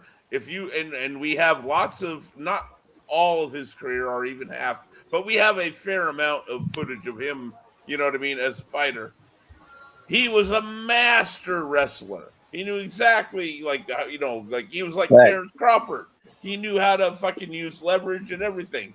It was part of the game in his day. Like, are we really gonna try and undercut Sam Langford and guys like him just for the sake of the fact that we don't like Devin Haney? All right, I'm not the biggest Devin Haney fan. I'm not a Devin Haney fan, but at the same time, I can recognize a craftsman. Exactly. He's good at it, right? He's right. Put a lot There's a lot of fighters who try to do. There's a lot of fighters that try to do what Devin Haney does on the inside, and they can't do it. And they get knocked out. Yeah. They can't do it. He's good at it, right? And if the I've always said this, right? In any context of any fight, if the referee lets you get away with it, keep doing it. That's Brian. Is that not sport? You grew up playing soccer. Is that not just sport in general? That's sport in general. Yeah, that's because people don't know how to separate their personal feelings about something and objective facts. The objective fact is that was always legal. That's what that is the objective fact. Yes. If you personally feel that that's disgusting, that's a separate issue. I don't like it either, but that's still that's a perfectly legal. It's not my favorite way to watch a fight. Yeah, but I understand. I understand as a part of the game. So I accept it for what it is. And I Fact. understand some fighters will overuse it to their advantage. Exactly, bro. And is there not defensive tactics in every sport, whether it be soccer, NBA, gridiron, etc., right? Where the same exact premise holds, you know what I mean? The only reason we think of it differently is because those are team sports. Yeah. Right? Right? Yeah. Yeah, right? At the end of the day, they're all supposed to be sports. Yes, they're supposed to be entertaining, but they're sports first and foremost. That's why the Bill Parcells Giants won 2 Super Bowls. Okay, not because anybody enjoyed watching them, because nobody did. Okay, right? The San Antonio Spurs won how many goddamn NBA titles? All right, at the expense of come on, the Spurs weren't the worst. Right. No, people hated them. No one enjoyed people might have hated them, but come on. The way they moved the ball with each other. I'm just saying they weren't the ratings were, but my point is the ratings were the shits. The ratings might have been the shits, but you know. So my point is there was a big loud contingent that didn't like them. Now, I can give another example. Brian will know because Brian watches soccer even more than me. Jose Mourinho Inter team from the 2010. A lot of people hated that team against Barcelona. Personally, I liked it. But a lot of people. Right. I have no problem with it. I have no problem with it because it's part of the game. Yeah, but Brian, what I'm trying to say is nobody can deny their effectiveness. You can hate the style. You can hate the style, but I'm not Jose Mourinho fanboy, right? I don't like the guy, right? But he was a good fucking manager. I ain't gonna lie about it. Or people Inzaghi, I hated that motherfucker, but he was effective. I hated his style of playing, but he scored a shitload of goals. Yeah, but when he went to Chelsea, right? Right. He had probably the best fucking defense in the Premier League, but at the same time, his attacking, right, with Ian Robben, with Didier Drogba, and with Damien Duff up front, fucking scored goals, bro. Exactly. And then you had Frank Lampard in behind them, you know, chipping in with goals. That team was fucking effective. But obviously, they've got haters. You had Claude McIntyre and Michael Essien covering the fucking, covering the centre backs. But Mr. Doc will know what I'm talking about. Like, if you wanna, I will mention you a real example of excessive clinching. Vladimir Klitschko versus Povetkin. Yep. That's a real example of excessive clinching. He made Povetkin have to lift him off the canvas. His entire body weight. Bro, it looked like Vladimir wanted to bang him in the ass. That's how disgusting it looked. He wanted a BJ. He was looking for a BJ from all Povetkin there. Get down there, boy. That's what I'm talking about, DJ. And also, them dudes are saying that they was talking about Haney, but that's why I said go watch Klitschko, go watch Lawrence Okoli, guys like them. True jab and grab style. That's all they fucking do. That shit's boring as fuck. Let me hang on. No. Before this gets too far, let me address the Brian Norman fight, because I got to be honest. In aggregate, I felt like in total, across the whole of the fight, Brian Norman initiated just as many clinches as because he was getting hit on the way in because he had no fucking upper body movement. Yeah, with the left hook, every time. With the left hook. Yeah, right. And every time Devin Haney threw a fucking right hand, he couldn't miss. He couldn't. He couldn't miss. Also, I have another on. Hang on. So the supposed puncher here, he's initiating as many clinches as Mr. Jab and Grab. Well, Devin Haney's going to accept it. He's going to go, thank you very much. You want to come in? Yeah, thank you. Thank you. Yeah. Why he's going to accept it. People didn't watch. You know why? People didn't watch Haney versus Kambosos, the first fight. Haney grabbed in that fight more than this fight. If you watch that fight again, he grabbed Kambosos way more than here. Who was the fighter in the 10th round? Right, rocked Devin Haney to his foot. He was holding for life. Linares. It was Linares, right? And he grabbed him too a lot. Right? That shows you here when you're hurt, right? And you grab somebody and you're holding on tight, that shows you how fucking strong you are on the clinch. True. There's That's different a skill. types. That's Different types of strength in boxing, right? You don't have to be a power puncher to have that body strength to grab and hold someone. Leverage, I call it leverage strength. Yeah, leverage, right? Leverage. But he was holding on for his life, Doc. So he was. No, but you guys can can call me crazy, but I don't think Haney even clinched clinched a lot in this recent fight versus Norman. No, not in this one, no. He didn't. Justice, he still did, bro. He still did. Dude, he. Yeah, but it's not excessive. It's not excessive. It's not excessive. Justice, he was schooling. Justice, the point is, Justice, he didn't have to do it. He could have beaten Brian Norman without the clinching. But that's his style, bro. That's how he boxes. That's he's jab and grab boxer. It is what it is. Exactly. He's the Bill Parcells Giants. Okay, with fucking Phil Simms injured at quarterback, and they have to they fucking run the ball. Yo, bro, I was hoping Brian Norman would put the shit out of Devin Haney, bro. I was Me too. Brian Norman will go on and teach this motherfucker a lesson, bro. Brian Norman sucks. So guess what? You're gonna have to wait. You're gonna have to wait for your next hero. Exactly. Yeah, I don't even like. I was rooting for Brian Norman, but Brian Norman lacks skills. He doesn't have any skills. His footwork is fucking awful. He doesn't know how to cut the ring off. You know, he's following them around. He was coming in straight fucking lines. Right? Now, guys, there was no body fence. DJ, there was no fake fence. He was just coming in straight, and he was getting caught. So, DJ, I want to ask you this: Did it or did it not look like it took until about round 7 for Norman to even recover from the knockdown, like to where he really started focusing and like, oh, I need to fight? You know? Yeah, that's true. That's true. He basically gave away. He gave away the first half of the fight. Yeah, the second round he got rocked. The second round you got rocked. It took him 2 or 3, 4 rounds for him to fully fucking recover. Mm-hmm. After he recovered, right, he started doing something better, but he wasn't good enough to beat Devin Haney. Exactly. Even if he wouldn't have got rocked, Devin Haney still would have won that fight. He was trying to wrestle, just like I said, he initiated in aggregate, right? Now, granted, what parts of the fight because he was hurt. Because he was hurt. Because he was hurt, because he was hurt, and Devin Haney's like, "Thank you. You want to wrestle me? That's grand. I'll wrestle with you all day long." Yep, exactly. Right. That's here, and Devin Haney loves that. Yep. Right. That's part of Devin Haney's game plan. If you can get him to try to wrestle him.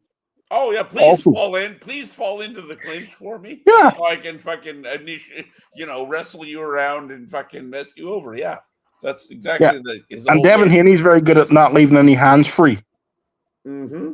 Like we saw what happened with Anthony Yarden. Oh my God! And thing right, when Anthony Yarden left David Benavidez hand free, what did he fucking do? He hit him about 15 times. He broke his. I'm convinced. I'm still convinced. Here, that's what happens sometimes when you don't clinch, ladies and gentlemen. I'm still convinced. I'm still convinced that's where Yard's nose got broke. Probably, right? But I'm telling you now, that's what happens when you don't clinch properly. Something like that there could fucking happen. Yeah, good luck with that. Good luck with that game plan. Yep. So be brave. Be brave like Anthony Yard. He got beat because he couldn't clinch. Yep. Or he didn't clinch. He didn't clinch properly. Yeah, but I think the reason Haney moved up to welterweight is because welterweight division is much weaker than the light welterweight. He already beat the hardest. I agree with that. He already beat the hardest. No, but bro, like listen, he in 140 he would have a lot of challenges. He would have Hitchens guy. He would have Subriel, Matias, Teofimo Lopez, but the coward moved up just to avoid those guys. That's how I feel, bro. He really went to welterweight division because the pool in that division is horrible. Welterweight division is probably the weakest division in boxing. Maybe cruiserweight is only weak. Yeah. It's pretty weak. So that's why Cruiserweight ain't weak. Go ahead, sorry. Cruiserweight ain't weak. Eric, you think cruiserweight is not weak? I'll take. Here you got Benavides, you got Bivol, you got I'll take cruiserweight. you got Benavides, you got right. That's Cruiserweight like, ain't weak. but isn't that light heavyweight, bro? The better be and Bivol. No, they're cruiserweight. Yeah, they moved up. Well, no, Better Beef he's gonna fight. No. Better Beef and Bivol, they're a light heavyweight. What are you talking about, Brian? They're gonna exactly, fight Brian. I'm confused. 175. That's light heavyweight, bro. That's light heavyweight, bro. Yeah. Oh no, sorry, I did get confused. Sorry, my bad. Yeah, you got it confused, bro. Cruiserweight is weak. Cruiserweight is horrible division, bro. Better be. I have heard rumblings that Who's in the cruiserweight division? Gilberto Ramirez, Opetaya, Badu Jack. I mean, it's a shitty division. Oh, yeah, I'm sorry. Yeah, sorry, I got confused, bro. My bad. Yeah, it's okay. It's okay. I think Opetaya is good. I don't think he's. Yeah, but the rest of them suck, bro. The rest of them suck, Mr. Doug. Let's keep it honest. Well, I know because fucking Badu Jack's been around since fucking middleweight way back. Well, or was it super middleweight when he was fighting? Yeah. Since ancient Egypt, bro. He went life and death with what's his name? The UK cat. Beefy. Fuck, I'm trying to remember. Beefy. The Gale. Is it the Gale? Yeah, who was Beefy? Beefy is from the UK, Chunky. No, it wasn't Beefy. It was Chunky. No, it was Beefy. Is from the UK. No, Beefy. That's a different guy. I'm thinking of Chunky. James DeGale. The Gale, yeah. That's what I'm thinking of. James DeGale, he was viewed as like a guy that was killing himself to make weight. Am I wrong about that, Brian? Am I right about that, Brian? But Brian left. But the Gale was a decent boxer back in the day. Oh no, he was, but he was killing himself to make weight. Was what I. Yeah. No, listen, Badu Jack was a badass, but that was like a decade ago. Yeah.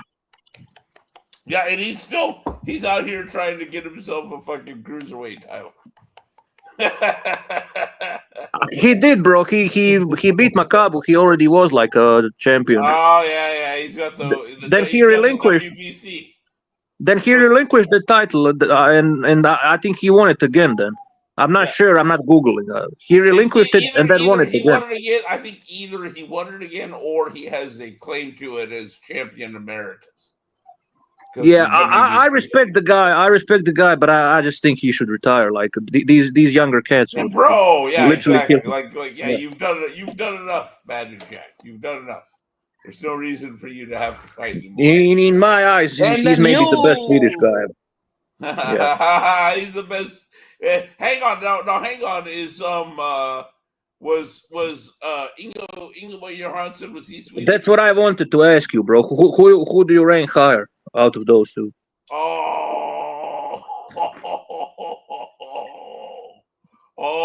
wow.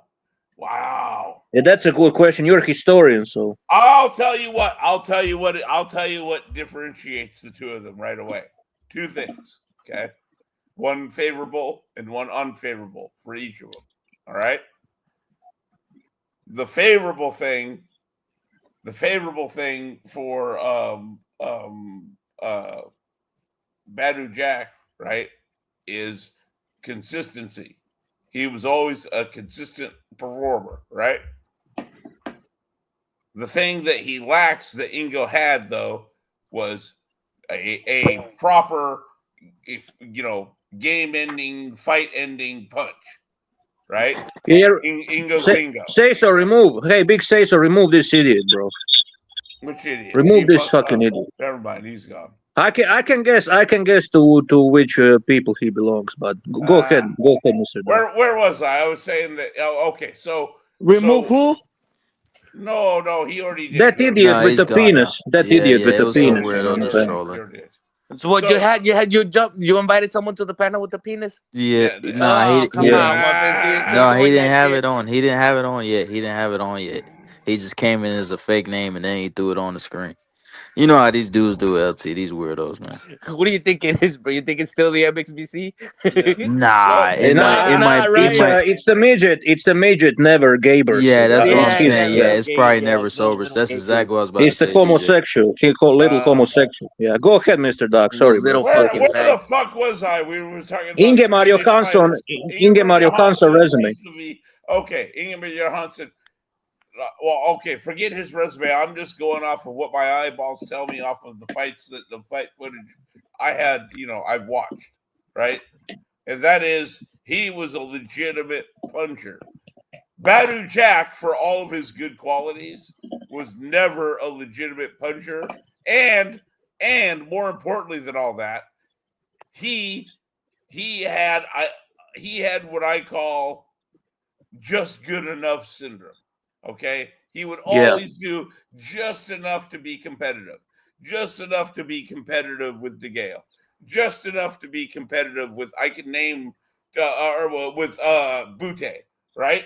Just enough to be competitive. You get what I'm saying? He Yes. at some point when you consistently fall short of the mark, I'm sorry, it's on you.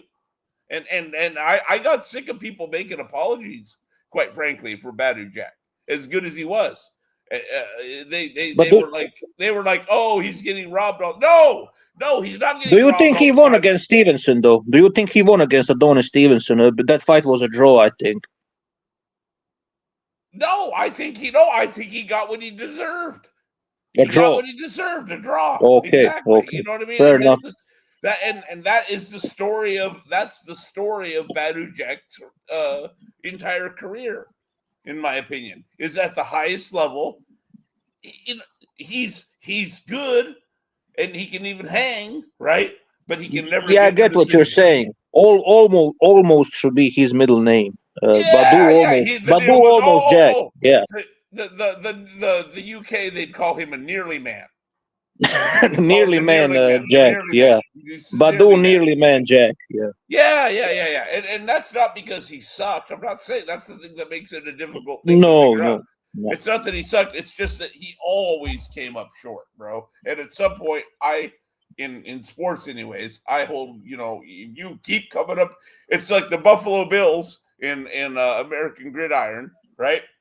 They went to 4 Super Bowls with the same team, and they couldn't win any of them. Right? At some point, that's on you, right?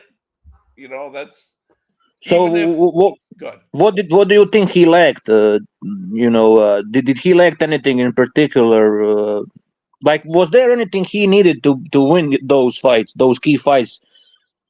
Like you said, he was always close. Stronger puncher, make him a little bit stronger puncher, or make him maybe a little quicker reflexes. Any number of things. That's the story of boxing, right? That's why we watch. That's why it's the theater of the unexpected. Because these things they don't become clear until hindsight. I'm what I'm giving you right now obviously is hindsight. It's easy. No, you made some really good points, and also I think there is another point. He doesn't have a signature win like Ingemar does. Ingemar has that win over Floyd Patterson. Yep. And that win is better than anything on Jack's resume. And some people would even argue that that the 2 losses to Floyd are because they were shootouts. Well, all 3 of them. The amazing trilogy, one of the best trilogies ever in boxing history. Yeah, very underrated. I would say it is the best black and white, as it not racial, but fucking, you know what I mean, black and white film. Yes, it's the best. Yes. It's the best black and white heavyweight, undisputed heavyweight title fight series. I would say would be that 3. They all end in knockout. They all end in knockout. Phenomenal fights, bro. Floyd Patterson is one of my favorites. Like I recently watched his fights. Every fight was pretty much entertaining. Floyd Patterson was a badass. He inspired a lot of what Marvin Hagler ended up doing. And also I kind of feel if cruiserweight division existed back then, like Floyd Patterson would dominate. But he was just he just couldn't compete against these guys that were like naturally bigger. Ali, and he never fought Frazier or for. Luckily for him, he never fought Frazier or Foreman because those guys would probably kill him. They would have murdered him. Yeah. Same way Liston did. Liston murdered him, exactly. Oh my goodness! And he ducked Cleveland. Don't forget, he ducked Cleveland Williams for obvious reasons too. Yeah. He would have been able to be a cruiserweight if he was around today. He would have been fighting more like shit. He would fight Jones, probably like Jerry Quarry. Jerry Quarry, Doug Jones. Yeah. Oh God, what's Eddie Machen? Eddie Machen. There you go. Thank you. That's exactly. Bro, cruiserweight division would be lit if it existed, like in the late '60s. Yeah. Would have been amazing. Absolutely. But yeah, bro. But yeah, it's at the end of the day, everybody. There's an old saying like everybody's playing with the same referees, right? Yeah. Like good, bad, or indifferent. It's you're still playing under essentially most of the time under the same rules, even if they're bad rules. So exactly. I view. So to me, I don't see. I sometimes get kind of bemused by boxing fans who seem to think that boxing should be held different, and apart from every other sport. That, you know what I mean? Like bad refereeing happens in every sport. Home field advantage is a real thing in every sport, right? Yeah, but Mr. Doc, I feel like boxers shouldn't really care. I mean, you can say it's an advantage, like I understand your point, but the real boxer, the real boxer, like the real motherfucker, shouldn't really care where he's fighting. It doesn't matter if he's fighting home or if he's a guest. If that guy can go out and succeed and achieve, then obviously we're going to hold him, in higher esteem. Like, I agree. Like look at Sugar Ray Robinson. He even had like a European tours. He never cared, and he destroyed all of those guys easily. Usyk is another example. He's like a road warrior, literally. I don't think he ever boxed in Ukraine. Ali himself was traveling all over the world. Yeah. So the real motherfucker shouldn't really care. If he's great, who gives a fuck where you're boxing? Your objective is to win. That's the thing. It's all about that's why it's wonderful that we have the rich history in boxing that we have, because we can take you and we can immediately go, okay. Oh, you want to play rehydration games and all this and kind of fight the Hall of OK competition for your whole career. Well, guess what, motherfucker? Yeah, you might get into like one of the weaker fucking halls of fame, but the real fucking G's of this bitch aren't gonna fucking view you in the same light that we view the real, like, Pernell Whitakers, right? And the Chavezes and the Bernard Hopkinses and the Roy Joneses and so on and so forth, right? You're not in that club. You have to be extra special to get into the Roy Jones, Bernard Hopkins club. As far as I'm concerned, that's the way I look at the sport. You know what I mean? Like if you want to get like, me, I love my 70s heavyweights. If you want to get into the Ali Frazier club, right?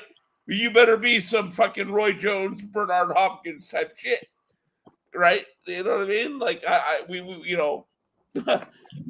it ain't just open to anybody, right? That wins a title or something. You gotta be special.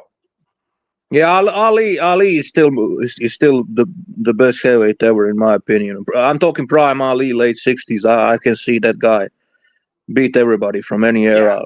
I think only Larry Holmes. I think only Larry Holmes comes close. I'm talking head to head. I'm not talking resumes. I think only Larry Holmes could maybe beat him, and that's about it. Those are like my two best heavyweights ever. I'm not talking greatest. Two best heavyweights, like head to head. The Larry Holmes, The Larry Holmes from the first Shavers fight. That Larry Holmes, oh my God, he put on a fucking, you know what I mean? Like, talk about his jab was perfection. His jab was perfection. Boring as anything, but he was perpetual motion the whole night. I actually don't think Larry is boring. I kind of find him entertaining to watch. No. I meant the first win against Shavers is one-sided, and you know what I mean. That. Oh yeah. It's a one-sided fight. Whereas the second fight with Shavers, that's where you find out. Oh, the famous knockdown, and then Larry Holmes actually got up. And there was an arguable second knockdown, by the way. If you're a hardcore fan of that fight, there's an arguable second knockdown that doesn't get called, that gets waved off as a slip. But regardless, that's I got to do my Teddy Atlas again. That's when Larry showed us all he was a fighter. He proved he was a fighter. Because when fucking Shavers hits him with the right hand, my man goes completely horizontal in the air and then hits the mat. Yeah. he goes completely horizontal and then bam, down. And he still somehow gets up and beats the count. Oh yeah, I watched that fight long time ago, bro. But I always felt Shavers would probably be a champion in any other era, but he was just boxing in maybe the hardest era ever, bro. He was unlucky. Shavers was unlucky to the core. If they had four belts in his era, he probably would have won one for sure. Bro, and look at his resume, bro. Like Shavers' resume is it's impressive. Like it's impressive for a guy that never won a title. Like he has a win over Ken Norton, Joe Bugner, Jimmy Ellis. Jimmy Young. You know that's Jimmy Young. Yep. Bro, those four victories are better than anything. For example, Deontay Wilder did. Than anything that Wilder did. You know, people are talking Wilder should be Hall of Fame. I think Shavers has a better resume than him, and he was never a champion. Oh, he was never a champion. You got to put Shavers in the Hall of Fame before yeah. I'm sorry, that's just the way it is. And also, I wanted to ask you this, Mr. Doc. Yes, sir. For me personally, the title, the greatest and the best are not the same. How do you feel about it? But because I will give you an example. Like for me, Joe Louis is probably, if we are talking like in terms of greatness, he's either number one or number two. You know, but we are talking greatness here. But I would never call Joe Louis the best like heavyweight ever, because a lot of these guys would beat him. You can say that he is greater than all of them, but I would never call Joe Louis the best because, for example, I don't think Joe Louis would beat Mike Tyson in a fight. But is Joe Louis great? But is Joe Louis greater than Mike Tyson? Fuck yeah, because he ruled the division for 12 years. Mike Tyson lost all of his biggest fights. But if they went head to head, prime for prime, I would honestly favor Mike Tyson. So how do you feel about it? I'll mute myself now. I think I feel the same way, because I always had a similar argument when it came to Tyson versus Ali, and that was okay. Let's just forgive me, for being biased, but that's my dude. Let's go into a fantasy land where Mike Tyson can beat Ali, right? That still doesn't account for the resume. Do you get what I'm saying? Like Joe Frazier 3 times, Kenny Norton 3 times, George Foreman, fucking Mac Foster, Jerry Quarry twice. You know what I mean? I could go on and on and on and on and on and on, right, with the resume. He fought Floyd Patterson, who we were talking about earlier, twice. Again, so on and on. Yes. The point is, he cleaned out the division 2, arguably 3 different times, meaning he fought like almost everybody in the top 10, if not everybody, right, in 3 different generations. And it's like, well, okay, who's gonna fight? How do you fuck with that? I mean, poor Larry Holmes didn't get to fight for his first heavyweight title until he was almost 30. Whereas, you know what I mean? Like Yeah. it literally is not fair because Ali fought for his first title when he was like what 22, right? He was only Yes. I can so. even give you another example that's even like I think you can agree with me.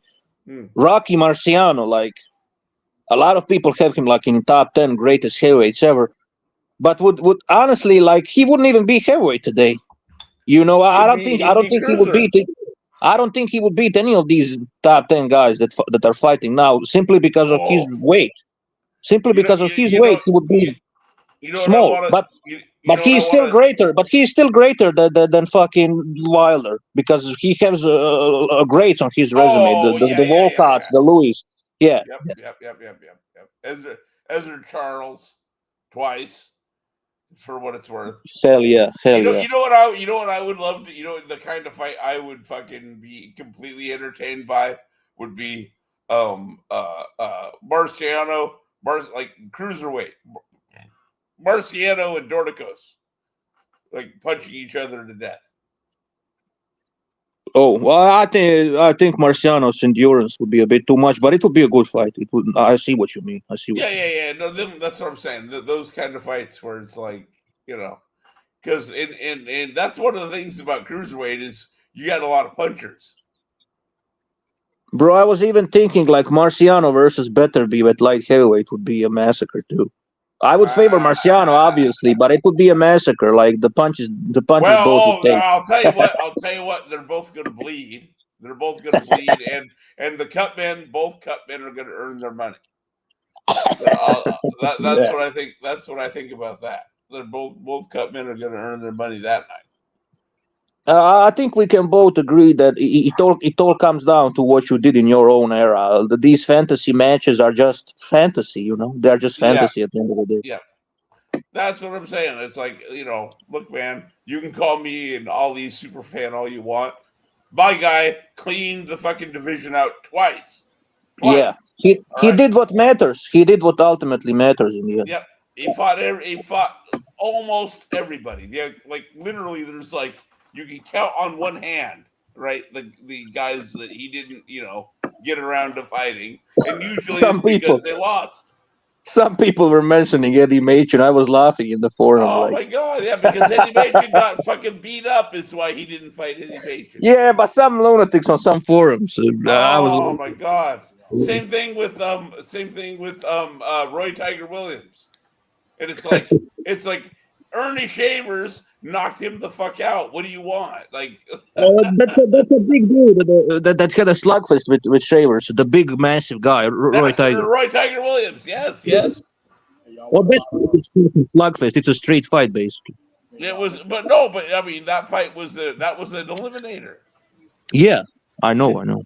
And we got that on free TV. Can you believe that? That absolute fucking, you know, mutual homicide almost. Now we have Jake Paul. Joshua. Wow, I'm so amazed. Oh no. Hey, what about the white Muhammad Qawi versus Rocky Marciano cruiserweight? Oh, now you're talking. That is a. Oh my god, I have no idea. Who wins. 15 rounds. 15 rounds. Yeah. Or 12 rounds. 15. Oh, you got to make it more difficult for you. Oh man. I'll tell you what. I have no idea who wins that fight, but you get my money. If you want, I will pay $100. I would pay $100, right cash money right now on the table. You get me to see that shit. I'll tell you that much. that's a winner of a fight. You can't lose. You know what I'm saying? I have Marciano winning, but barely, because of the last 3 rounds. I think Marciano will prevail because of his endurance. Fair enough. But I'm saying they get my money. Yeah. You understand me? No, it's a hard fight. It's a hard fight. I think the Qawi's jab and his reach overall will give a lot of difficulties to Rocky. Yeah. That's like my point is that's worth the money, regardless who wins. Yeah, yeah. Hey, I want to say something real quick. I told you guys that earlier that I had an interview with Robert Hoskins, the guy that trains Fabio Wardley, and I'm really sick and tired of guys dropping their belts to people fighting their mandatory. And I don't know if you guys, you probably don't even know this, but all the Usyk had flew Fabio Wardley in for 2 training camps. A lot of people don't know this, and from what I was told, that's not by Robert Hoskins, but I have some connects over in the UK that uh, um, Fabio Wardley did very well in both of those training camps. Now all of a sudden, uh, Wardley comes up as Usyk's mandatory. What does he do? He drops the belt. So that tells me he didn't want to fight him, obviously. And this is what I think should happen from now on, moving forward. And I'm gonna send some emails out to these sanctioning bodies. If it seems like these mandatories are getting tougher and tougher, and I feel if a fighter has a mandatory defense against a fighter, if he wants to drop his belt, that's fine. But going along with that, dropping that belt, you got to pay 10% of this guy's purse for the next fight. Or if you drop the belt, they give you a significant fine. This is what's hurting boxing. I don't know if y'all agree with that, but that's my stand on it. I agree with you. Yeah, I just that doesn't make any sense. Like I say, this guy Fabio. I think a much bigger problem, and I'm not saying that what you're describing is not a problem, because it is, but I think a much bigger problem to current boxing is what they call network exclusivity for fighters. Because back in the day, right? So when I'm, in my 20s and 30s, we had ABC Wide World of Sports, Right. right? How old are you? You mind CBS. me asking? How old are you? You mind me asking? I'm in my 50s. All right. If Me that's a too. good I'm number. 52. All right. I'm a little, just a little further downrange, but I not got too you. much further.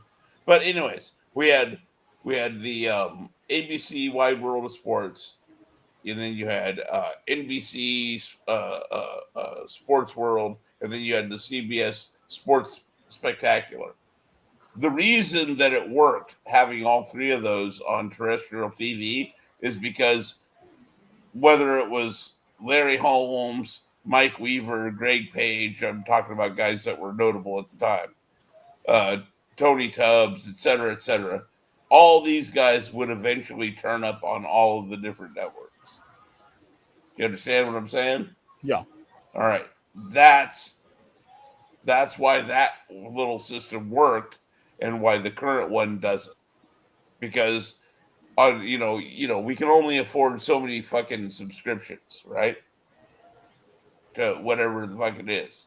So say I get the zone just because I'm playing the percentages. Well, there's still going to be certain fighters I'm not going to get to see because of network exclusivity, and it's bullshit. And it's, to me, at least in America, that's one of the biggest culprits in terms of cutting into the traditional But audience of the Mr. sport. Doug, don't you think like boxing is a niche sport, anyways? Yeah, But with that exclusivity you mentioned, the pay-per-views, it makes it even more niche.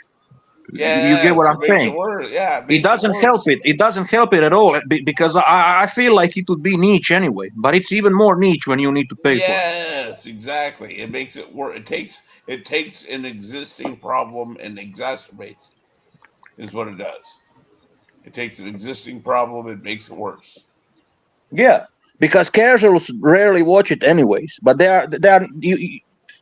but there is even less probability of them watching it if they need to pay for it. There is no Right. any motivation. And even more or even less of a chance if A, they have to pay for it, and B, it's impossible for them to keep track of who the real champion is. Too many belts, yeah. Yeah. Well, okay, either too many belts or not enough unifications. Tomato, Yeah. tomato. Either way you And want to also look at it. contenders, top 10 contenders also don't fight.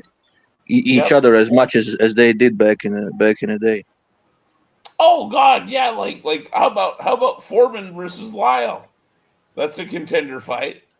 That's what I'm saying, bro. You rarely see that like nowadays. Not to pick on Ron Lyle, but also Jerry Quarry versus Lyle. Yeah, bro. I only see that type of shit in these. I don't want to be mean, but these midget divisions. I'm not saying this to insult them, but I only see those type of fights there. Like in those divisions, the champions fight each other, and but also contenders, the ranked contenders. They all fight each other because the money there is non-existent. So they're kind of forced to fight each other. There is no ducking in those divisions. So I can only see the old school mentality in those divisions. Right. In those divisions currently. But in these higher divisions where money is bigger, where That's to an extent, that's kind of why I was saying earlier that in recent years, the divisions that have really been the most value for money for the fans, they've been what I call the traditional, would have been traditionally stepchild divisions. 140, 140, 154, cruiserweight, right? Yeah. 130 also to a lesser extent, but nonetheless, those are all, you're right. You get what I'm saying? Like, yes, way less traveled weight classes historically. Those guys, those motherfuckers are fighting each other. They are and were way more prone to fight each other than the other weight classes. Exactly. And like I said, like I previously mentioned, these major divisions, like if you watch these Japanese cards, sometimes it's usually the flyweights, the strawweights, the light flyweights, super flyweights. Right. Like those cards are always stacked. It's always champions fighting each other, or number one contender fighting, I don't know, the number 3 contender or number 2 contender. Like when you look at those entire, that's why those cards are entertaining, because it's always the best fighting the best.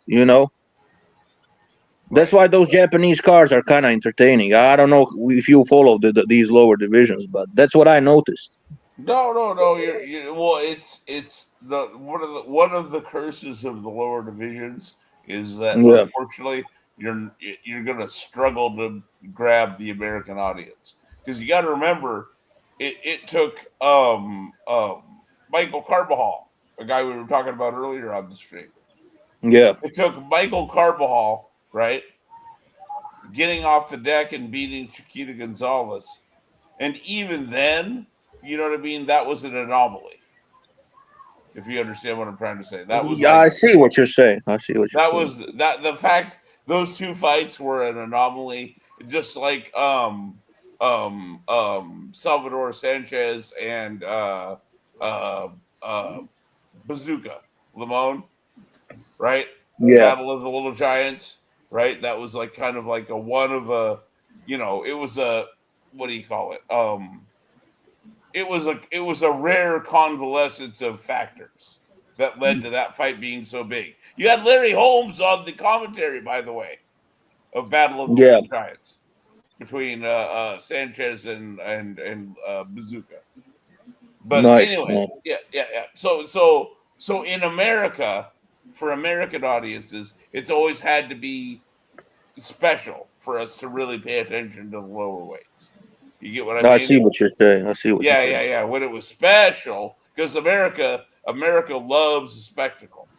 Okay, we love a spectacle. So if you can convince us that it's a big deal, you can probably convince a fair number of us to watch it and pretend like it's important.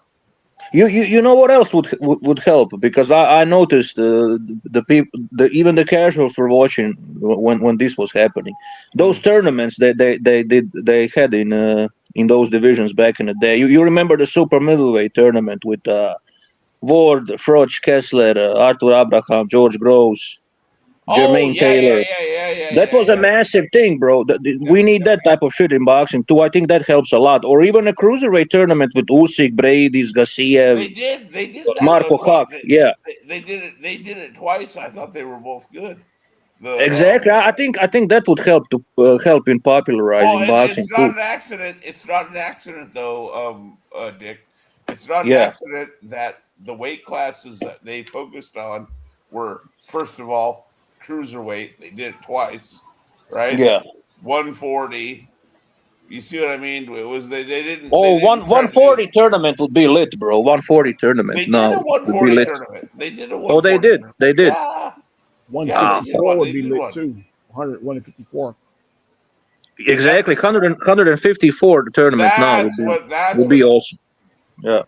And the thought at the time was that the only reason they didn't do a 154 tournament was because there was all Americans.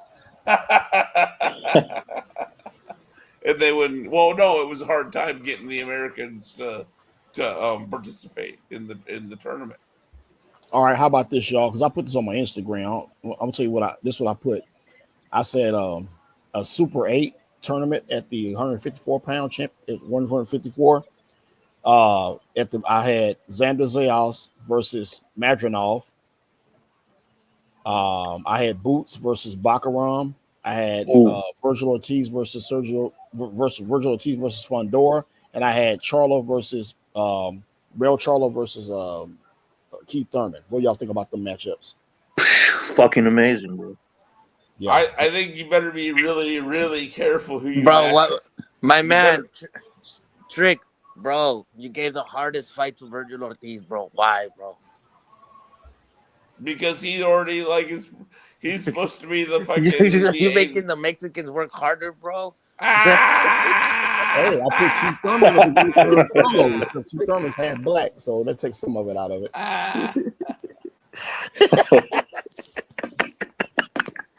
That's a guy.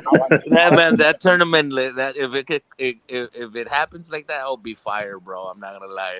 All those fucking fights are bomb, bro. Xander Imagine versus the fucking Madronov. slugfest. Imagine the war between Virgil and Fondura, bro. Oof. Forget about it. Damn. Forget about it, bro. Virgil has to try. Hang on. Virgil has to try and get by that ridiculous jab.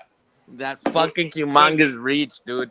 And not just that, Fondura likes to throw in that uppercut when they get in close, bro. And I'm telling you, Virgil's feet are not all that, bro.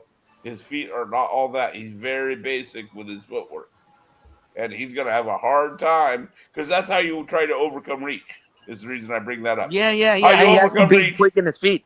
Quick in his feet, in and out. He's not that guy, dude. He's not quick in and out, bro. I saw him against Madrimov. He looked stuck in the mud, even though he won. He needs to get in his face and stay there, bro. He needs to get in the kitchen and stay there. He needs to get in the kitchen and inside fight him, bro. He's gonna get that uppercut, though. You know he's gonna get that uppercut. Yes, bro. That's the thing about Fondura, bro. Fondura's very comfortable inside as well, bro. So he's very comfortable, bro. That uppercut, bro. Dude, I love the Towering Inferno. Yeah. The Towering Inferno endlessly fascinates me.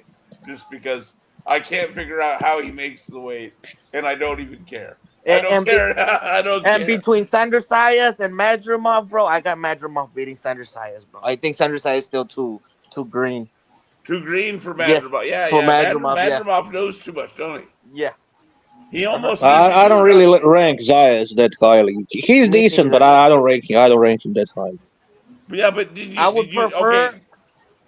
would prefer Virgil to get a belt, bro, and win it off Sandor Sayas or win it off the other champion. What's the other champion, bro, that beat the shit out of Tim Tszyu?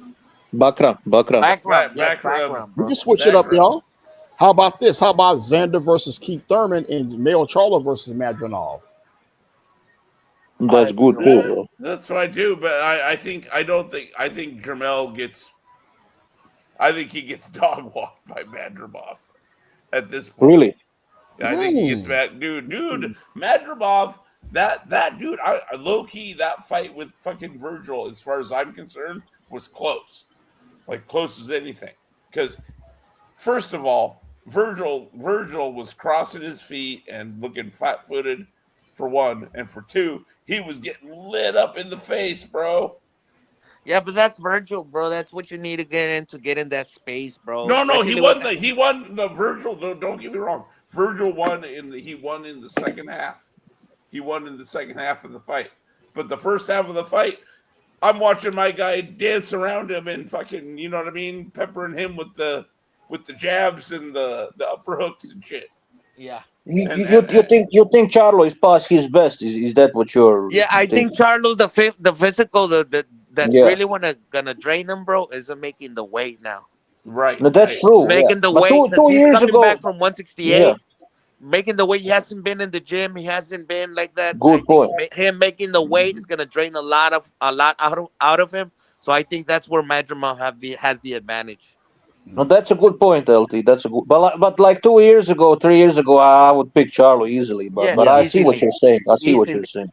Uh-huh. Hey, question I to you would guys on take. the panel. Where you I guys don't know. located? Hang If you on, don't mind me hang on, asking. hang on, hang on. Let me finish real I'm quick, sorry. Trick. Let me finish our thought on Madrimov Charlo. I disagree with the easily thing, DJ. Really? I think that early on he would have had a lot of trouble with Madrimov too, but he would eventually track him down. You know what I mean? Like he did. Maybe in early rounds, but I don't know. I just rank Charlo higher than fucking Marginal. Way higher, way.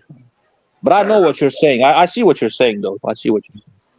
And the reason why I like the Virgil versus Fundura will be a fucking fire ass fucking fight is because Virgil is not the kind of guy that's gonna sit down and watch his fight go away, bro. He's gonna try everything, bro. He's gonna try it. He's gonna dig in. He's gonna dig in, bro. But He's gonna how's he dig in gonna the get by trench. that jab? It's not gonna be with his footwork. Yeah. How does he beat that jab? That's the thing I want Counter. I think the feigning. I think feigning him, getting him to the fucking corner, bro. I think that's the thing. You know, making him react first and then launching in with everything. Ta, ta, ta, ta, ta, ta, ta, ta, ta. But he needs to get the first reaction out of him. Having him bite on it and then moving close, bro, and letting those bombs go.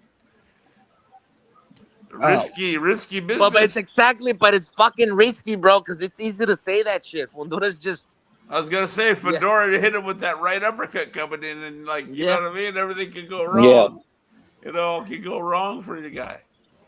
Yeah, I had a question. I know I cut you off earlier. Hey, where you guys located? I'm out here in Houston, Texas. Where you guys West Coast. Okay. I'm from Croatia, bro. Europe. Okay, Croatia. Okay. Yeah, state of Washington. Oh. Yeah, 150 is from North Carolina. 150, and I'm in your state, bro. I'm in Brownsville. Oh, really? Wow. Okay. Yeah, I'm in the valley. Never ran, never will. You are like about 6 to 7 hours away from me. Okay. Yeah. Why does that make so much sense that LT's from Brownsville? Fuck you, dude. Never ran, never will, right? Never ran, never will, bro. Yeah. Okay, I know what kind of hood you come from, brother. It's okay. Nothing wrong with that. Nothing wrong with that. Hey, bro. So, do you guys got a hurricane? I mean, a tornado over there? Fuck no, we got no. rain. I'm asking Trick. What's his name? Trick something. Yeah. No, well, not where I'm at. See, actually, I'm gonna tell you what. I always say Houston because if you come on my neighborhood and go down about 5 lights, I live in a town called LaPorte. If you LaPorte, yes, LaPorte. Yeah, you go out of my neighborhood and go down 5 lights, man. That's Houston, man. So I just say Houston. So, but on the north side of Houston, they had a real bad tornado. This was like a few days ago. Yes. Yeah. So I was hearing about that shit, dude. Yeah, the weather. I used to live in Pasadena. That's why I used to live on Spencer Highway. Yeah, Spencer. Yes, dude, right there on Spencer, bro. Pasadena, right on that fucking street. Lady from Pasadena. Fucking Spencer, dude. Shout out to Spencer. Shaver. You know, Shaver, Spencer Shaver. Yes, sir. So how long you been? How long you stay in Pasadena? I stayed there for like 2 or 3 years. Yeah, I've been out here since '98. You ever heard of Conroe? Conre, Conroe? I can't remember. Yeah, that's why I'm originally from Conroe, but I moved out this way in '98. So I lived in Pasadena from like '98 to like 2024, and then I moved out. LaPorte in Pasadena is literally like you can take a rock and throw it. That's how far it is. That's how far it is. Yeah. Yeah, it's a skip, jump, and a hop, man. So yeah, but small world, man. Yeah, Spencer Highway, man. That's my stomping ground, man. Nice.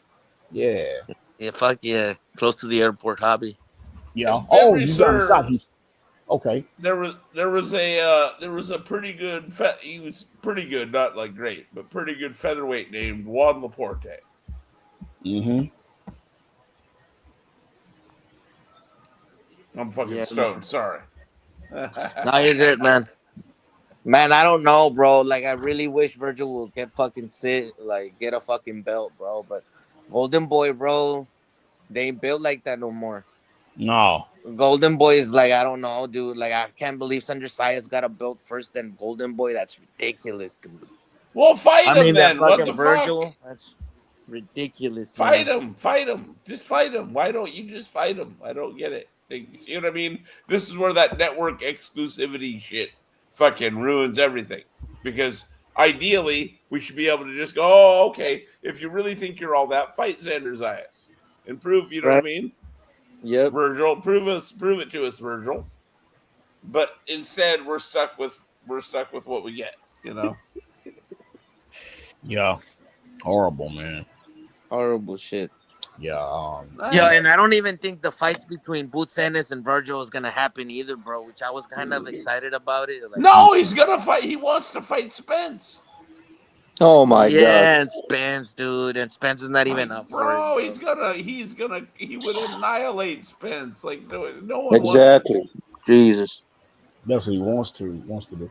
Yeah. I I don't think know Spence, man. I think he has. I think he wants his big fight in Texas, bro. They're not gonna license. It's a money thing. Spence brings more money. I mean, yeah, because they're both close to Dallas, bro. Yeah, and Madison in the stadium. Jerry Jones Uh-huh. has a like old man stiffy from like an arrow. All right, let me ask you guys a question.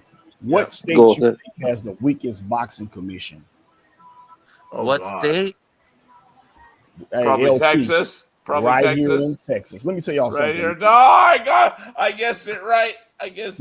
I wouldn't know, Dude, brother. you got the worst referee of all time. Lawrence Cole. Lawrence Cole. Leonard Lawrence. I call him Leonard Lawrence from fucking Full Metal Jacket. Bro, He's listen. Leonard Lawrence Cole. Listen, Oh, I was my at a card. I was at a boxing card some years ago. They let a guy 50-some years old fight on the card. Oh my God. So, and this is what I heard. This came from some reputable people that Earl Spence is not going to get licensed by California. They're not going to license him. Vegas is not going to license him. Florida ain't going to license him. You know who will, New York though, won't don't do it. you? Texas You know who will. will. And from what I was told, let me tell y'all something real quick. Y'all got you heard of a guy named Blue Blood Sports? Yes, blue ball. Yeah. Okay. Blue balls. Well, that too. But anyway, I was on his live. I was asking him to send me a link. This was some years ago. I said, send me a link. So I said, I told everybody. I said, I'm letting y'all know right now. I'm telling y'all right now, from what I heard from some solid people, Earl getting touched up in sparring. This is right before he's supposed to go fight Pacquiao, right? Uh-huh. I told them guys he's getting touched up in sparring. Oh man, Trick, you don't know what you're talking about. Lo and behold, he had to pull out of the fight because of what? Because his eye. The guy that was sparring with him was whooping his ass. And here's the thing: Derek James don't allow people to come in his gym like that. You know what I'm saying? Uh-huh. So it ain't what you know, it's who you know. And this is my thing. I tell anybody this. We tell our most intimate and private secrets to our best friend, the good Lord, and our barber. I'm cool with Earl Spence's barber. Oh, you are? Yeah, I'm cool with his barber. Uh-huh. And yeah, I'm cool with his barber, but the barber got the information from a chick that was a guy was training in the gym, told him, he told me. So that's how I found out. And another thing too, y'all remember Aaron Superman Davis? Remember him? Yes. Of course. Okay, well, Aaron Davis, yes, he used to train Earl's brother. And he was telling Aaron some stuff about Earl can't see out the corner of his right eye. That's why they won't license him, because he can't see out the corner of his right eye. Oh, so that's one reason why he's been on the shelf. He's not the first. He's not the first one, though. Right. He's not the first one, Trick. Now, like I say, that came from some solid people, and Earl ain't been in the ring. So the only people probably gonna license him to fight might be the state of Texas, but Nevada, the states that do have fights. I know. I know a guy that can get him licensed. I know a guy besides the state of Texas that can get him licensed. But That's Navarre our ain't gonna. boy. That's our boy, Turkey Al Sheik. Oh yeah, of course. I figure my man Turkey can get anybody licensed if he really, really, really wants to. That's true. I agree. Yeah, he probably get a tarantula license, man. Shit, that dude. Yes. Hey, dude, a corpse, he can get you could be dead in the ground and he'll get you a fucking fight license. Damn. LT, super silly question, man. I'm just being honest. Can you speak Spanish? Yes, sir. Hey, man, how about if I get Jose Luis what's his name? Jose Luis? No, not Jose Luis. What's the guy that fought Mayweather? Jose Luis Castillo. Yeah, man. How about we get an interview on this channel right here, man? You be the translator. Yeah, man. Definitely, I would love that shit. Jeez, man, I can get an interview with him, bro. Yeah, man. Anytime. And I talked to Yori Boy Campos. I talked to Yori Boy. I talked to Yori Boy Campos. Yeah, he fought everybody from that era.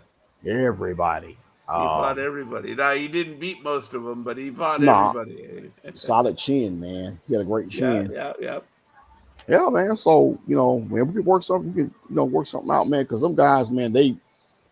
You know what? I would have got a chance to meet Castillo. Remember, I think he did the 2021 and 22 class in Las Vegas at the Hall of Fame. They put both classes together.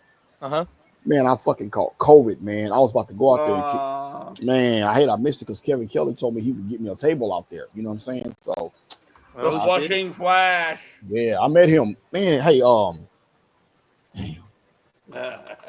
you can you remember I showed you the picture earlier? Can you put if I show you another picture, can you put it back up there?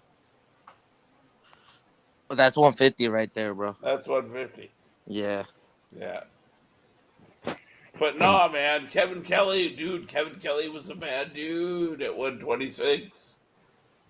Yeah. Yo, but anyways, bro, I'm calling it a night. It's almost 4 a.m, bro. Good night, everybody. Get the fuck out of here, LT. Yeah, man. Happy Thanksgiving. Much love. Peace out. Peace out, LT. LT, you on Facebook or Instagram? Nah, bro. I just use that for my business, brother. I don't. Oh, yeah, I'm. Nah, man. I use WhatsApp with these dudes or Discord. Yeah. Oh, okay. I got you. Yeah, man. What about you other guys? Y'all on Facebook or Instagram, anything like that? Hell to the no. I am old. Oh wow, man. I ain't trying to do none of this shit, man. Let me see. I'm trying to find it. Yeah, I went to the David Morrell and Benavidez fight in Vegas. Yeah. What was the crowd like? Was the crowd any good for that? Oh yeah. Definitely, man. I met Nonito Donaire too, man. Yeah. Let me see. Can you I'm showing y'all a picture. Can you hold on a second.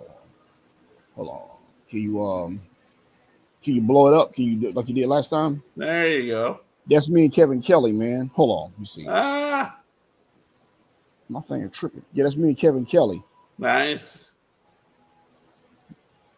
He's cool as shit, man. Welcome to Queens. Is that what his shirt says? Probably. I talked to Kevin Kelly before on the panel. I talked to him before. I talked to him and Junior Jones. And that's Nonito. Poison. That's Nonito Donaire. Nice. Met him out in Vegas. Nice. You know what's crazy, man? Them guys are fucking small, but they shake your hand and feel like bricks. Bro, Nonito is like one of the hardest pound for pound punchers of all time. That's me and Dominic Nguyen. Nice. Let's see. Let's see. Just scrolling through. Got some goddamn pictures in this phone. I ain't gonna show you everything. Okay, look at this right here. I had him on the panel, man. Michael Grant. God bless you. He remember when he said that to fucking Lennox, and then Lennox beat the fuck out of him. He said, God bless y'all. You to Lennox. Hey, this is how I pick women up. What?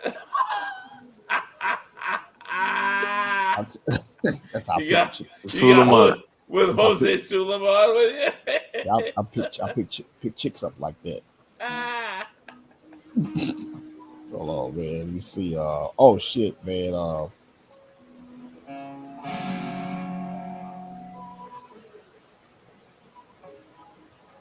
Me and Ray Mercer.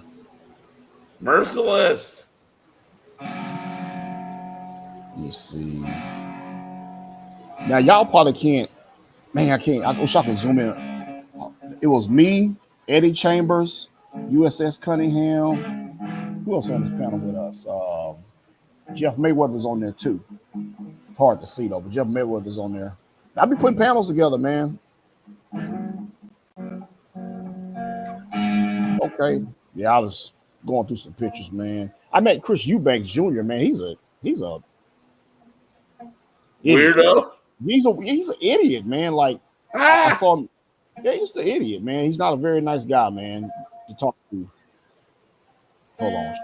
Let me see. Oh man. Like I know his dad. I know his dad's eccentric, but his dad is at least, eccentric. Whereas Junior, from what I hear, is just a dick. Oh, William Joppy. Oh man. On the wrong end of a couple of the worst ass whoopings I ever seen, William Joppy. Tell me about it. Let's see. Yeah, man, I met Chris Eubanks out in Vegas, man. Not a very nice guy, man. Here he is right here. Senior is like the more of the like genuine character. Yeah, he's not a very nice guy. I was like, I was gonna ask him for his number, man, and possibly, look.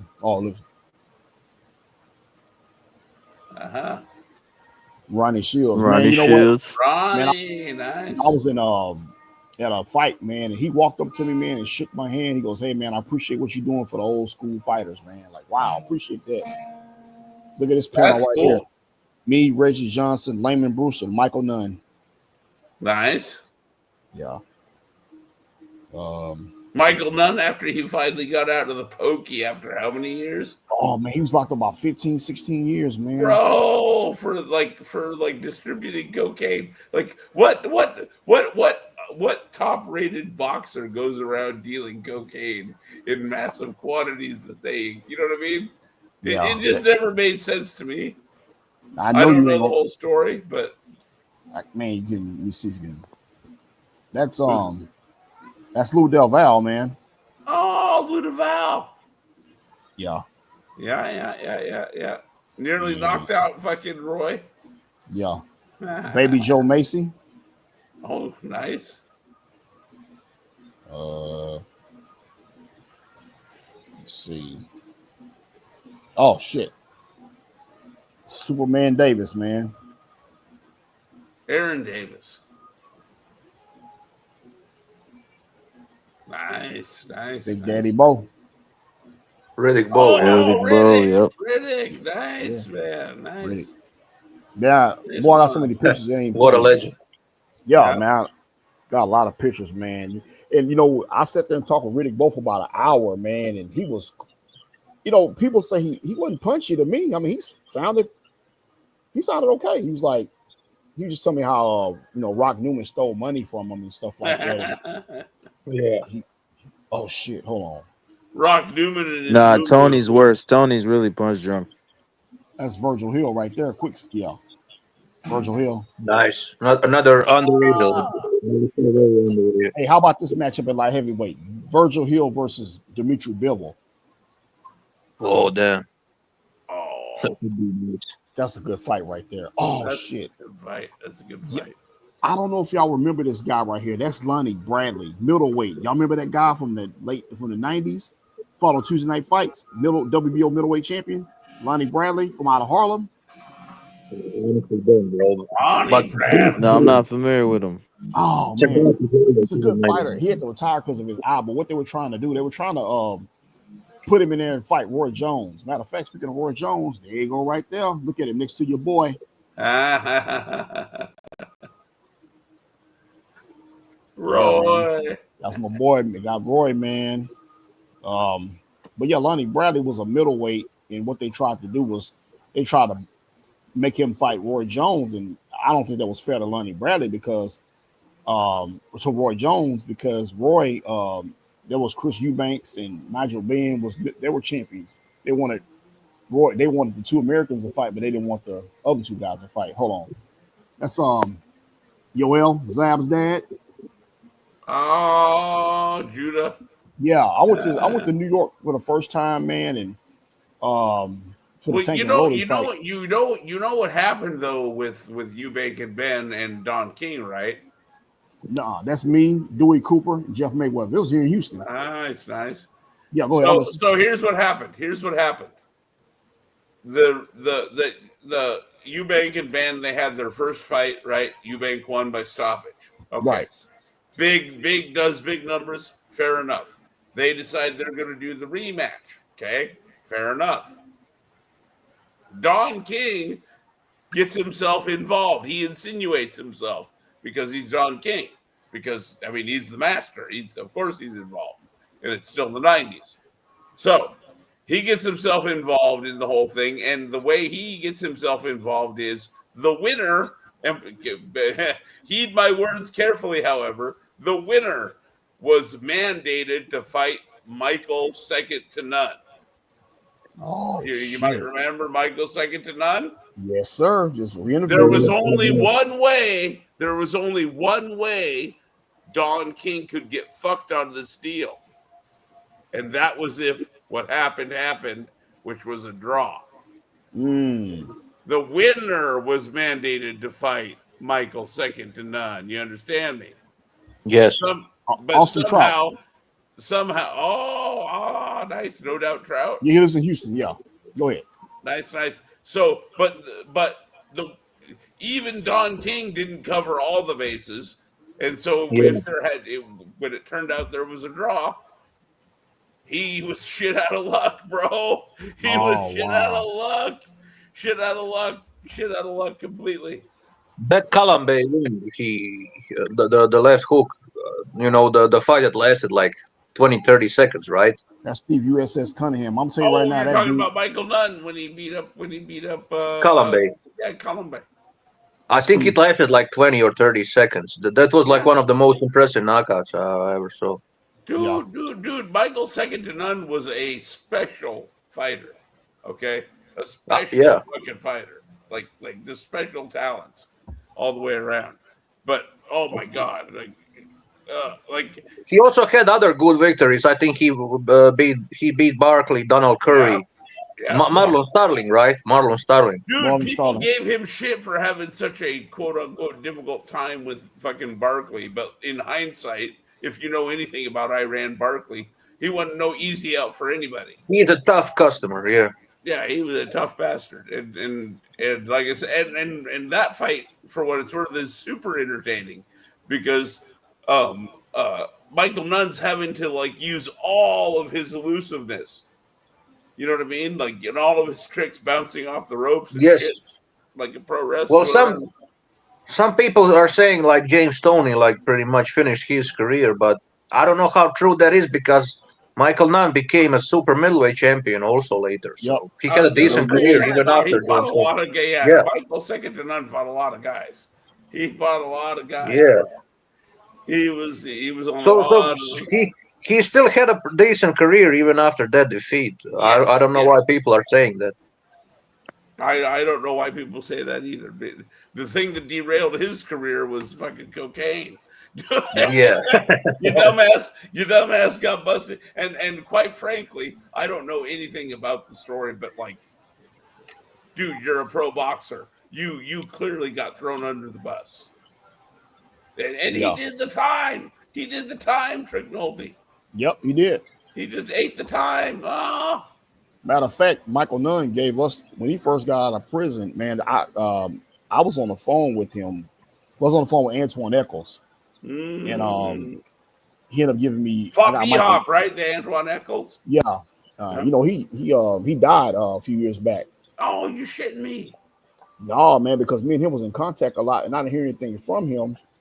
And then he called me on Messenger. He was laying in the hospital bed with all types. You know, they got all that shit on you. Oh man! I'm like, what's wrong with you, man? He said he didn't know. What happened was he was like one of the first people I ever knew he had got COVID. Oh so he shit! know what's wrong with him. And then y'all remember Derek Jefferson? Yeah, D. He caught Jefferson. COVID. He's like the second boxer I knew that caught COVID. And but anyway, Michael Nunn. I talked to Michael Nunn on the phone, and I said, I would like for him to, come on the show and do a just talk. I never say interview. I just say talk boxing. And he said, man, he said he'll get back with me. So I waited like about 4 or 5 days, and I texted him back, and he called me. He said, look, he said, man, I would come on y'all's show, but he said people jerk him and mess him around so much he don't really want to do anything with boxing. So I said, well, look, talk to John Scully and Reggie Johnson because he's friends with him. I ain't like that. I said, I'm just a regular old dude. I'm just a fan. So he talked to him. He called me back, and he did the interview with us, man. That's why I showed y'all the picture. Me, him, Reggie, and Layman Brewster. We had a great show, man. But Michael Nunn, he was in prison for a while, man, like 15, 16 years, man. Well, I understand. He did, dude. Michael Nunn did a stretch for somebody. Yeah. He did a stretch for somebody, and I hope that somebody ponied up when it was all over, whoever that somebody was, because I couldn't tell you. But you know what I mean? Yeah, like I know that kind of stuff. There's no way you take that kind of heat and don't. I don't know, man. Well, I understand. I kind of understand Michael Nunn and why he hates the traditional media. Yeah. Well, yeah, because they portrayed him as a cocaine dealer. Exactly. Yeah. Yeah. So I can kind of understand why he was kind of reluctant. At first. I remember I felt bad for him at the when he got inducted into the Hall of Fame because you could tell how nervous he was. You know what I mean? Like having to talk in front of people and explain himself, and it was like, bro, you're in the Hall of fucking Fame where you belong. Relax. To be fair, Mr. Doc, I don't even really care about his personal life. I just care about his boxing accomplishments. No, like he's great. I don't really care if he was in jail. Like, who cares? Lots of boxers did lots of dirty things or were involved with people that did dirty things. Some people did way worse. Like Carlos Monzon. Blinky Palermo, anybody? You know what I mean? Yeah. Like, look at Carlos Monzon, bro. He's literally a killer, and nobody's denying his status.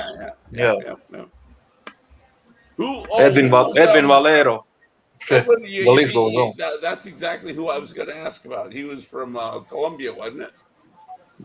I think Venezuela. I think he's actually from Venezuela. Okay. Yeah. Southpaw though, a puncher. Oh yeah, massive puncher. And he had the mullet. He had the mullet. I remember he had the super mullet. Edwin Valero, man. Him and Manny Pacquiao were boys supposedly. Oh wow. Yeah, that's what I heard. That's why they never fought. Which would have been, by the way, a killer fight. Are you kidding me? Edwin Valero and Manny Pacquiao. Oh man. Wow, that would have been a barn burner, man. As they say. Wow. Instead, we got David Diaz. Yeah. Arguably the worst fight in Manny Pacquiao's catalog. Am I wrong, DJ? No, I'm laughing because like, who the fuck is David Diaz? Only like hardcore remember him. He's in Chicago, right? Yes. Yeah, I'm not shitting on the man. I'm just saying, like you are right, Mr. Doc. That's like probably the least relevant fight in Pacquiao's resume. Yep. I remember Pacquiao fought on the undercard of, I can't remember who it was when he first came. I think he was a replacement for somebody. When he beat up Ledwaba. Yeah. Ledwaba was actually highly rated back in the day. Yeah. I think Ledwaba was a bad dude. It wasn't badass, yeah. He was a badass. He was one of the best African boxers back in the day. Yep. He ruled fucking, what was that, Super Bantam? 122? Yes. It was one. Yeah, I think he ran 122 for a long time. He did, yeah. He was kind of like this Metalani guy that the South African guy. You remember him? Yeah. Yeah, he's kind of he's kind of similar. Like Ledvaba was kind of similar to him. Like in the also like yeah. who's the guy that you mentioned earlier? Baby Jake McWalla. Baby, that's that's even older. I think he's more like 90s. But same kind of but the same kind of champion. Or so like, they're all from South Africa, basically. Yeah, that's what I'm trying to say. Who's the African cat they called El Pietrezo? Or Pietrezzo?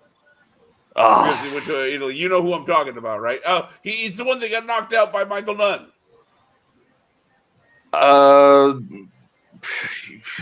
The African cat that got knocked out by Michael Nunn. I'm trying. You just were talking Columbe. Columbe, yeah, but Columbe. But he, yeah.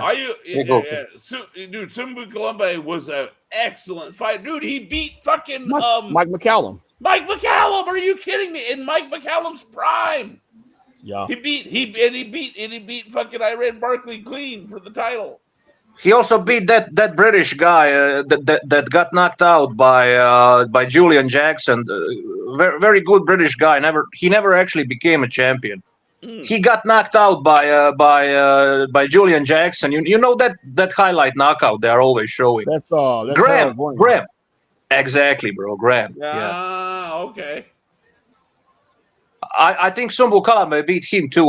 Correct me if I'm mistaken. I think he did. Steve Collins too. Yeah. I know that he was a solid champion for a good stretch, and then he got knocked out by Nunn. No, Kalame was rated very highly. You know, back in the day. Yep. People are only dismissing him because of that loss he had. To Nunn. I'm gonna show you somebody y'all ain't probably heard in a long. Speaking of South African fighters, look at this guy right here. Remember this guy here? Oh, who the hell is that? That's Courage Shalabala. I don't remember him. You don't remember him? Originally known as. That's him. That's his name, Courage Shalabala. He's from South African heavyweight. He fought he fought Daryl Wilson on Tuesday Night Fights. Y'all pull that fight up. Okay. I know that. I know Daryl Wilson. Yeah, I know Daryl Wilson. Okay. That's Kirk Johnson right there, Canadian. Kirk Johnson, the Canadian. Yeah. You all on one panel, man. Let me see. Did he fight Michael Grant as well? No, he didn't fight him. Sparred, but they didn't ever fought. Sparred Michael Grant. Okay. Yeah, they never fought though. Now, listen, a lot of the American heavyweights, man, back in the 90s, man. But I got contact with all of them guys pretty much. I talked to Fraser Kendo too. I'm not gonna lie. I feel like Frezo Quendo, the cruiserweight guy. I remember him too. My man Shannon called him Fried Nintendo. I remember that shit. That was forever ago. My man called him Fried Nintendo. Frezo Kendo. Damn. Yeah, man. My fucking Shannon brings. Let's go, champ. Champ. Let's go, champ. Yeah, I hopped on the live with him once. Me and him did like a on his he was going live on Instagram. Me and him hopped there, but like I say, but they was trying to get him a fight with like a Buchi, man, and he turned the fight down. Yeah, because he realized Ibuchi's really crazy. Yeah, exactly. Do you know that Ibuchi he actually requested from his sparring partners to call him Mr. President, and he would get angry. He would get angry if they didn't call him Mr. President. I love it. Well, you know, true story, bro. I fucking love it. I love it. Yeah, they say he said that this story I got. This came from Kirk Johnson. Kirk Johnson said that he sparred with Ezra Sellers, and he cut him Ibuchi in sparring. So after they got through fighting or whatever, sparring, he saw Ezra Sellers with rings on his fingers. So he thought they wrapped his glove with the rings on his fingers. Oh, no. He's something else, man. He's something else, bro. I can see where this. I can see. Go. No, Tim. finish the story, but I feel like I know where this might be going. Right? Yeah, I'll say that. Go ahead. Go ahead, Well, Mr. Doc. he's seen him with the The what rings. looks like the rings on his fingers, and he thinks he got hit with the rings, right? Exactly. Yeah, okay, and then egos inflame, right, and all that good shit. But some people are saying that his personality changed after the David Tua fight. That's Some what people are that's even. he seemed. Some I'm not people, gonna lie, it yeah, seemed that way to me. It seemed like the Tua fight changed him. yeah, because some people think that all of those punches he took in that fight kind of affected his brain. You No, know, nobody took kind them of kind of affected his brain. punches. Nobody took Yeah, them kind of punches from Tua the way that he took the punches from fucking exactly. David Tua. What does it say? He zoom it in. Be some I think 150 is not here, but if he comes back, shit, Oh, I would Are want they to.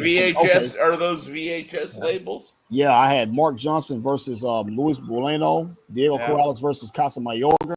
Oh, nice. Yeah, I was pulling Mark, up. Mark too sharp. Mark too sharp. Hey, arguably the most successful Cuban professional, Casamayor. Casamayor. Yep. Right.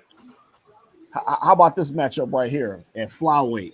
Mark Too Sharp Johnson versus Anyway, the monster. Oh shit. Oh, that'd be nice. Oh god, are you really? You're gonna make me try and fucking pick a winner out of that?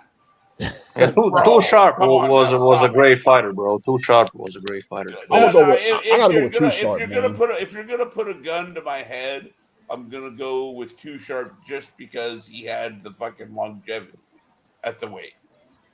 Like, you know what I mean? He had how many defenses of that? Was it a flyweight or a super flyweight? Yeah, knockouts, knocking out all bums.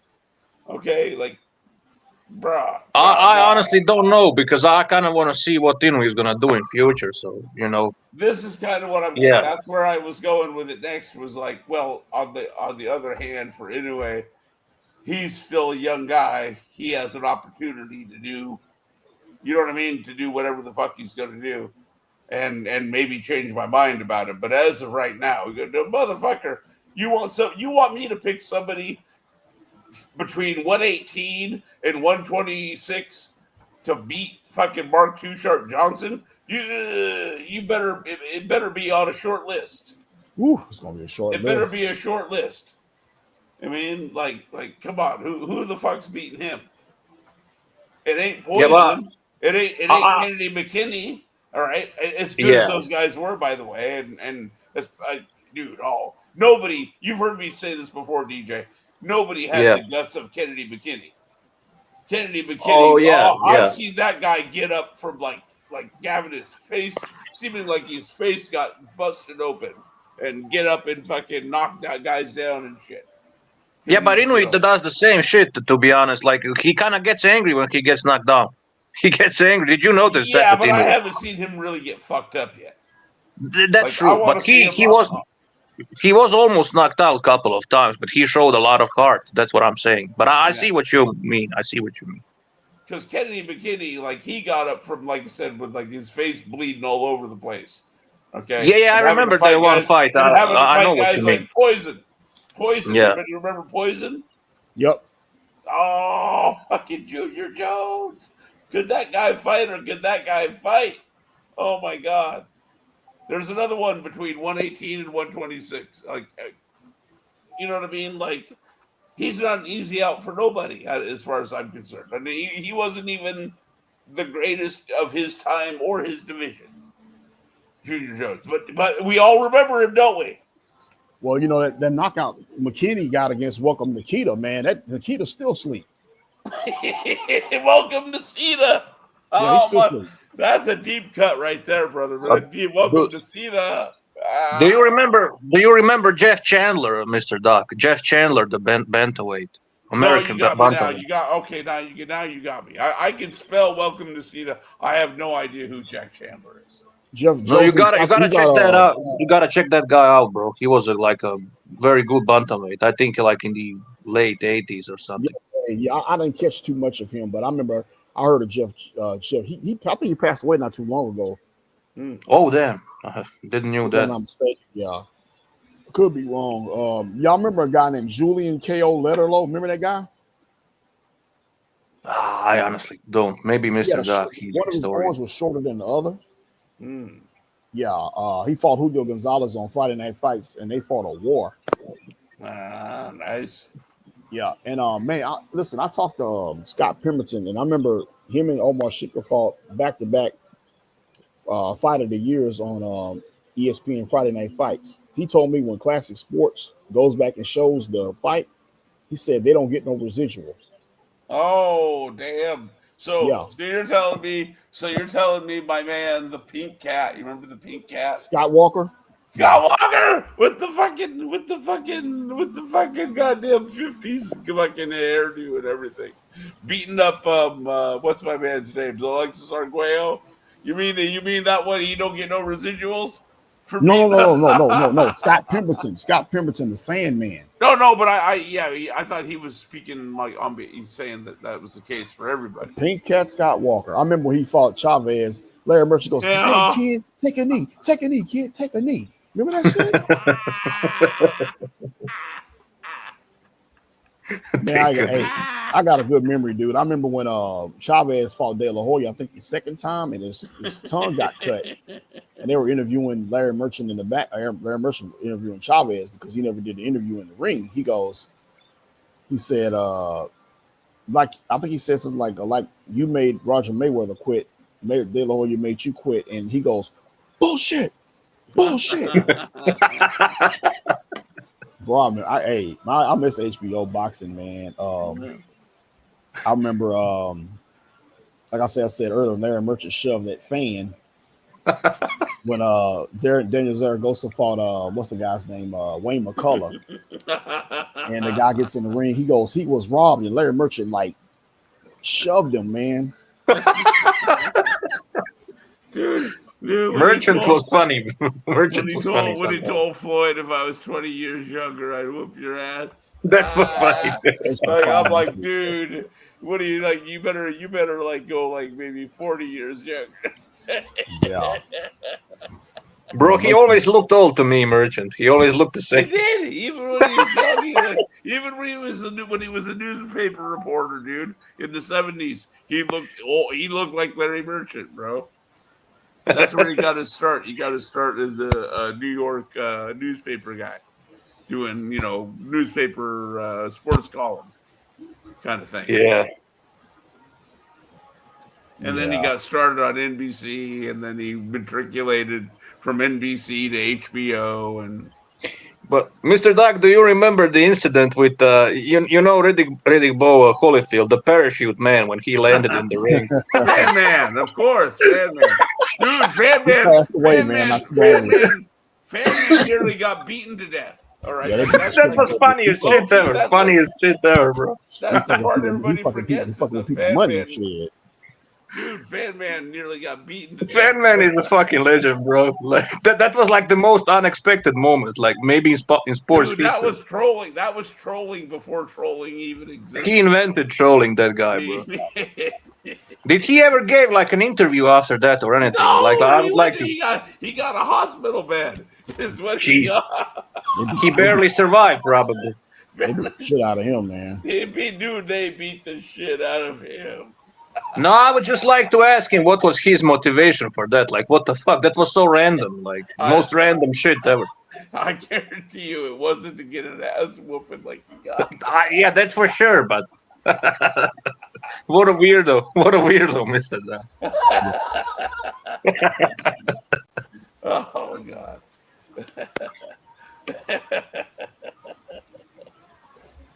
Welcome to America. Yeah, for real. That's what that video should be called. That guy's absolute legend. Absolute legend. Famous for getting his ass whooped. That's exactly what happened. Let me ask you guys a question, man. When Riddick Bowe fought Andrew Golota, did anybody think that Andrew Golota was gonna win that fight? I watched that fight. Like, I think Andrew was actually leading on points, but Andrew was just a nutcase, and he pretty much ended that fight for himself, with the low blows. Shit. Yeah, But on my opinion, he was leading on points. Honestly, he was winning the fight. What gets me is I yeah. remember they were at the weigh-in, and Riddick Bowe had a package of Polish kielbasa sausage. Oh no! And he was holding them up towards they were they do the face off, one standing and one next to the other. He was holding the sausage in his hand. They said Lotta said, I'm gonna hurt him. He didn't like that at all, man. And I mean, who out jabs Riddick Bowe, man? Come on. No, Andrew was very talented, but he was just fucking unstable. I don't know what the fuck was wrong with that guy, bro. I never saw anything like that in the ring. Yeah, man. Something was not right with that guy, but he had the talent, he had the tools, he had everything. I don't know, weirdo. He's just fucking weirdo. But I saw a picture on Facebook where because Riddick Bowe hated him for years, and he hated Riddick Bowe, and then finally, man, they got together and they were sitting down, they had a conversation. They took a picture and posted it on Facebook about 2 or 3 years ago, man. That was beautiful to see, man. They were just sitting there shaking hands and they were talking and realized how stupid both of them were, and they finally came to they squashed it. I saw where Lennox Lewis and Frank Bruno just squashed their beef over. I didn't know them guys weren't cool like that. Yeah. Frank Bruno hated him because Lennox Lewis was calling him an Uncle Tom. And Lennox Lewis actually he didn't get the respect till after he beat Frank Bruno, when he started getting the respect, and then when he knocked even then he didn't really get the respect per se. No, Frank Bruno was more loved in Britain back in the day, way more loved than Lennox, and some people were even saying that Lennox was a bit like kind of jealous at Frank Bruno's publicity. I heard that. Wow, man, that's crazy. And they squashed it and made up, man, and they were in Jamaica and they were out there. I saw the video, man. They shook hands and. Lennox, I think I see where Lennox is coming from. He called the man Uncle Tom, but at the same time, Frank Bruno kind of get under his skin. And Frank Bruno is more hate toward Lennox Lewis than anything. And Frank Bruno said he apologized to him, and Lennox Lewis apologized to him. And, man, that was good to see. I'm glad them old heads, man, are coming together and they're squashing differences, man. And I wish Mike Tyson, exactly. And same thing with Mike Tyson and Mitch Green. Mitch Green wants to squash with Mike Tyson, but whatever reason. Mitch Blood Green. Tyson don't want to squash for whatever reason. What about Mike Tyson? What about Mike Tyson and Ted DiBiase? I'll tell you why. I'll tell you why. Because he called Mike Tyson, Michelle Cicely Tyson, you are a homo. And he's doing the flex when he says homo. He flexes his bicep. You know what I'm talking about, Rick Nolte. Right? Yep. Like you don't know.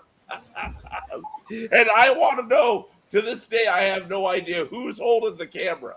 Because back in them days, you had to have the heavy camera to do this shit. You know what I mean? On your own. Like a sissy and a homo, he ran. What about Mike Tyson and Teddy Atlas? I don't think those two guys squashed anything.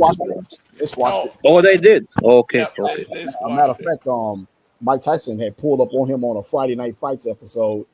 There should be video of it. I saw the video, but and he apologized to Teddy Atlas for whatever but they squashed it, and I think they're okay. Not nice to hear. Nice to hear that. Yeah, they're better now.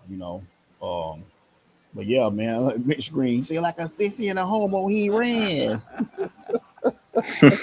Michelle Cicely Tyson is a homo. I got a question for you guys. What was the best? I got a question. There was a heavyweight named Felix Savon. Yeah. I don't know if y'all remember this guy. He was a Cuban guy. How do you think that guy would have did if he'd got in the pros? Because most Cuban heavyweights don't do good, but I think he would be an exception because I remember one of his fights. I think he knocked out David Tua, which is insane. Nobody knocked out Shannon Briggs. Oh my gosh, he knocked out David Tua in amateurs, bro, which is crazy accomplishment. So I think he would be an exception, honestly. Big gloves. Exactly, I think he would be exception. Mm-hmm. Yeah. The key with those guys, and this is the thing that I always bring up when people ask about. Oh God, now I'm losing my mind. The 70s fucking Cuban amateur standout. He was there. Teofilo Stevenson. When people talk about Stevenson, if you watch his amateur fights, if it goes to the third round, my dude is exhausted. Right. I think Savon is better, bro. From the footage I saw, I think Savon was a better boxer. From the footage I saw, at least. Well, he seems like he had a better gas tank, is where I was going with it. That's also, but I think Savon is more complete. I'm not taking away anything from Stevens. Honestly, I'm just being honest. Okay. I didn't see much of Stevenson. I was a little young at the time, but I know watching Felix Savon. I mean, he beat Michael Bent, Izon, Tua, Shannon Briggs. He beat up all of our boys. He beat all them guys up, man. All them dudes. Didn't he beat Povetkin too? I think he beat Povetkin. He beat up. Yeah, he didn't just beat up our guys. He beat up everybody's guys. Did he ever had a fight with Klitschko in the amateurs? Did he ever fought with Klitschko in the amateurs? I honestly don't know. I'm gonna look it up right. I'm gonna find out, man. That's a good question, actually. Yeah. He got a box record. He got no pro fights. How you got a box record with no pro fights? He got a box record. Man, he looked old, man. Goodness gracious. Oh, okay. So I'm gonna give you some names, man. He fought Sultan and Borgan. Oh, wow, I'm butchering his name. I remember Ibragimov. Yeah, I remember. Yep. He was one of those USA guys. Older Solis. And or ESPN. He fought Vladimir Solis. Okay. The guy Vitaly knocked out in 2 rounds. I remember. Yep. So look at some of these names. He fought Solis quite a few times, I guess, because they're Cuban. He fought Solis was accomplished amateur. Solis was a very accomplished amateur. Yeah, DeVarrell Williamson. He fought him. Nice. The amateurs. Man, this guy got damn near 300 some fights, man. God, I'll be scrolling all in the morning. She whiz. But I know he That's a stacked resume. Yeah, his resume stacked. Yes, definitely, man. Yeah, you always wonder about them guys that they. And I'm gonna get on basketball for a second. Y'all remember a guy named Oscar Schmidt from Brazil? Who? I don't. I'm a casual in terms of who in Brazil? Who in Brazil? His name is Oscar. We would say Oscar, but over there they call it Oscar. Oscar Schmidt. He's a basketball player for Brazil. And, I don't remember. I do not remember him. The one that I remember is the guy from oh god damn it, Serbia. I want to say. Who was from Serbia, Mr. Doc? The basketball player. What's his name? I don't know. They call him the Mozart of the quarter or something like that. Petrovic. He's Croatian. Petrovic, Croatian. My apologies. He's my countryman. He died in a car accident. He was 29. You heard what Vernon Maxwell said. Vernon Maxwell said he'd rather guard Michael Jordan than guard Petrovic. He said that guy gave him nightmares. Yep. Bro, he died in car accident. Dude, he was only 29. Maxwell. Let people know who Mad Maxwell was. Man, Vernon Maxwell, basketball player, man, played in the NBA for he played by 13, 14 years. Tell him about when he went into the stands in Portland. Yeah, man, some guy was talking about his stillborn daughter. Oh shit! And then, dude, my dude goes into the stands. Dude, you did not fuck Vernon Maxwell in practices. In practices would hard foul Hakeem Olajuwon. Yep. And guys, didn't give a fuck. Did not give a fuck. Yeah, Maxwell was something else, man. You know what? They called him Mad Max for a reason. Yeah, we used to go to this club in Houston, man. Called Jamaica. We used to see him in the club after game. Jamaica. That's a. We used to have fun. We see Maxwell in the club all the time, man. He was a cool dude too, man. Maxwell Silver Hammer. Yeah, that's what they called him on ESPN. They called him Maxwell Silver Hammer. The Beatles song. He walked up in that stands and punched that dude. He didn't run up in the stands. He walked up there, dude. He just exactly deliberate, very deliberate. And could you imagine if someone did that today? What they would do? And this was in a playoff game. Trick Rolte. This was in a playoff game. Exactly. Punch that guy in the face, man. He didn't give a shit. Did not give a shit. He didn't give a shit. He would have punched Michael Jordan. He's the only guy I fully believe would have punched Michael Jordan in the face. Yeah, me too. I even remember hearing that those two were never on the same team for very good reasons. Exactly. Because Vernon was going to have to test him, right? You know what I mean? And Michael was going to have to be alpha dog, and so there was going to be no getting around it, and it was going to be a thing. So fuck it. Didn't Mike Tyson wanted to beat up Michael Jordan once in some bar? I heard about that too. Yep. There's a story behind that. A lot of people that want to beat up MJ. Yeah. A lot of people. I think it was over Robin Givens, wasn't it? Oh shit! Don't even get started on the Robin Givens. Yeah, it was over his wife. Mike Tyson was drunk. He was screaming like, "You fuck my wife!" And Jordan, how many dudes? Yeah, Michael Jordan was bro. Michael Jordan was he was like scared shitless. He even forgot his jacket. he went outside, forgot his jacket. That's how scared he got. I mean, for the obvious reasons. Oh, that's right. Isn't this the one where they like pulled up in the car? They pulled up in the car and like it turns out Mike's there with the fucking. I don't know about that part. I don't know about that. With the white tigers. I think that's it. Yeah, with the white tigers. Yeah. With the white tigers. Could you imagine? Yeah, Mike was some man. Oh my god. At one time they had him on. He's about to fight Lennox Lewis, right? And that's when Zab was all on the stage, and he goes, "Hey man," he said, "I ain't seen my kids in 5 months.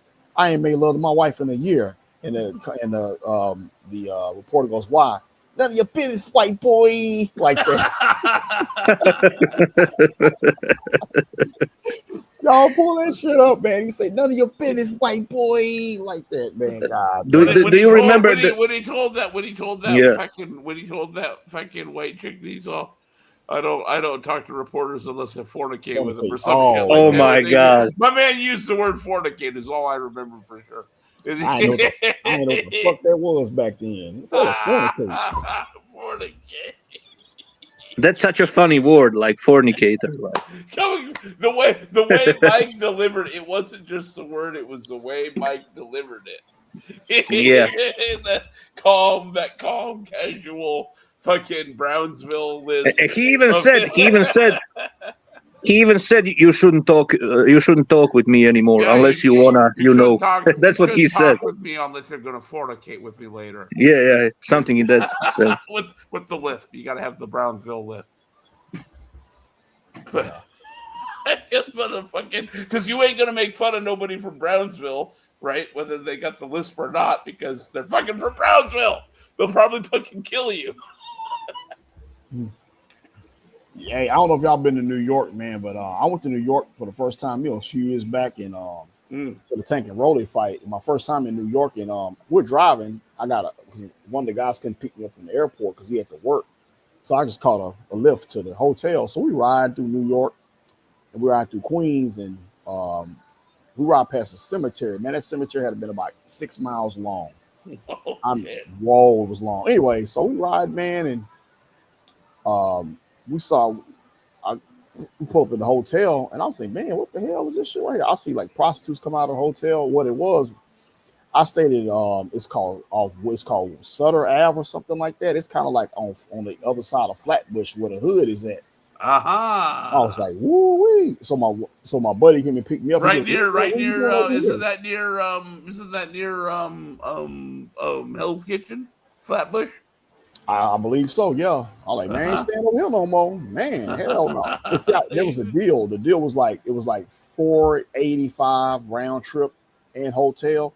I was like, shit, I couldn't pass that up because you look on the internet, you look at, I didn't pull images up on the, well, actually I did pull images up on the hotel and they looked nice, but they didn't show me what was on the outside of the hotel. Motherfucker sleeping on the ground and shit, trash all over the place. I mean, damn. War zone. Oh man, I'm like, but the crazy part about it was, the cool part about it was like on every corner it was a police station. I mean, like every 2 or 3 blocks is a police station. That's what I meant to say. So And I ran into a guy as a police officer. And he actually knew like some fight. He knew like Mark. He said he went to school with Mark Breland. Oh, And I wow. said, yeah, so they're pretty good friends. Me and him was talking, man. He said, if you need anything, just let me know, man. So I got his guy's number. He's a pretty cool dude, man. But New York, without visiting, yes. Living there, no. So I got but here's my take on Mark Breland. But or more specifically, this is my take on Deontay Wilder firing Mark Breland. Okay, we'll cut to the car crash. Mark Breland appeared in, I believe it was 3, maybe 4 episodes of Miami Vice. You may recall a show called Miami Vice. I remember that. Philip, whatever his name was, Philip Michael Thomas, whatever his name was. Yep. Okay, exactly. Hey man, I'm in my 50s, man. I know a little something. Biggest show in the world. Yeah. My man's on the biggest show in the world. Okay. And Deontay's gonna fire you? Bro, no, you know what I mean? Like, and he was an Olympian, in case you didn't know. Yep. Right? Mark Breland was an accomplished amateur and professional, and right, had been on the big stage, the biggest of the big stage, right? You know what I mean? Like, because it didn't get bigger than Miami Vice. And this guy is just gonna, I don't know, man. This is we used to run heavyweights, right? America used to run heavyweight division. Yep, we sure did. And now it's, we don't even know who our fucking prospects are. We don't have no prospects, man. I remember back when it was like Dominic Gwynn, Michael Grant, what's the guy's name? Eddie Chambers, Tony Thompson. Yeah. Ray Mercer. Yeah, there you go. Yeah. Tommy Mercer's. Morrison. Yep. Man, I'm even throwing some names: Joe Hip, Ross Purity. And that's just heavyweight. That's just heavyweight. You know what I mean? Now I can't even find. Now I can't even find Olympic boxing without like having to bend over backwards. No. Hey, how about this here? I said Anthony Yard is the British version of Bruce Seldon. $1 million body, $2 boxing IQ. I just feel that, I don't know why. I just feel they chose him for a reason to make Benavidez look good. Look good. Yeah. I mean, come on, bro. You just gonna lay on the ropes and just take punishment like that. That's never been the best. The best version of Anthony Yard was always when he put up the high guard and came forward. Yep. And pushed guys backwards and made them fight. You know what I mean? And yeah, I didn't see any of that. I'm like, motherfucker, what are you doing trying to box? You ain't no boxer. Who's that blowing? When I put a picture, who's the guy blowing everything up? Who's the guy blowing it up? Is that you? It would have been 150. Oh, so he gone. Man, I wish I could see. We were talking about this earlier, man. I don't know if you can see this right here. Oh, Kennedy McKinney. And Barrera. Stopped. Yeah, I was going through some old magazines, man. If memory serves, he had Barrera on the deck before he got stopped. Oh, shit. I'm just going off the top of my head. Yeah. And we was talking about this earlier right here. We was talking about Zaragoza versus Wayne McCullough. Damn, okay. Yeah. That's the Great Western Forum where the Lakers used to play. Yep. That's where a lot of people don't know this, but I think Marco Antonio Barrera's first debut was at the Western Forum. Remember, you know who used to fight there a whole bunch? Fast Eddie Cook. Well, also Roger Mayweather, the Mexican assassin. I didn't know that. Yeah, brother. Fought at the Forum. Fought at the Forum for the big fights. Yeah, the Western Forum. That used to be the shit for fucking everything. Oh, you know what I mean? In terms of sports on the West Coast. Mm-hmm. You had your like NCAA tournament basketball. Right, you know what I mean? You had your Lakers playing there, and you had your fights. Yeah. Wow. Yeah, exactly. Wow. Yeah, I remember Marco Antonio Barrera fought Fast Eddie Cook, man. Mm-hmm. That was some years ago, man. Fought Fast Eddie Cook.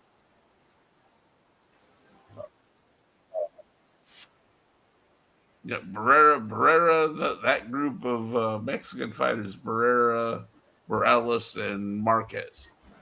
All three of them, in their own ways, were very special. Yeah, man. The it was another Mexican fighter. He's on he's on my brain for a second. Not Barrera, not Morales. And not Marquez. No, not Mark. What's the name of that guy, man? Shit'll come to me in a second. I'm getting old, man. But he's like the fourth amigo, though, right? Something like that. Yeah. Yeah, I think I know. Now it's on the tip of my tongue. Oh shit, man! This guy's name. Shit. Who was his biggest fight against? Oh, I mean, I'm not gonna.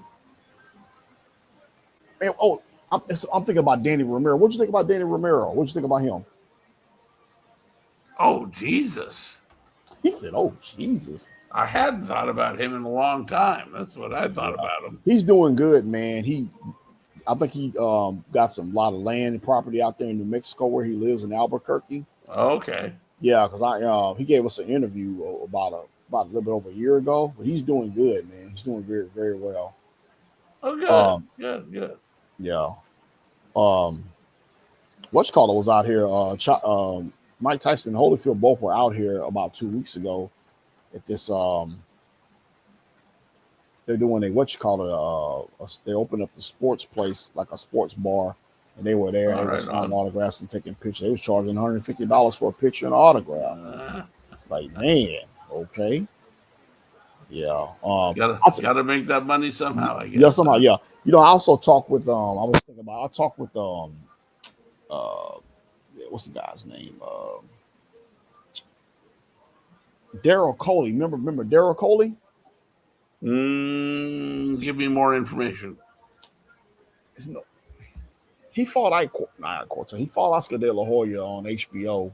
He's from out the DMV area. He came up with like Simon Brown. Oh, yeah, Daryl Too Sweet Coley. Okay. So he would have been like you said, Simon Brown, Vincent Petway, and him. Yeah. All out of that Washington D.C. area. Mm-hmm. Yeah. Okay. I know the scene. You're talking. Yeah. I know the scene you're talking about. Yeah, man. So, I got a question. How often do you go live? Me? Yeah. I barely get around anymore. Just to hang out with you. So who's I thought who's Hey, my live Eldo. It's 150s.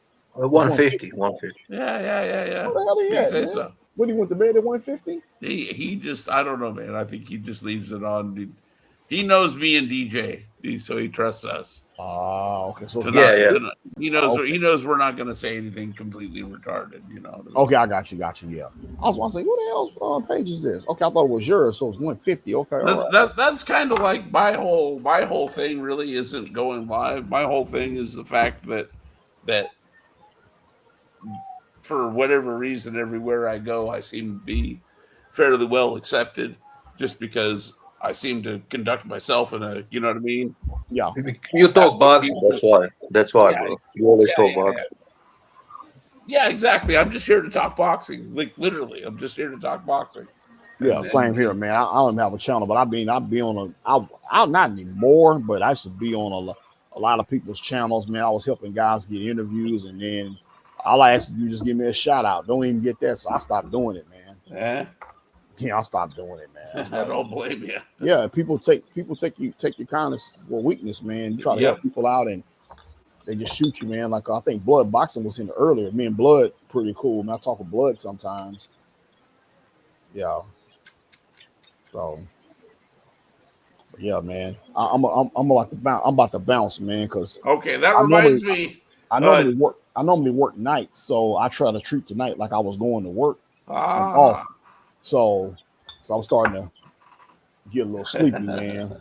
So I'm on the musician hours. See. Okay, I got you. So this this is the night's just beginning for me. Okay, well, hope I get to run into your guys again, man. Absolutely, dude. It was most interesting, and I've seen. I'm sure you and I have been on like Blood or some other fellas, panels in the past, and I'm sure we will be again in the future. Yeah, I'm gonna start. I'm gonna look for this guy. Hopefully, I mean, I can chime in and listen or something, hop on the panel. But I had fun this morning, man. This made my day, man, so far. Yep. So you guys, man, you guys have a happy Thanksgiving. Hope I get to see you guys again, man. Yes, you too, sir. Yeah, happy holidays, bro. Yes, you too. All right, peace, y'all. Peace. Yeah, Mr. Doc, you're gonna stay here, or we can I'm talk right here, about bro. I'm a right lot here. of topics to talk about, bro. What did you think about this recent card? What did you think about Benavidez' performance? Haney, Benavidez Bam. was a little bit better than I expected. I'm not gonna lie. Bro, I think he improved a lot, honestly, bro. I think he improved a lot. Because he won every single round. It's not only him knocking out this guy. He won every single round, like in my opinion. Yeah. Yeah. It wasn't competitive. And that's I also the thing. I also think him being awkward, it kind of works for him. When you look how Benavidez fights, like he looks like very awkward, moves awkwardly, but it works for him. He's throwing those punches from the weirdest angles ever. Right. He can throw combinations on the inside, mid range, long range. Like it's crazy. He can do some unorthodox stuff. I still don't think he's going to get away with it at the highest level. But then again, it's like, well, who and or what is the highest level, right? Bivol? Well, what are the odds that he... I slightly disagree with you, honestly. I think he would beat this version of Betterby. This version. I think Betterby is kind of getting close. I think Bivol dog walks him still. Bivol fight would be interesting to see, honestly. I want to see that shit. Like maybe I would slightly favor Bivol, but I want to see that. I want to see how Bivol will deal with. Go. I cannot believe in Benavidez until I see some real footwork out of him. Like, you know what I mean? Like the hand speed is nice and all that. Don't get me wrong. Yeah. But you know what I mean? Anthony Yard don't got no feet. Like let me get but I want to see him deal with someone that can put the footwork on him. And he dealt with Plant and Andrade, to be honest. I'm not saying they are elite. I'm not saying they are elite, but they had like footwork. Okay, let me rephrase. I want to see him deal with somebody that can actually hurt him and put the feet on him. Okay, that's a fair point. That's fair point. But I think he has a dog in him, though. I think he has a. No. He is. He does. He does not. He doesn't appreciate being called the Mexican Mummy, I'm sure, but that's Well, they call George Foreman Mummy, and look how that turned out. And he does a lot of George Foreman type tricks too. The way he like I said in the last fight, I keep mentioning to people the way he pried the guard away and then threw the punches in.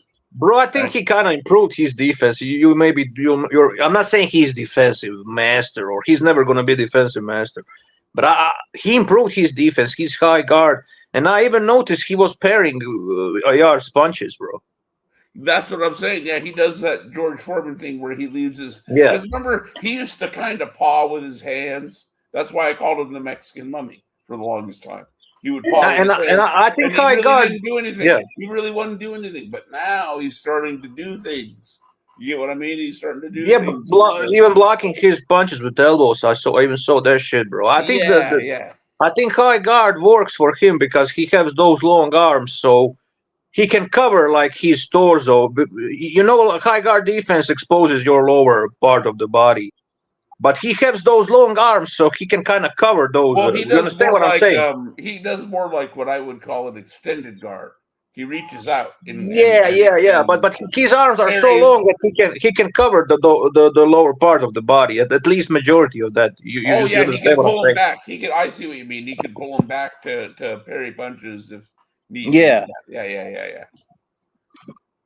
Yep. I understand, man. So it kind of works for him, you know. Yep. Like I agree with about footwork thing, but at the same time, sometimes being awkward works. Right. Because he's so fucking awkward. Like it's kind of hard to read him. Like where is he gonna go next? Is he gonna throw a punch from this angle or the other angle? That's how I see Benavidez. He's like a awkward mess, but it's effective. A combination of that and also just being a big son of a bitch. Too, yeah. You know, I mean, like when he fought, like I said, I always think about the Andrade fight. Dude, Andrade hit him with like what seemed like a 15 punch combination. Okay, and my man didn't even blink, and it's like, oh yeah, of course that's gonna be what's the word? Morale breaking. Yeah, man, I'm overall surprised, bro. I'm overall surprised. At least me, I'm overall surprised. I didn't expect it to be that easy against Yard. Like I knew Benavidez is gonna whoop him, like I said on every panel. But this easy, like winning every single round, dominating literally every single minute of the fight. Well, it was never expected that. The whole fight changed when he did the whole like grab onto one arm but not the other and get punched in the face. 20 times in a row thing. That was the whole like. But that was impressive. The hand speed with one hand, that was fucking insane. It was impressive how fast he was able to punch the shit out of him. Yeah, with one hand, bro. With one fucking hand. And a punch after punch. Like his hands are something else. Like one very fast. He does have fast hands. He does have fast hands. Well, see, that's why his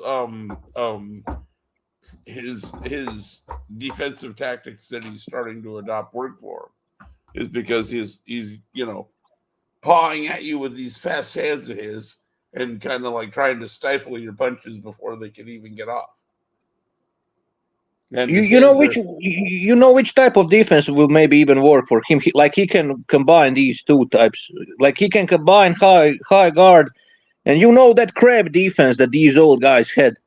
Ken Norton, George Foreman, Archie Moore. The old Archie Moore, yep. I think he can even combine that into his arsenal. I think because his head movement is not exactly the best. So I think that would suit him. Like crab defense would also be effective. Yep, I think you're right. Especially if he moves up to like cruiserweight and beyond, he's gonna have to do something to get himself to the inside. Well, that's what I wanted to ask you next, because I think he's gonna beat the shit out of Zurdo, but does he stay? But is he really? Yeah, he ain't gonna stick. He ain't gonna stick around to fight Jai Opetaia. Come on, man. I see what you're saying. That's what I wanted to ask you. Like, do you think Opetaia will maybe be like a huge fucking risk? Opetaia is gonna be. He's gonna be one of your classic boxing stories of a guy that just could never get the main. For the most part, couldn't get the fights. He's going to be your Roy Tiger Williams, you know what I mean? Your Eddie Machen, you know what I mean? That kind of guy. Where they couldn't get the fights, and as a result, it's an open question as to how good they really were. Zurdo avoided him like a plague. Yeah. Want to know parts of it, huh? Yeah, man, and I can see why, because Zurdo is such a stationary target. Like, I think listen, bro, the fact that Zurdo holds any belts, that just speaks volumes. That speaks volumes about how cruiserweight division is fucking weak. Like it was never really a strong division, to be honest. Maybe only the exception was the Usyk era. That it was kind of decent back in that era. But what I'm trying to say, that speaks volumes when fucking Zurdo can hold any belt. That tells you everything about cruiserweight division you really need to know. You understand? Well, especially when you consider the fact that now maybe this is a hot take. I don't think Zurdo could beat Better Beef or Beevil. Zurdo is a fucking trash. Who the fuck can he beat? Let's keep it real, bro. The way I see him, he's like a slow foot brawler that blocks punches with his head, bro. That's how I see it. I know it sounds harsh, but that's how he is. No, like some people are trying to like they're saying, oh, he pivots while punching, or but any decent boxer can do that shit. That's not something to brag about. Did you hear that shit? Like he pivots when he's come on, bro. Like any decent boxer can do that like, shit. When have I ever seen David Benavidez get into the pocket, grab somebody, and then turn them? Never. I've seen it done to him. I've seen it done to him by other people, right? Yeah. Because he doesn't. Because even though he's a big guy, he does not have, that kind of wrestling IQ. Forgive me for using this. You get what I mean. I hope, right? When I say that, I'm saying that about Zurdo, bro. Did you misunderstood? Yeah, I think. Oh yeah. Zurdo, same thing. Zurdo, I think I think Zurdo has a better wrestling IQ out of the two. Yeah, but still, that's not some impressive. It's not impressive skill. Like exactly, some people are trying to present like he's like extremely impressive at doing that. Nah, fuck no, bro. No. Neither one of them would fall into that category, in my opinion. But these people are all overreaching. They will like say anything just to find anything good about him. But in my opinion, Zurdo is a limited brawler. He has a great chin. I'll give him that. Decent stamina, but that's about it, bro. That's about it. Him and David Benavidez share the same primary feature, and that is hand speed for their size. They have both of them have they're able to be very busy, for their weight class. I see what you mean, but I feel like Benavidez is levels ahead of this guy, bro. Oh, he's if I had gun to my head, who's busier? Yeah, it's Benavidez. I'm just saying they're both busy. They're both busy. Yeah, in that aspect. Yeah, I see what you're saying. But he has to be busy. Like Zurdo doesn't have any other skills. He has to be busy because otherwise he would get destroyed against any average opponent. Yeah, he's not gonna fight. He's not gonna fight Ytbc either, is he? No, because I mean, you can understand why. Come on, bro. So hang on. So let's just get to the car crash. Is Ytbc cruiserweight Mike McCallum? What do you mean by that? Can you explain further? Nobody will fight him. Like literally nobody will fight him. Yeah, I agree with that assessment. Okay. Except Mike McCallum had the fucking one of the best resumes in that era. But you know what I'm saying. None of the But I know what you're saying. Yeah, the Four Kings wouldn't fight him is what I really should have said, because he fought. That's one of Columbi's best wins, by the way. We talked about Columbi earlier. Like if not his best win is straight up beating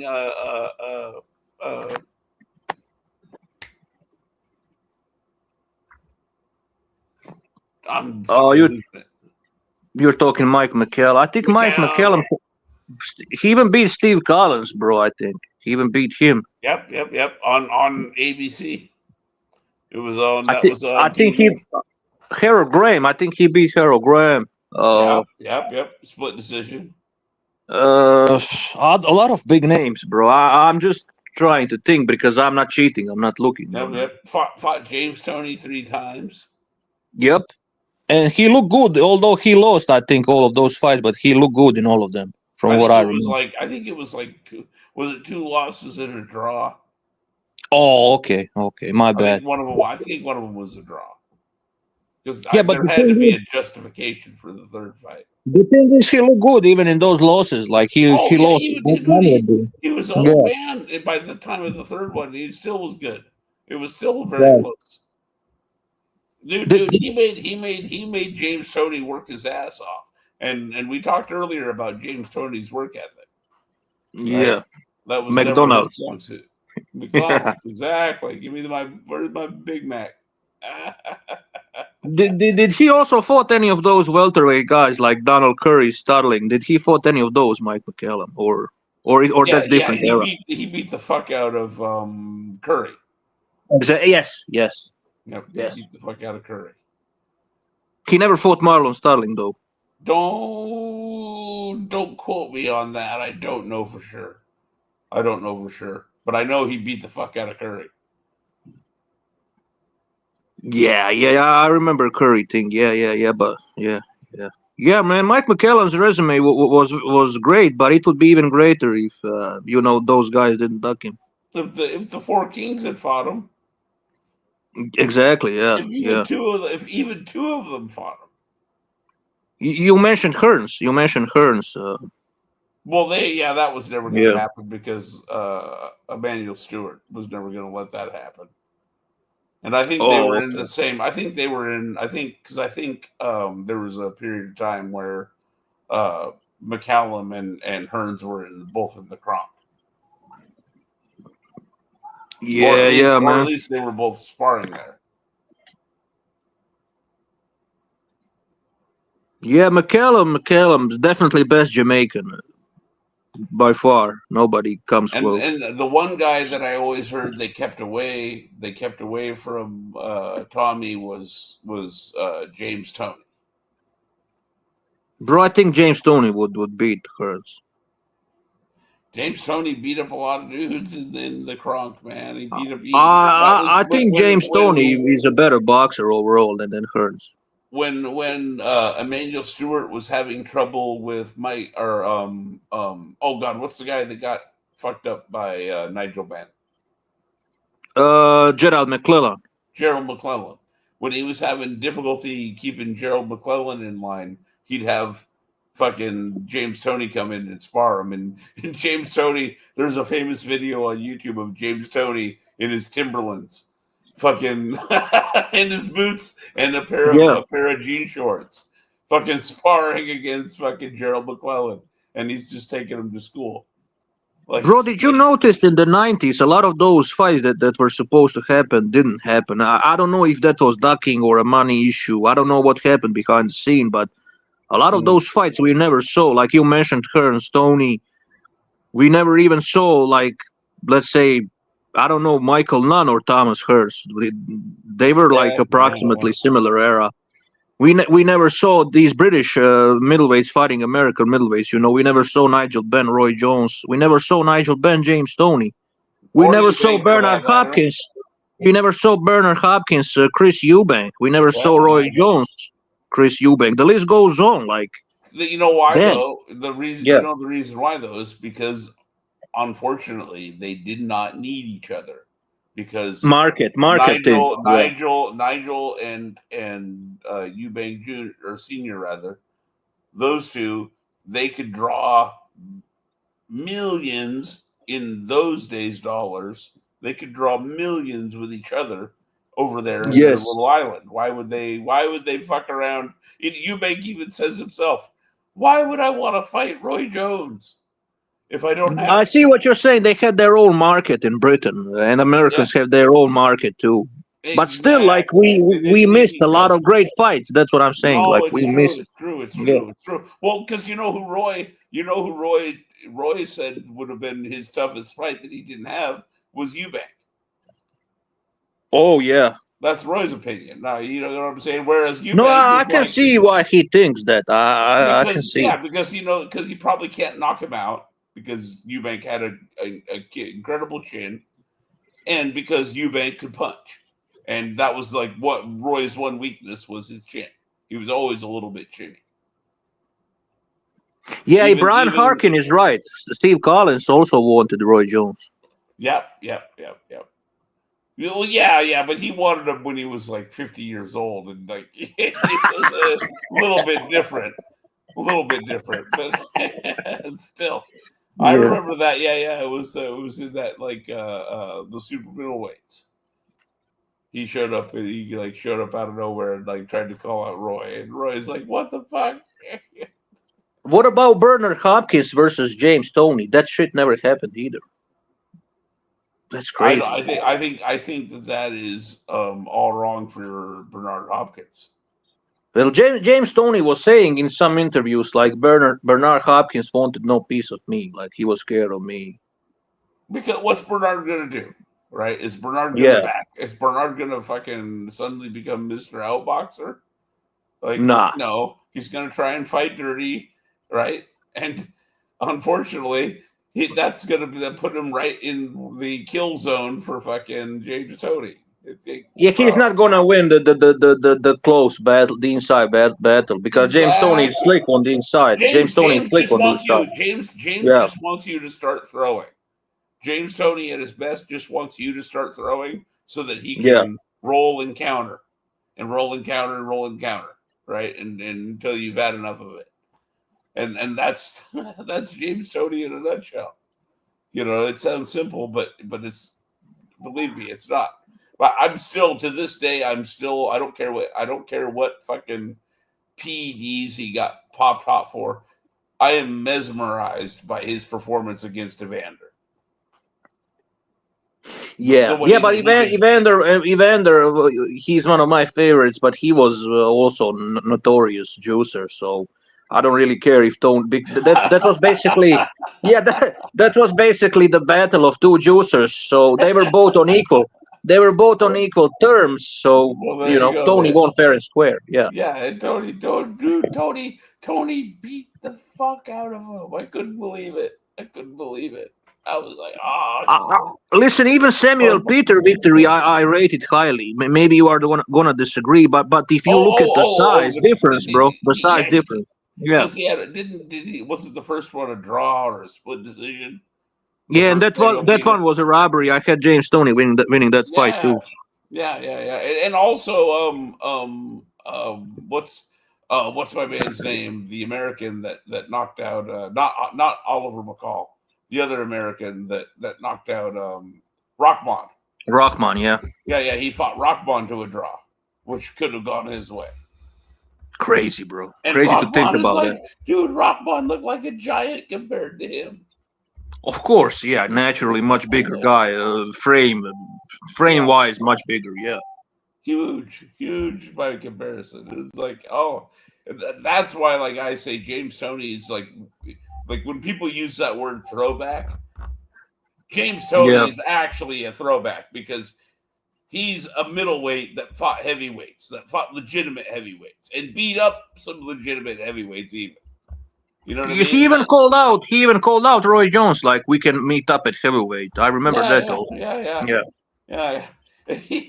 And also some people were saying, I don't know how true that is, I never really checked it, but some people were saying that Chris Bird was not too eager to fight James Toney at heavyweight either. No one was eager to fight James Toney, period. But James Toney called him out in some interviews. Like he called, he said in some interview, "Oh, I almost fell asleep watching Chris Bird." Like he was making fun. Yeah, yeah. I can imagine James Toney saying that. You know what I mean? With that slang of his, if you will. Fucking James Toney. Oh my God. What a fighter, dude. Yep. What a fighter. He was ready to fight everybody at any weight class, which is fucking insane. Like he said, any weight class, I don't care. Anybody, the best. I want to fight the best. You know who he reminds me of? You know who he reminds me of in terms of people that we have footage of from the old days? He reminds me of Mickey Walker. I'm not too familiar. I heard about that guy, but I'm not really familiar. Okay. Here's what I want you to do. After we're done here, or when you have free time in the future here, in the short-term future, go look up Max Schmeling against Mickey Walker. Mickey Walker is a middleweight, like in the day of same-day weigh-ins, 160. And did he beat Schmeling at the end?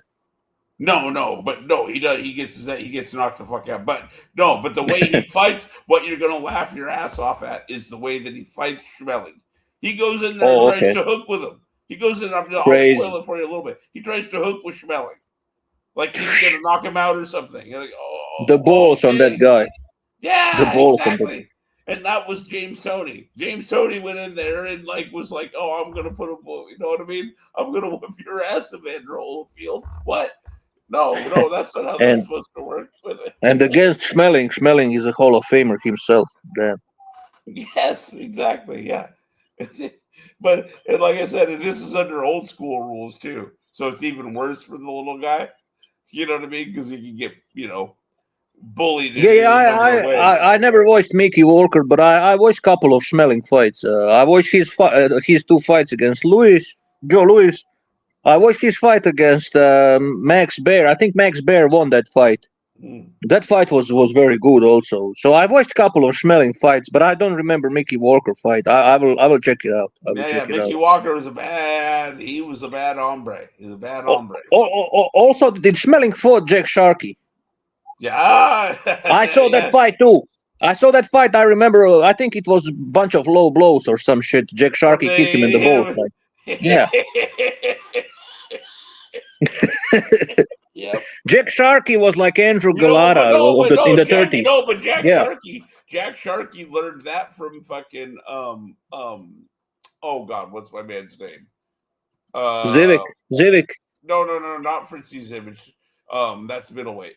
This is heavyweight. I'm thinking of who's the guy that Mike Tyson got his haircut from? Jack Dempsey. Jack Dempsey fought Jack Sharkey, and I believe there's footage of this. And Jack Sharkey gets hit with like a low blow, I think, or some shit like that, and he tries to stop and complain to the ref, and Jack Dempsey just lays into the back of his head. And it's one of those old school knockouts, you know what I mean, that you can't look away from. Yeah, Jack Sharkey and who did I just say? Dempsey, yeah. Okay, and that's where Jack Sharkey, I believe, if my memory serves, it's early in the morning and I've had a lot of beers, so it could be wrong, but if memory serves, Jack Sharkey got that maneuver that he pulled that you're talking about, right? He pulled it on the other guy after having Dempsey do it to him. Yeah, that's what I noticed about Sharkey. That guy was dirty as hell, bro. Well, he got done dirty, so I guess he decided to fight fire with fire. Yeah, Dempsey can be dirty also. Agree. Oh, dude, yeah, he's dirty as anything. Are you kidding me? Fuck it, like even what was the guy that fought Jake Johnson, the fireman Flynn, something like that. That guy was headbutting Johnson. I saw the footage. Like that footage was crazy. Like that fireman Flynn guy, he tried to headbutt Jake Johnson 10 times in a row, and the referee didn't even like acknowledge that shit. I'm trying to remember who the fucking there. Oh man, there's a fight of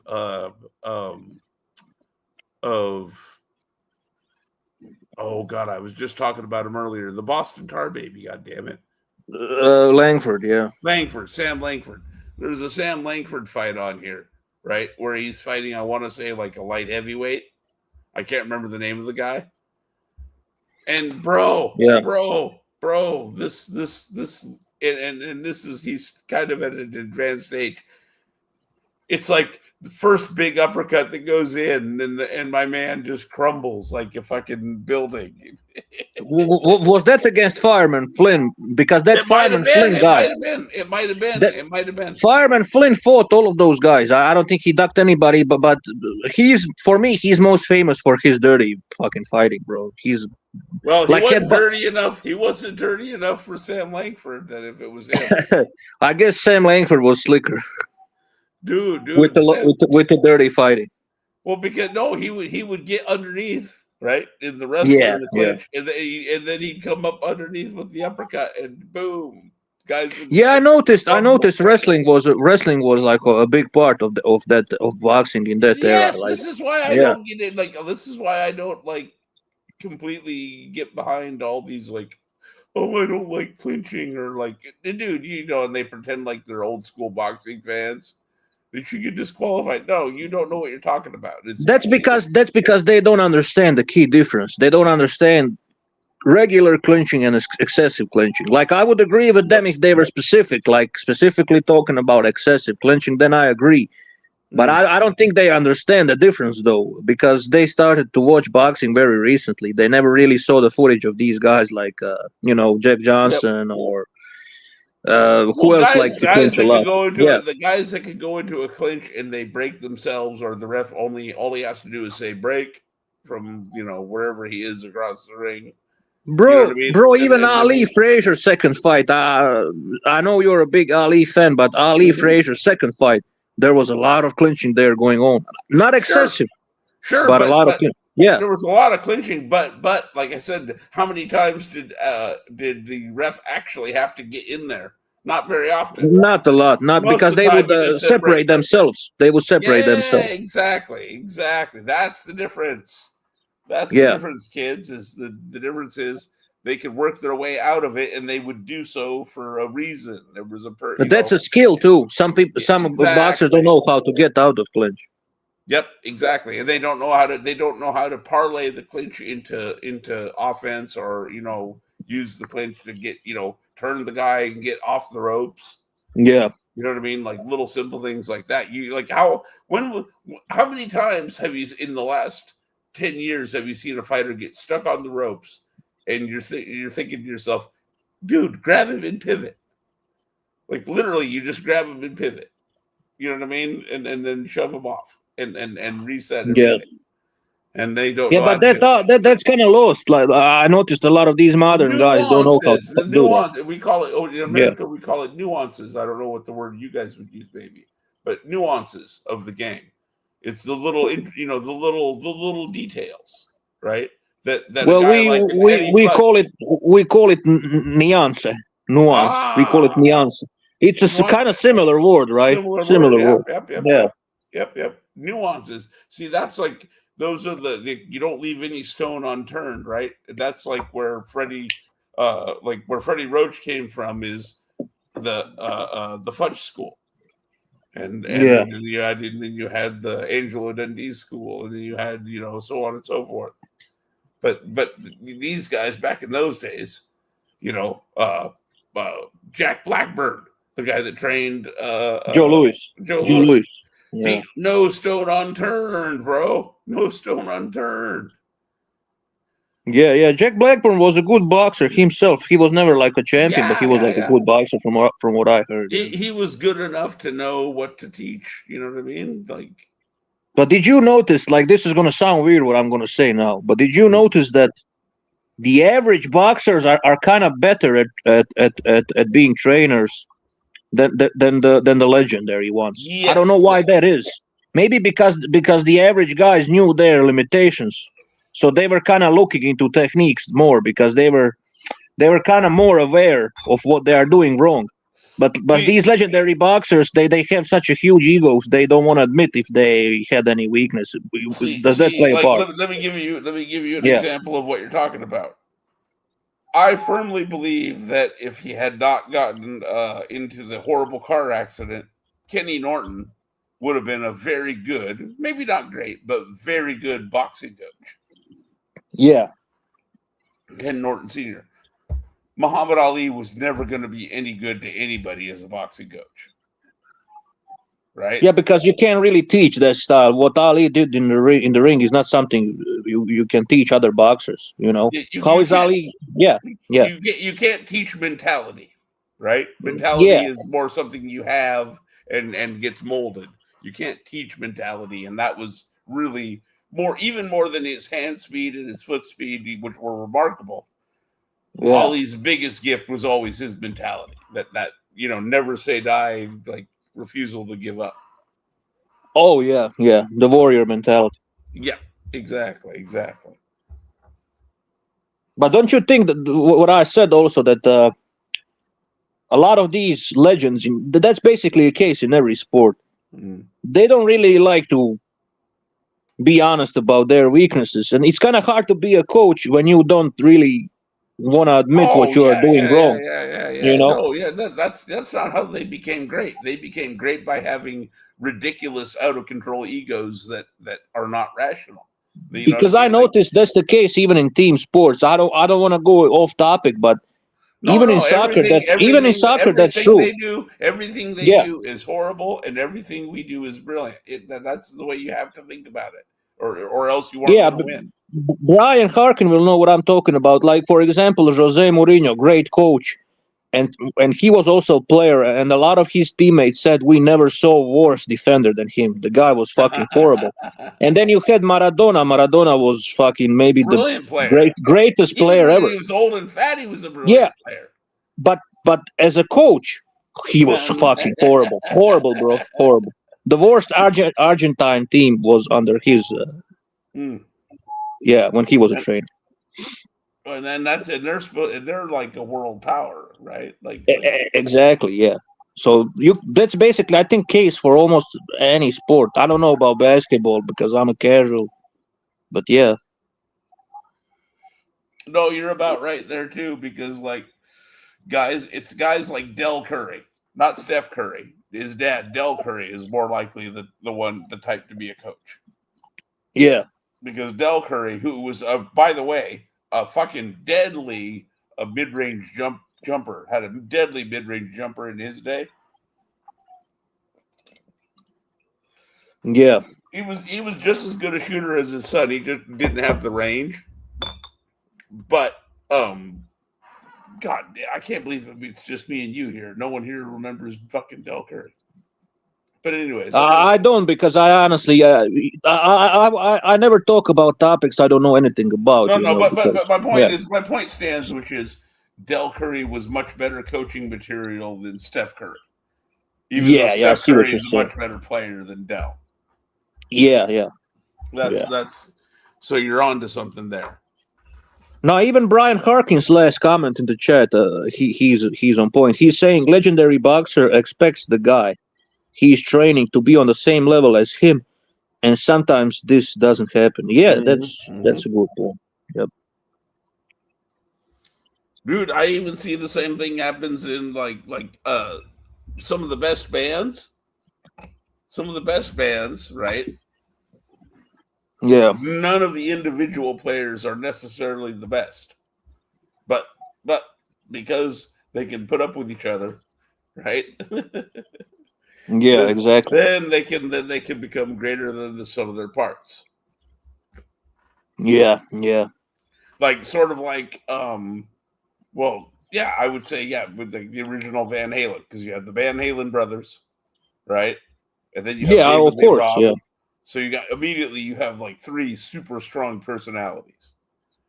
And there had to be compromises, you know what I mean, for that to last as long as it did. I heard David Lee Roth and then Eddie Van Halen despised each other. At times, they also, you know what I mean, like loved each other at times, but who knows? Yeah, but I gotta say, is probably somewhere. Yeah. The truth seems to be somewhere in the middle. Yeah. Yep. Yeah, but the only Van Halen era I like is with David Lee Roth. I don't like Sammy Hagar era. You don't like the Van Hagar, huh? Too much about love. Like, he can sing, but I don't know, man. He's a great vocalist, but I just don't like that era. The only Van Halen era I kind of like is David Lee Roth, to be honest. Well, because what was it? How did David Lee Roth put it? Sammy Hagar sings about love walks in, and I'm not talking about love. He phrased it perfectly. I ain't talking about love. You know what I mean? He was all about sex. That's what he meant. Yeah, exactly. Yeah, exactly. When you're sitting in the bathroom and the girl's on her knees in front of you, and she says, "Maybe we ought to get to know each other a little better." And you put your hand on her shoulder, and like a gentleman, you say, "Baby, what the fuck are you talking about?"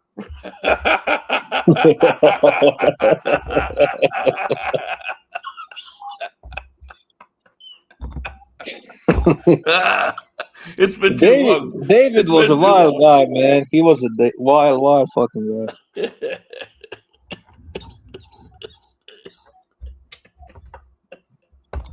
Oh man, life is fun. I'll be back in 10 seconds. I'll be back in 10 seconds, bro. No Just problem. No problem. yeah. No problem. No problem. I'll hold it down.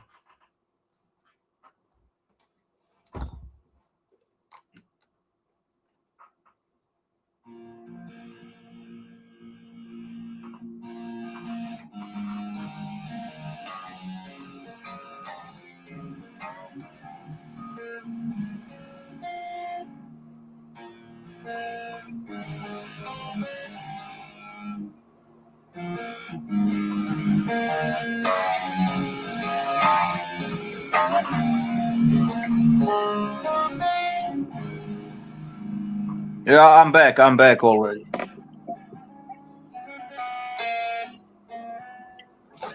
All right. Yeah, but I think the most difficult personality to deal with, if we are talking like electric guitar players, the Malmsteen guy. Nobody was able to last him longer than 2 albums. Like literally, no vocalist was able to last with him longer than 2 albums. No, you're not wrong. You're not wrong. You're not wrong. I'm trying to And think. I know quite about him. Like I know a lot about his life. He's one of my favorite guitar players to listen to, Yngwie Malmsteen. I really don't think I honestly I don't think he's as much of a dick deep down as he gets made out to be.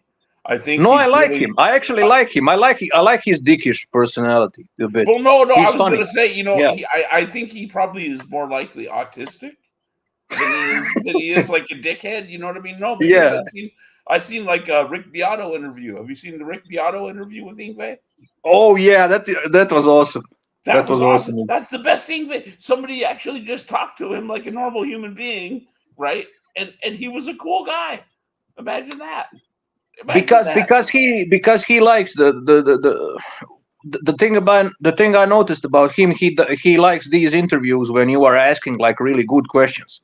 If you are asking stupid, don't ask the if you are asking like a stupid questions, like you can see on his face immediately, he just wants to leave. Yeah, he doesn't want anything to do with it. He's bored. In other words, he's bored.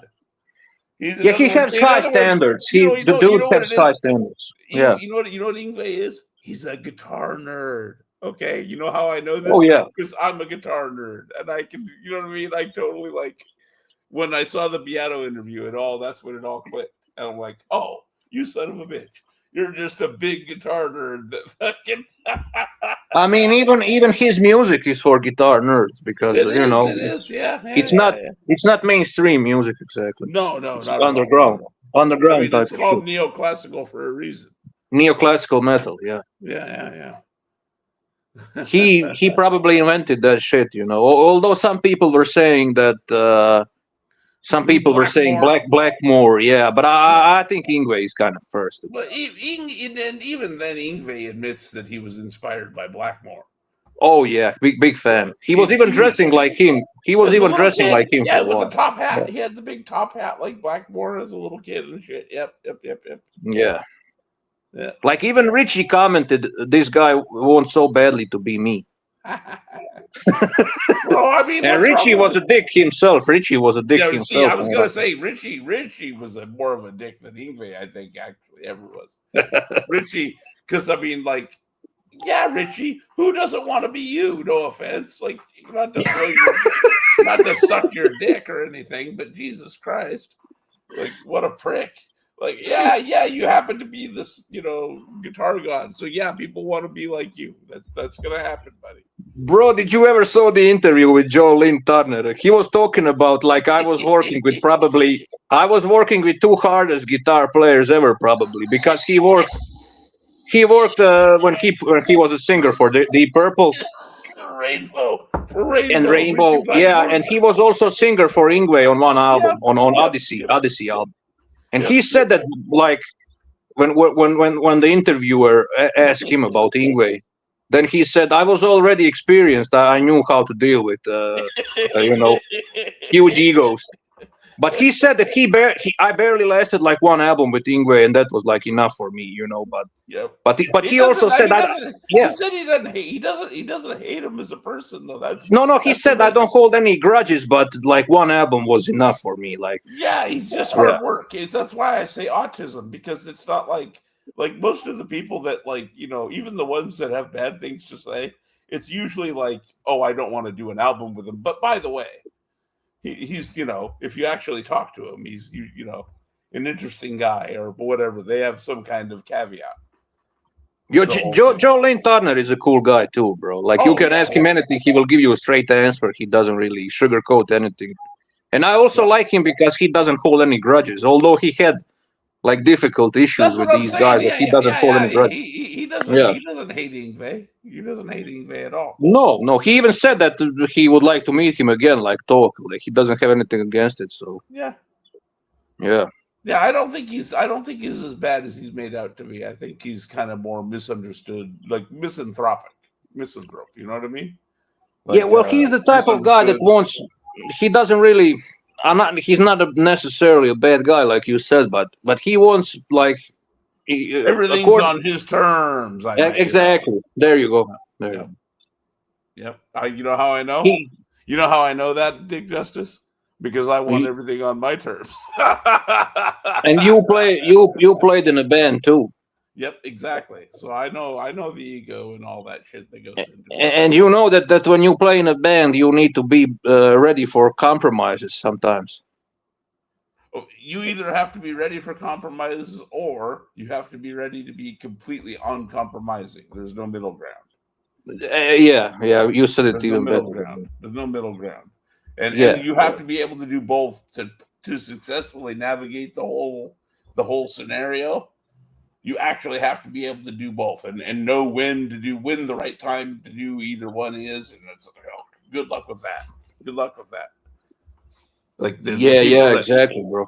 The people that manage, you know, to get through that and not lose their fucking minds, that right there is good enough. And never mind if they actually do something with it. But, you know, at the same time, you know, if we don't try, right? Like, you know, what good is the light heavyweight division without some Anthony Yards?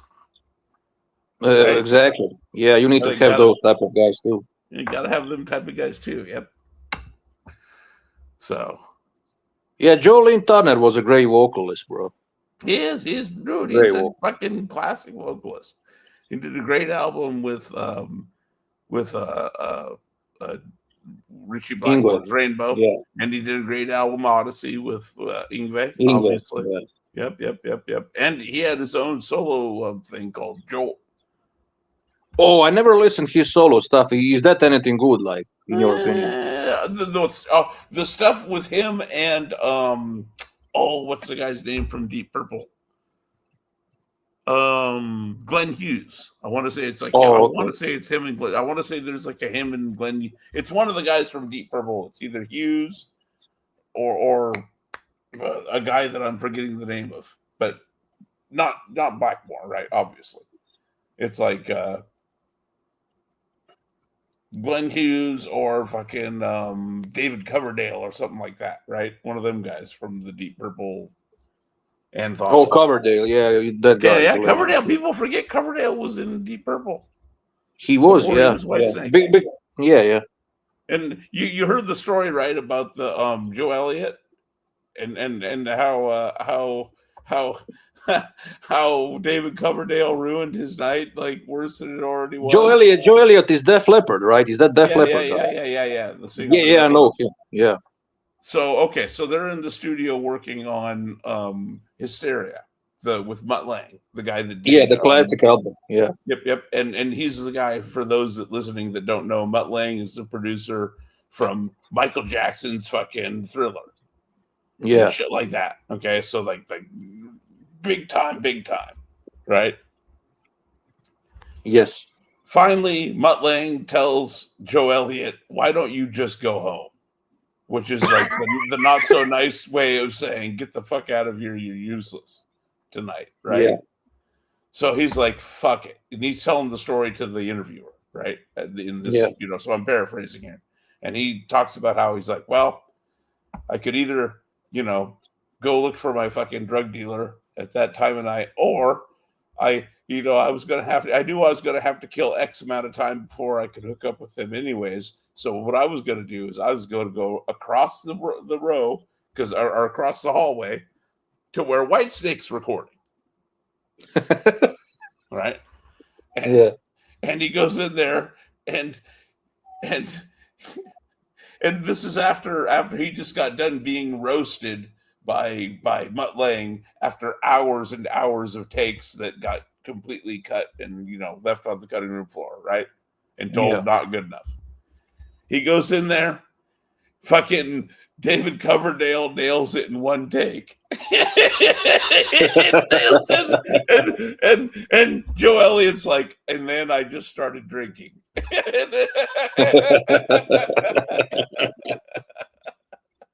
And next thing he knows, he's being escorted, you know what I mean, in a way, not unkindly, but like, you know what I mean, like taken to his car kind of a thing.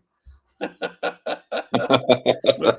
that was much later. But yeah, David Coverdale, because David Coverdale's just a natural monster vocalist. Oh yeah, bro. I like Whitesnake. Yeah. Some people dislike it. I like the band.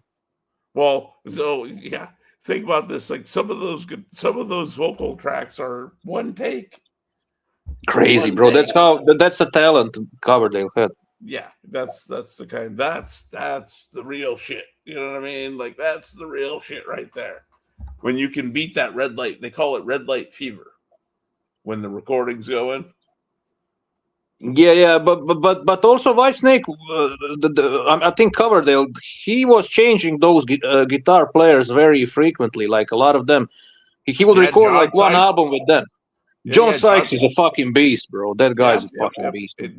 He even replaced him. And that guy's like one of the best guitar players ever, bro. He's the one that plays on all the big hits, Here I Go Again and all that shit. Yeah, exactly. And even John Sykes is a beast, bro. He's solos or something else. Oh, okay. Yeah. I've got to address the fake ass Robert Plant comment because I know where that comes from. Yeah. All right. The fake ass Robert Plant thing needs to be addressed because, hey, at least David Coverdale wrote his own music. And more importantly, wrote his own lyrics. He didn't steal it, all right, from fucking plantation workers. Okay. And then call himself Plant. Yeah, and I know what you're referring to, the Led Zeppelin and the blues music thing. Yeah, exactly. Yeah. If we want to start talking about fake ass, like bringing Robert Plant up is like an example of someone's trying to be fake ass is like not the best way to go.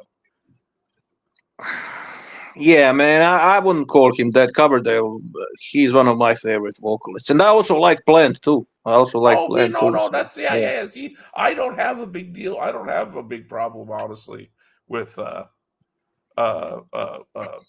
Zeppelin. The Zeppelin albums are fucking. They're classic albums for a fucking reason.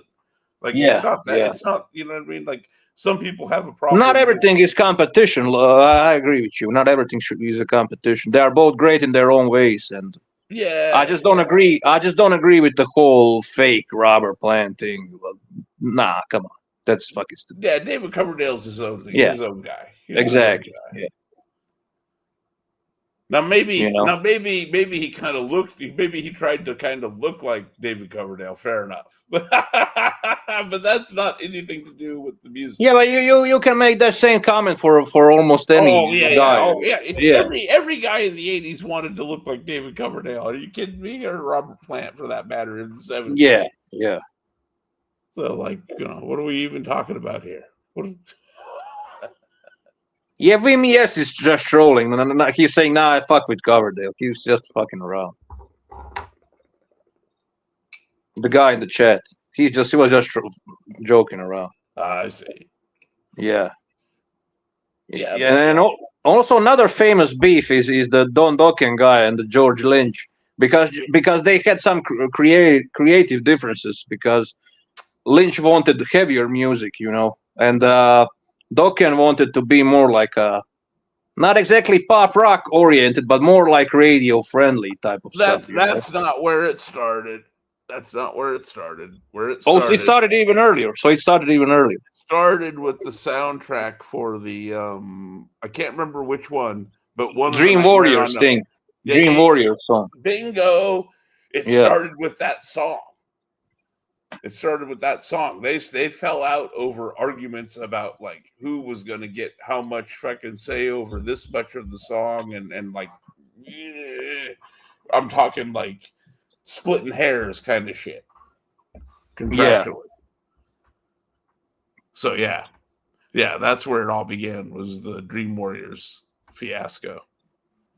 Bro, I like Dokken, bro. I think they are one of the most underrated bands ever. Oh, 100%. Like I can still see. You know who told me that I should like check them out? You know who told me that, bro? Who told you that? Furioso. Nice. You remember Furioso, guy? Yep. Yeah. Yeah, you were just playing them. Yeah. Yeah. It's not love. I think it's not love. Love. It's not love. You got it. You got it in one. Got it in one there, DJ. Excellent. Yeah. Yeah, man, that's a classic. That's a classic video too, with the fucking bus or some shit. They were in bus. 18 wheeler. Yeah. The 18 wheeler. They're on the back of the 18 wheeler playing and all that shit. Yep. Very 80s. Yeah, I like 80s stuff. Some people think it's cheesy, but I kind of like that music from that era. At least they were having fun. You know what I mean? It was a fun decade. It was a fun decade, like completely different to the 90s. Forgive my language. They weren't being miserable cunts. All right? Like, you know what I mean? Like, dude, we got some miserable people now. Forget the 90s. Nowadays, we got some miserable people bumping around here, bro. Just miserable. I mean, look at the Ytbc. You don't need to go any further, bro. Oof. I don't. That's why the state of the Ytbc is the way it is, because of those type of people. And I was warning everybody for years. Like I was saying, these people are gonna ruin the community, and the people were saying, "Oh, Justice, you're just complaining. You're a Karen." But look at now. I was right. Look at now, bitches. I was right. I was fucking right, bro. And I'm not gonna even mention the names, Mr. Doc. You know what type of people I'm talking. Yeah. I hear you, bud. I hear you. I'm just, dude. Look, it's not like I don't have better things to do, right? Like, yeah, you know, I'm here today because I'm here today, right? But like, you know, I've been working on music and shit like that, and so. No, me too. I'm more. I don't jump anymore like I used to. You know, because I have other stuff to do also, like you said, in my private life. But at the same time, what I'm trying to say is the community is not enjoyable like it used to be. That's my point. Yeah, that's you're not wrong. You're not wrong, man. There's how to put it. There's a greater sense of disconnectedness. Yeah. If I could sound like a therapist for a moment. And also a lot of insecure people with their insecure agendas that have nothing to do with the sport. Oh, good Lord, yes. Heaven forbid we just talk about the subject. That would be nice. Oh, and you think any of these weirdos would know the names we mentioned when we were talking the clinching stuff? They wouldn't know any of those guys. You think they would know who Max Schmeling is, or fucking Ingemar Johansson? Come on. I usually am not like into what do the kids call it? This kind of a flex. But do you have any idea how many, not gigabytes, terabytes of boxing I have?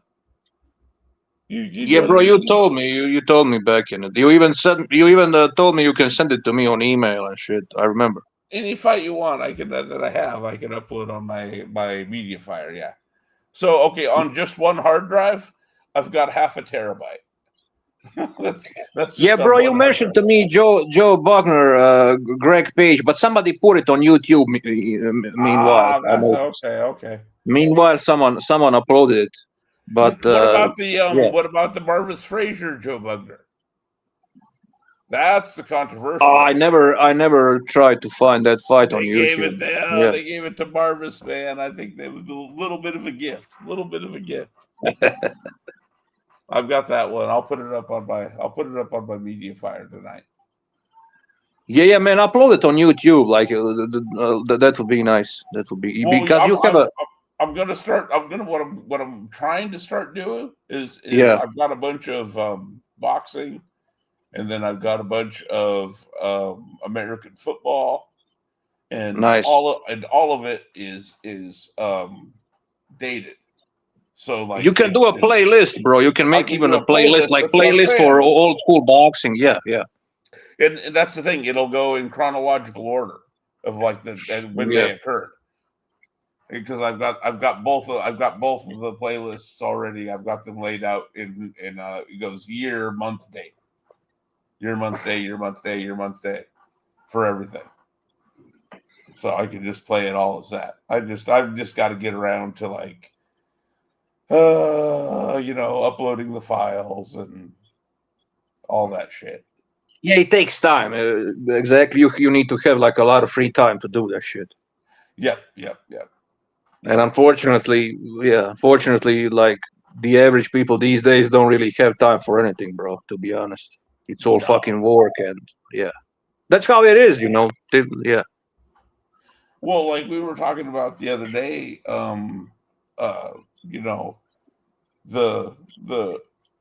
the audience for everything has shrunk. It's not just boxing. The audience for everything is so divvied up, right? Like, you know what I mean? Because everybody can watch what they want to watch. They can go out and find it. In other words, like, you and I, we watch boxing, right? Because we know what to look for to begin with. Yes. We're predisposed. We're willing. We're willing consumers, right? Yeah. We're not having to be convinced. Let's put it that way. But yeah, that's where it is. I think everything's become so divvied up by people being, able to get what they want, if they can find it, if it exists, that the audience for everything is shrunk. Even like big companies like Disney, right? And whatnot, have, overall, are they making lots of money? Sure. But not quite, on the scale that they used to. And I think that's I think I get what you're saying. Yeah. Everybody is having to deal with the reality of a smaller audience, is what I'm trying to say.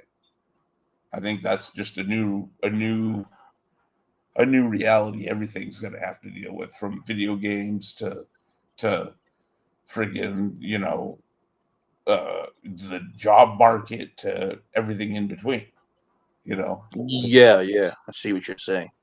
It's just kind of a sign of the times. Yeah, but at the same time, the most stupid channels have the most followers and biggest audiences. I just don't get it.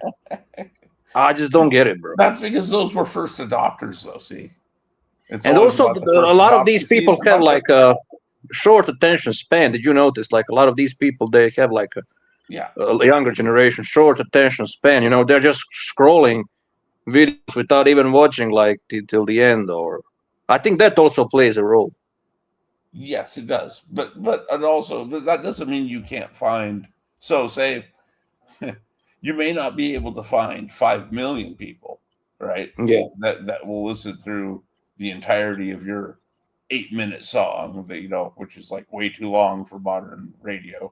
Let's say whatever radio is today. Yeah. But you might be able to find 50,000, and if you can get 50,000 for sure, and you can get them to buy the T-shirt and buy the album, and you know what I mean, be really, really dedicated customers, you can at least make a living.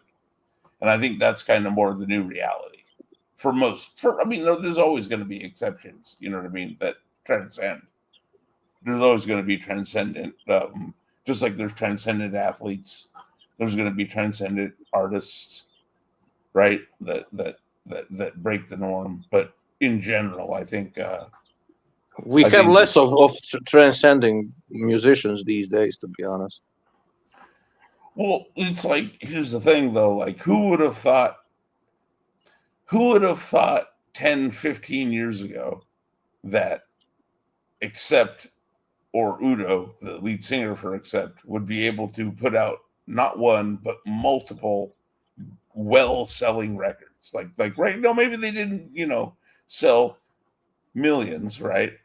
But they sold enough thousands to where they're making money. Like, who would have thought that? No, yeah, I see. Nobody, yeah. Yeah, exactly. So like, you know what I mean? That's where we are. All right, Udo, like to this day, since post-COVID, he's putting out albums. And so is Accept for the new, except they have a new, except has a new singer. How many times can you say that fast? But he's not bad either. They did a really good album called Chaos Theory. Yeah. And they've done some albums since then. I never heard that album, but I'll check it out. Yeah, check out Chaos Theory. I can't remember the new singer's name, but Chaos Theory is a good album. What's the group you mentioned? What's the group? Chaos Theory. Accept. Yeah. Yeah. Oh, that's the band that sings "Balls to the Wall." Is that band, right? Yeah. Udo. That's who Udo is. Udo does solo albums now. See, he has his own band called Udo. Nice. Yep. So you get the best of both worlds. But yeah, that's the way it is now. Is like, these like the bands that are really like touring routinely, at least in the like rock and metal space. It's the ones that can routinely sell 50,000 records, as opposed to 5 million.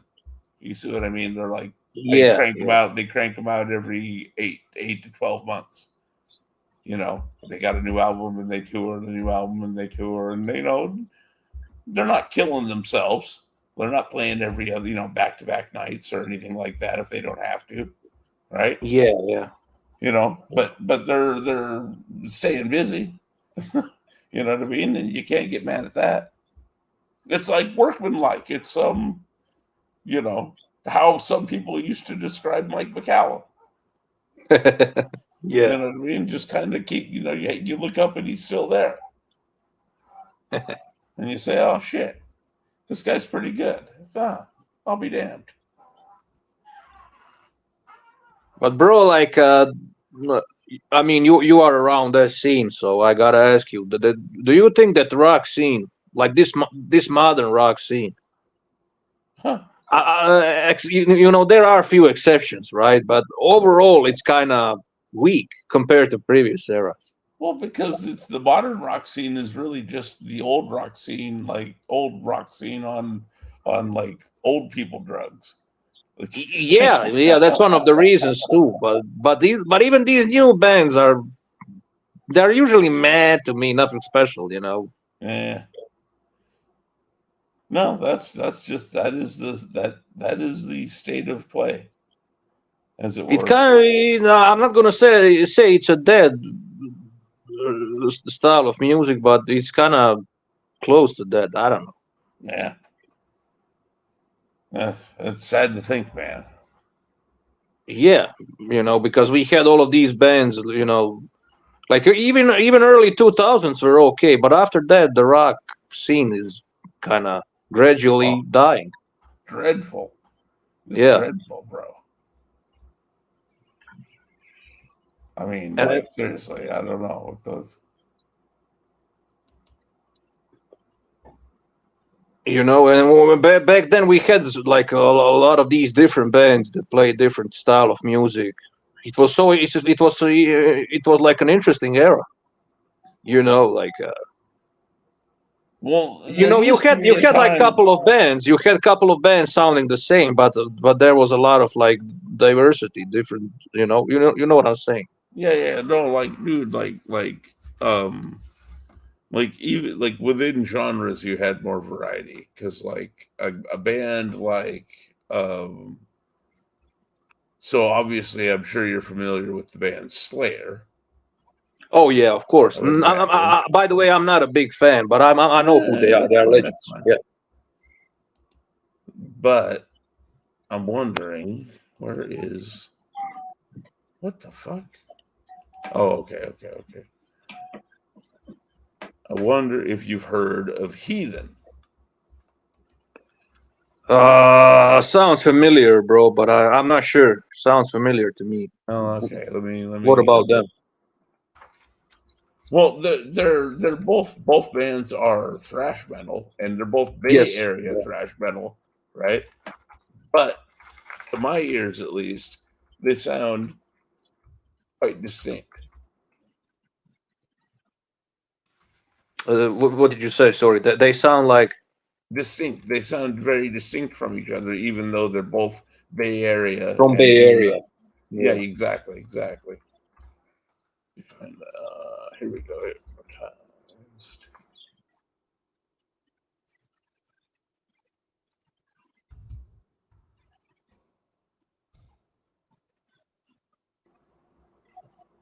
Let's see here.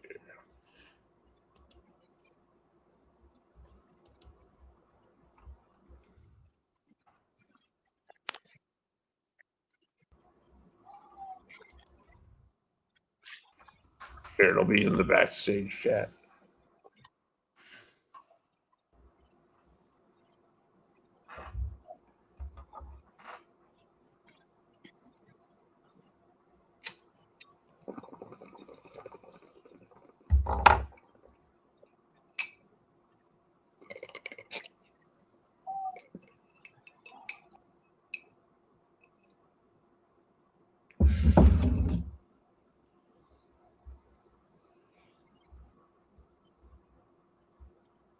Yeah, I think I know this band. I never really got into them, but I think I know who they are.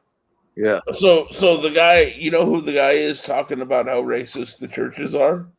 Do you know who that is? No, You're gonna laugh. You're gonna laugh. Jim Jones. Jim Jones. Is that the fucking? The Guyana. Yeah, the Guyana guy. Yeah, that's him. Fuck. Kool-Aid.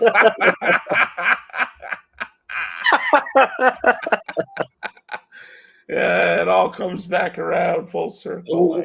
Well, Jim Jones was maybe not a racist, but he was lunatic in his own ways. Yeah, he was. Yeah, exactly. He was his own kind of crazy. Jim Jones. Well, no. Apparently, the sad thing is, apparently, you know, the what if you want to get really into the tinfoil hat stuff, supposedly he was a victim of MK Ultra. and what you hear at the beginning of that track is him pre MK Ultra. Oh, bro, you should ask LT about it. I'm not shitting on LT or anything. Oh God, I don't want to get him started. No, me and LT are cool. We are cool. Me and LT are cool. But I'm just saying he's into that stuff. He will probably know what you're talking about. He'll go, shit, man. He's right. Like LT, if you're listening, LT, you should jump on. He's into that stuff, bro. He knows a lot about that. I'm a casual in terms of conspiracy. Yeah, we are both filthy casuals. We're both filthy casuals compared to LT when it comes to the. Yeah, he will probably know. He probably even knows Jim Jones' case. He probably knows all about it better than we do. Yeah. But you can hear some similarities, right, to like Slayer and Bay Area, like Metallica and whatever. Right? Yeah. But they have their own thing going on. It's it's distinct. Yeah, bro. I see what you're saying. It's from the same area, but still sound different. Exactly.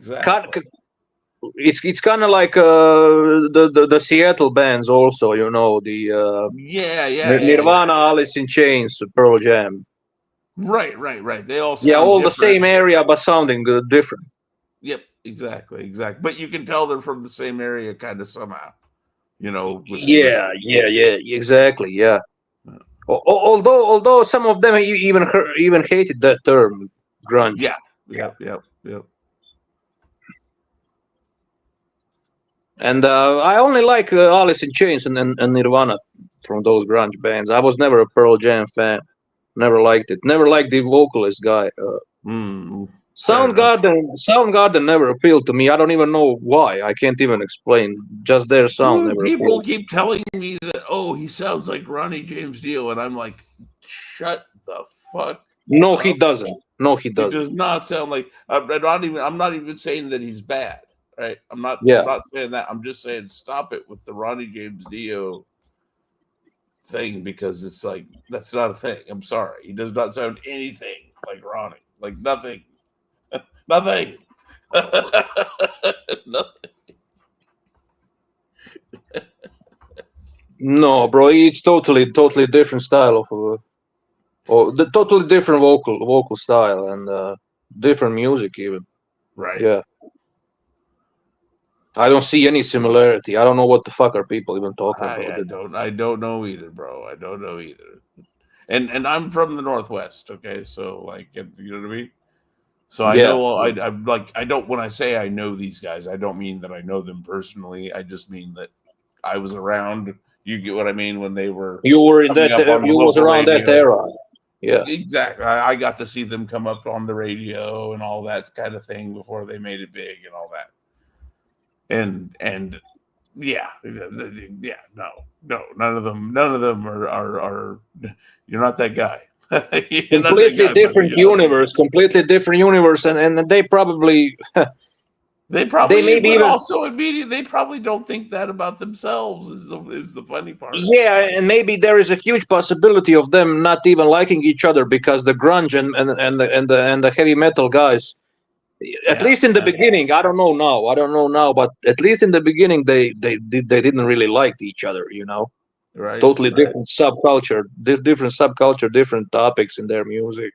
Yeah. A different way of playing, you know, everything. And also like the grunge guys even hated the entire technicality stuff. That's why the grunge guys hated these shredders, the guitar shredders, like Malmsteen, like Eddie Van Halen. Yeah, go ahead, bro. Sorry. You know what the joke was?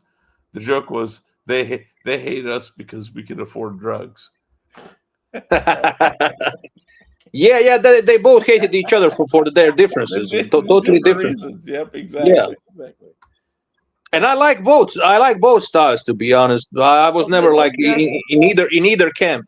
It depends on my mood. Sometimes I just want to listen endless guitar solos, and sometimes I want to listen like a bit more sadder, melancholic music. You know, like grunge.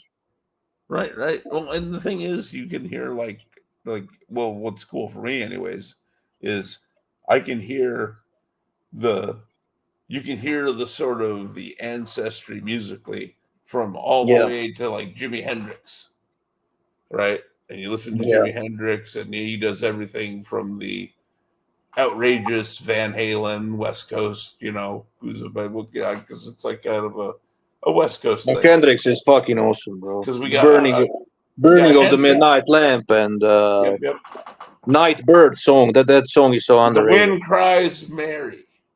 Oh, also that's Wind awesome. Cries Mary. Okay. And like Little Wing. So then think about this. You got Jimi Hendrix, then you got the Beach Boys, and then you've got, inspired by Jimi Hendrix and the Beach Boys, you have Van Halen. Yeah. You know what I mean? And then you've got Queensryche and fucking, you know, all these, you know, local bands. You know what I mean? Just, you know what I mean? Yes. Like, oh, dude, it was pretty cool. It was pretty cool. I like Beach Boys, bro. I know a couple. Without the Beach Boys, there is no Van Halen. Because I know those harmony vocals that they do. Right? It's from Beach Boys. From Beach Boys. Yeah. Exactly. They got it from the Beach Boys because they're from. They're all California. A couple of my friends like really they fucking hate Beach Boys, but I kind of like them. I think their music is like a perfect summer music. You know, well, you can hear the what will eventually become Van Halen sounds, like you said. Yeah, the harmony vocals, You know what I mean? And things like that. And just that whole summer vibe. That was Van Halen. Like Panama, the Panama song. Panama. Exactly. Ain't no stopping that. It's all like, 15 voices, right? Stacked up high on the recording. That's totally Beach Boys. And Exactly. And they totally grew up listening to that. Like, you know what I mean? It's like, oh, it's not that complicated. And, you grew up listening to them, and then, you just kind of carry it on. Did you saw the movie? Did you saw the movie about Brian Wilson's life, the guy from Beach Boys? John Cusack is in the is acting him when he's older, and when he's younger, Paul Dano. You know the actor Paul Dano. Okay. He's playing him. He's playing him when he's younger. It's actually a good movie, and Brian Wilson was like almost like a schizophrenic. No, not even all. Not almost. No. He was on medication. He was diagnosed. But doctor was giving him like the wrong diagnosis on purpose. Is that what's going on? Oh Jesus! Yes, bro. It actually was going on, and I what's the name of that fucking movie, bro? But I think you would like that movie. Yeah. Sounds interesting. Yeah. Just Google movie about Brian Wilson, and something will pop up. Okay, because anything about the West Coast music scene usually interests me. Yeah, I never even realized Brian Wilson had that type of life, and but people were really trying to they tried to use him so badly. It's kind of disgusting. Yeah. He was the Eddie Van Halen of the Beach Boys. And in my opinion, at least from a movie, it seemed like he was kind of too nice, to be honest. He was taking so much shit from these people because he was kind of too nice. Yeah. That's at least what I saw. And then that's how you end up fat and hooked on cocaine, right? Oh yeah, bro. He looked like a fucking whale at some point. Yeah, Love and Mercy. Love and Mercy is the name of the movie. Love and Mercy. Okay. It's more about Brian Wilson than the Beach Boys. Although you will have parts where about Beach Boys too. When they were recording their classic albums. The Surfing USA thing and God Only Knows. Those songs, those albums. Right. You will have that in a movie too. And there was also some creative differences when they were arguing. The other member, I forgot his name. He was arguing. Brian Wilson wanted to make like more psychedelic music, and this guy was against it. He wanted to be like a surf rock. Let's stick to the surf rock. Yeah, his brother. That's his brother. Yeah. Brother. I can't remember his brother's name, but that's his brother. That was it. Man. Great movie. I usually don't like those biography movies, but this one is very good. Yeah, and then like his last song is like fucking called "Surfs Up" or some shit like that, like or "Last Surf" or some shit like that. Like it's all like super fucking like lamenting and like oh fuck. But at the same time, it was also like very obvious because dude, Brian Wilson could just sit down at a piano and you know what I mean, write all. He was a genius. Parts. He was a fucking genius, exactly, and just be a genius. You could, like you said, the rest of them were just trying to use him to get what they wanted commercially. So, the managers, even his personal doctor and. His father was a fucking obnoxious piece of shit. I think his father beat him up so badly that Brian lost hearing in one of his. I think it was left ear. I think, yeah. Wow. So, yeah, I kind of feel sorry for the guy, bro. He seemed like a nice guy, but people around him were fucking pure evil. Some of them. Jeez. What a mess. And his father was a fucking psychopath. Lunatic, yeah. I knew his brother was like messed up because his brother was the one that like was trying to like said always pull him in more commercial directions. Yeah. surf rock type of music. Yeah, exactly. because But that's what made them famous. That's what made them famous, and he wanted to go like in that direction, while but Brian again, I wanted to didn't experiment realize more. I Yeah. didn't realize that it was the dad that was really kind of probably feeling that. Bro, his dad was very abusive. Not only physically, he wasn't only abusing Mentally. him physically, mentally. Yeah, because he never wanted to give him credit for anything. He would often ask his father, like, was this song good, Dad? Like, will this be a hit? And all of those songs ended up being hits. But his father never like said to him, "Yes, son, that song was great." Yeah, he wanted father's validation, but father never like gave it to him. Like never, never. He was such an asshole. Classic Eastern European dad, right? I don't know, man, because even my father always gave me like it was hard to get his I validation, wasn't but if I trying deserved to. it, I yeah. wasn't trying to say anything about your dad. I was just Well, I know making a what you mean. general. It's harder to get validation like from some of the fathers, like in this So the part of the whole world. generation, okay, Yeah, like my dad's generation, right? It's one thing, right? But yeah, his dad's generation, oh holy shit! Like good luck getting anything off them motherfuckers because they were yeah, over there in fucking World War II in like some capacity or another in most cases, and they ain't got yeah. no I know what time you mean. for. They got no time for. They had no time. Sadly, there aren't very many of them left with us anymore. But they had no time for bullshit. It was Are like any of your family members from Eastern Europe or? no. But my grandfather was in World War II. Oh, okay. On my dad's side. I think you're Irish, right? Your ancestry is Yeah, mostly Irish. Yeah. Mostly Irish and Scottish. Oh, okay. A little tiny bit of Native American in there somewhere. No one wants to own Yeah. up to who done the deed, but you know what I mean. Yeah, I need to ask you this, Mr. Doc, and I'm not trying to be disrespectful because I'm not saying you are that type of guy, but Right. I noticed some of these people, like even if they had like a tiny percentage of like Native American blood, like even less than 1%, they will still claim that they are Native American. They're still, yeah, like what's up with that, bro? Can you explain to me I can what's up tell with you. that? I'll tell you exactly what's up with that. Money. Because if you can claim a legitimate lineage in a lot of states, you can get a little bit of cash. I'm not bullshitting, bro. I'm No, not I bullshitting. believe you. I believe you. This is the chip truth. The chip truth. There's oh man. No, who could tell? I bet you blood. If Blood was here, he'd be like, he'd be telling you the same thing. But yeah, Yeah. if you can prove a legitimate claim to Indian heritage in most states, that'll like get you some kind of little bit of money.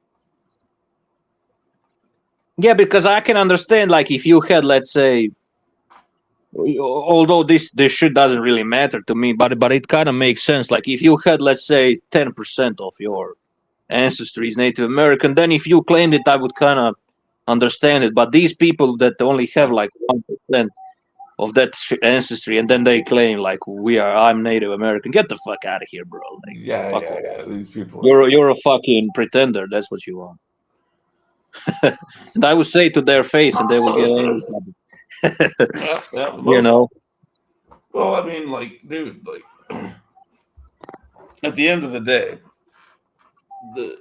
you know what I mean? Like, what are the things that most people are actually going to do anything to what's the word?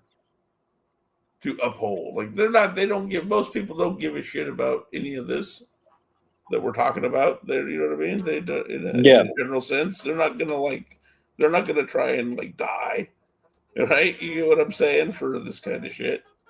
No, there are more important things in life than your bloodline. Like, who gives a shit?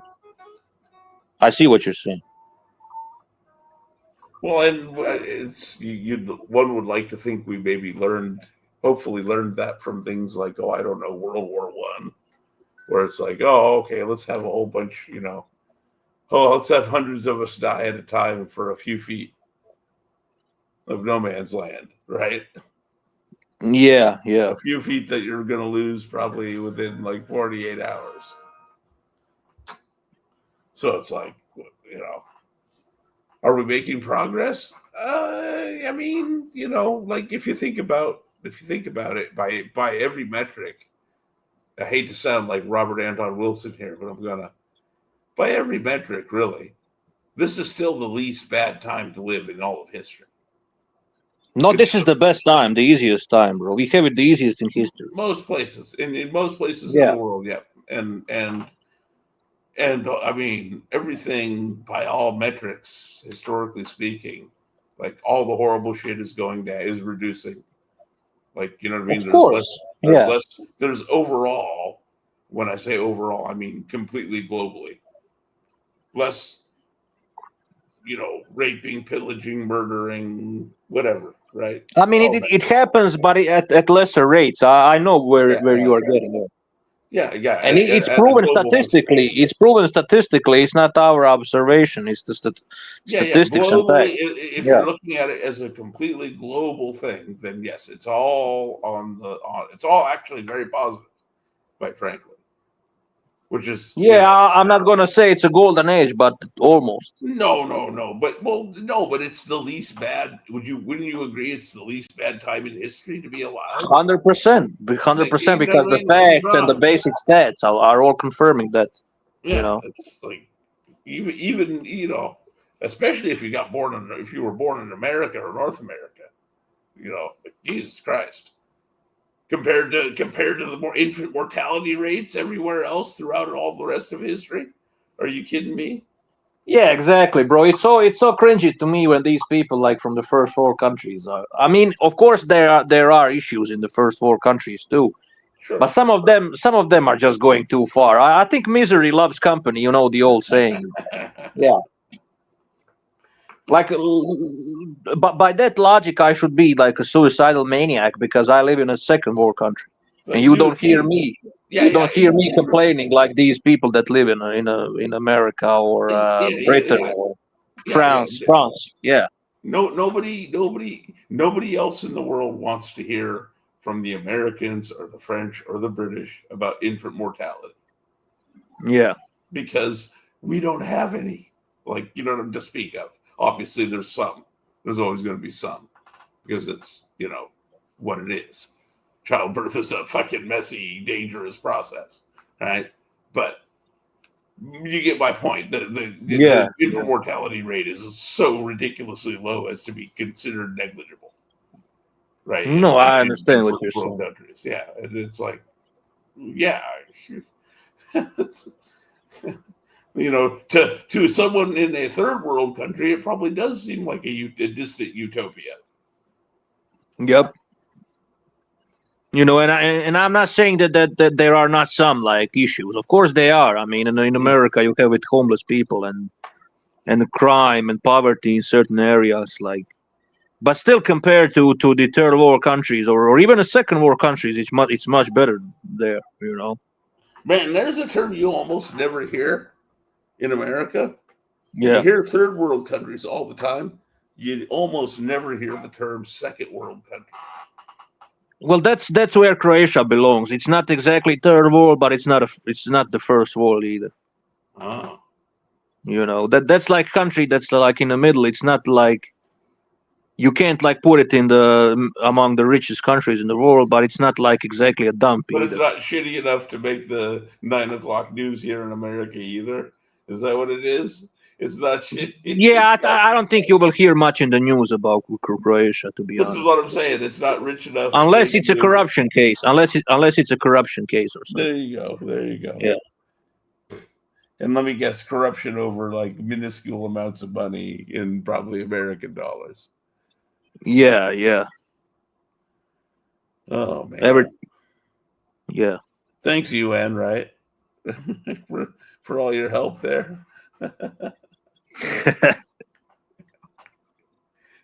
I mean, I'm sure the individuals have the best intentions, generally speaking, to be fair. But like, who the fuck, you know what I mean, makes these like broader decisions, and I don't know. I mean, billionaires. That's who. Yeah. Yeah. The same people that have always made the decisions, Doc, the billionaires. Yeah, it was a monarchs before. Now it's billionaires. Yeah. Now it's gone from monarchy to monetocracy. Monetocracy. That's an interesting term. You like that one? Yeah, not really. Like, can you define it? I made it up. Sounds Monetocracy is what it sounds like.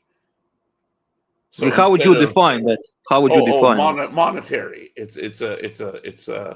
It's all based on how much money you have or don't have. How much, or if you want to get really technical, it's how much value can you leverage? Yeah, it makes sense. It makes sense now. America has become because for the longest time I kept banging on about how we'd become a corporate feudalist state, right? Yeah, a corptocracy, if you will, right? Well, we skipped right past corptocracy and went right to monetocracy, where it's like if you have the money, you have the power. You get what I'm saying? If you have the money, you have the power, one for one. Like that's a monetocracy. Meaning, if you have the money, you have the power. Like simple, monetocracy. The people with the money have the power. So there you go. And I think that's where we're at. Is America, anyways. I think the issue for you guys, I completely forgot about that. But the biggest issue, your biggest issue you have is the fucking healthcare. Oh yeah, well, the reason it's the biggest issue is because it's the biggest expense. Yeah. Yeah, but also everything is like privatized and expensive, and Yep. Everything's about bottom lines, and it's how to put it. It's well, see, this is what happens when policy gets wrapped up with business sense. Like you know what I mean? If you get them too tangled up with each other, you end up with this. With our medical system, which is a complete nightmare mess, right? Like, dude, our insurance is so bad. Even the rich people insurance doesn't cover a lot of common specialists. Like if you have like for example, if you have gum disease and you're a rich person with rich people insurance, still not covered. You still have to pay out of pocket. Like that's how bad things are getting. But it's still, how to put it. You have to wait until it starts to really pinch the upper 1%, and then you'll start to get some change. some people are saying that it's Ronald Reagan that started that shit with the healthcare and all that. I don't know if that's true because I'm not American, so. No, it started way before, right? way before him, because you have to go all the way back to the Great Depression in the 1930s. Yeah, but didn't he close down a lot of like these hospitals, especially mental hospitals? That's why you guys have a lot of these mental cases on streets. Is that true, or some people are saying it started in the Ronald Reagan era? Yeah, that Ronald Reagan was shutting down the mental hospitals. And he did, but we don't have. I mean, we have like even now we have more homeless people than I've probably ever seen in my lifetime. And I was born in '68, so do the math there. We've got more homeless people now than we ever. Okay, had. Yeah. No, but they are saying he started. Hang on, let me finish. Go ahead. Not all of those. Not all of the homeless people that I observe are just mathematically. Not all of them are mentally ill. Right? No, of course, I never said they are. I'm just saying that. But some are saying that Ronald Reagan was like speeding up that process. He was one. He was one of many ebbs and flows. I would say would be more accurate. Like if you think about it, like a wave that goes up and down. right? And it kind of pendulum, or like a pendulum that swings back and forth. That's what you have with liberalism and conservatism in our country. Is pendulum swings back and forth, usually every 8 to 12 years, give or take, right? Sometimes maybe 16, sometimes maybe 8 or 4, but you get what I'm saying. It goes by the cycles of the elections, and everything kind of just swings. Eventually, it started. Well, the theory about him is that he sold out his entire country to few corporations. That's what people are saying about Ronald Reagan, like his neoliberal policies. Yeah, no more than like anybody and everybody that came before him and after him did. Oh, okay. Yeah, but there are usually people are always mentioning him that he was like extreme, like neoliberal policy, deregulation stuff, deregulation, all that nonsense. You know who the president was during the Great Depression? No, bro. Enlighten. Herbert Hoover. Oh, I know about him. Yeah. Look at you. Okay, so you know about Hoovervilles. Nah, but what's up with that? Nah. Look up the word Hooverville. Here, I'll put it in. I'll type it in the private chat. You're gonna love this. This is some fucking shit here.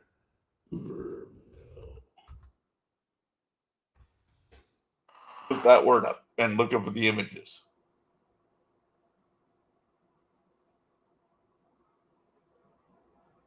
Well, that's one of the presidents. That's the president from the 1930s during the Great Depression.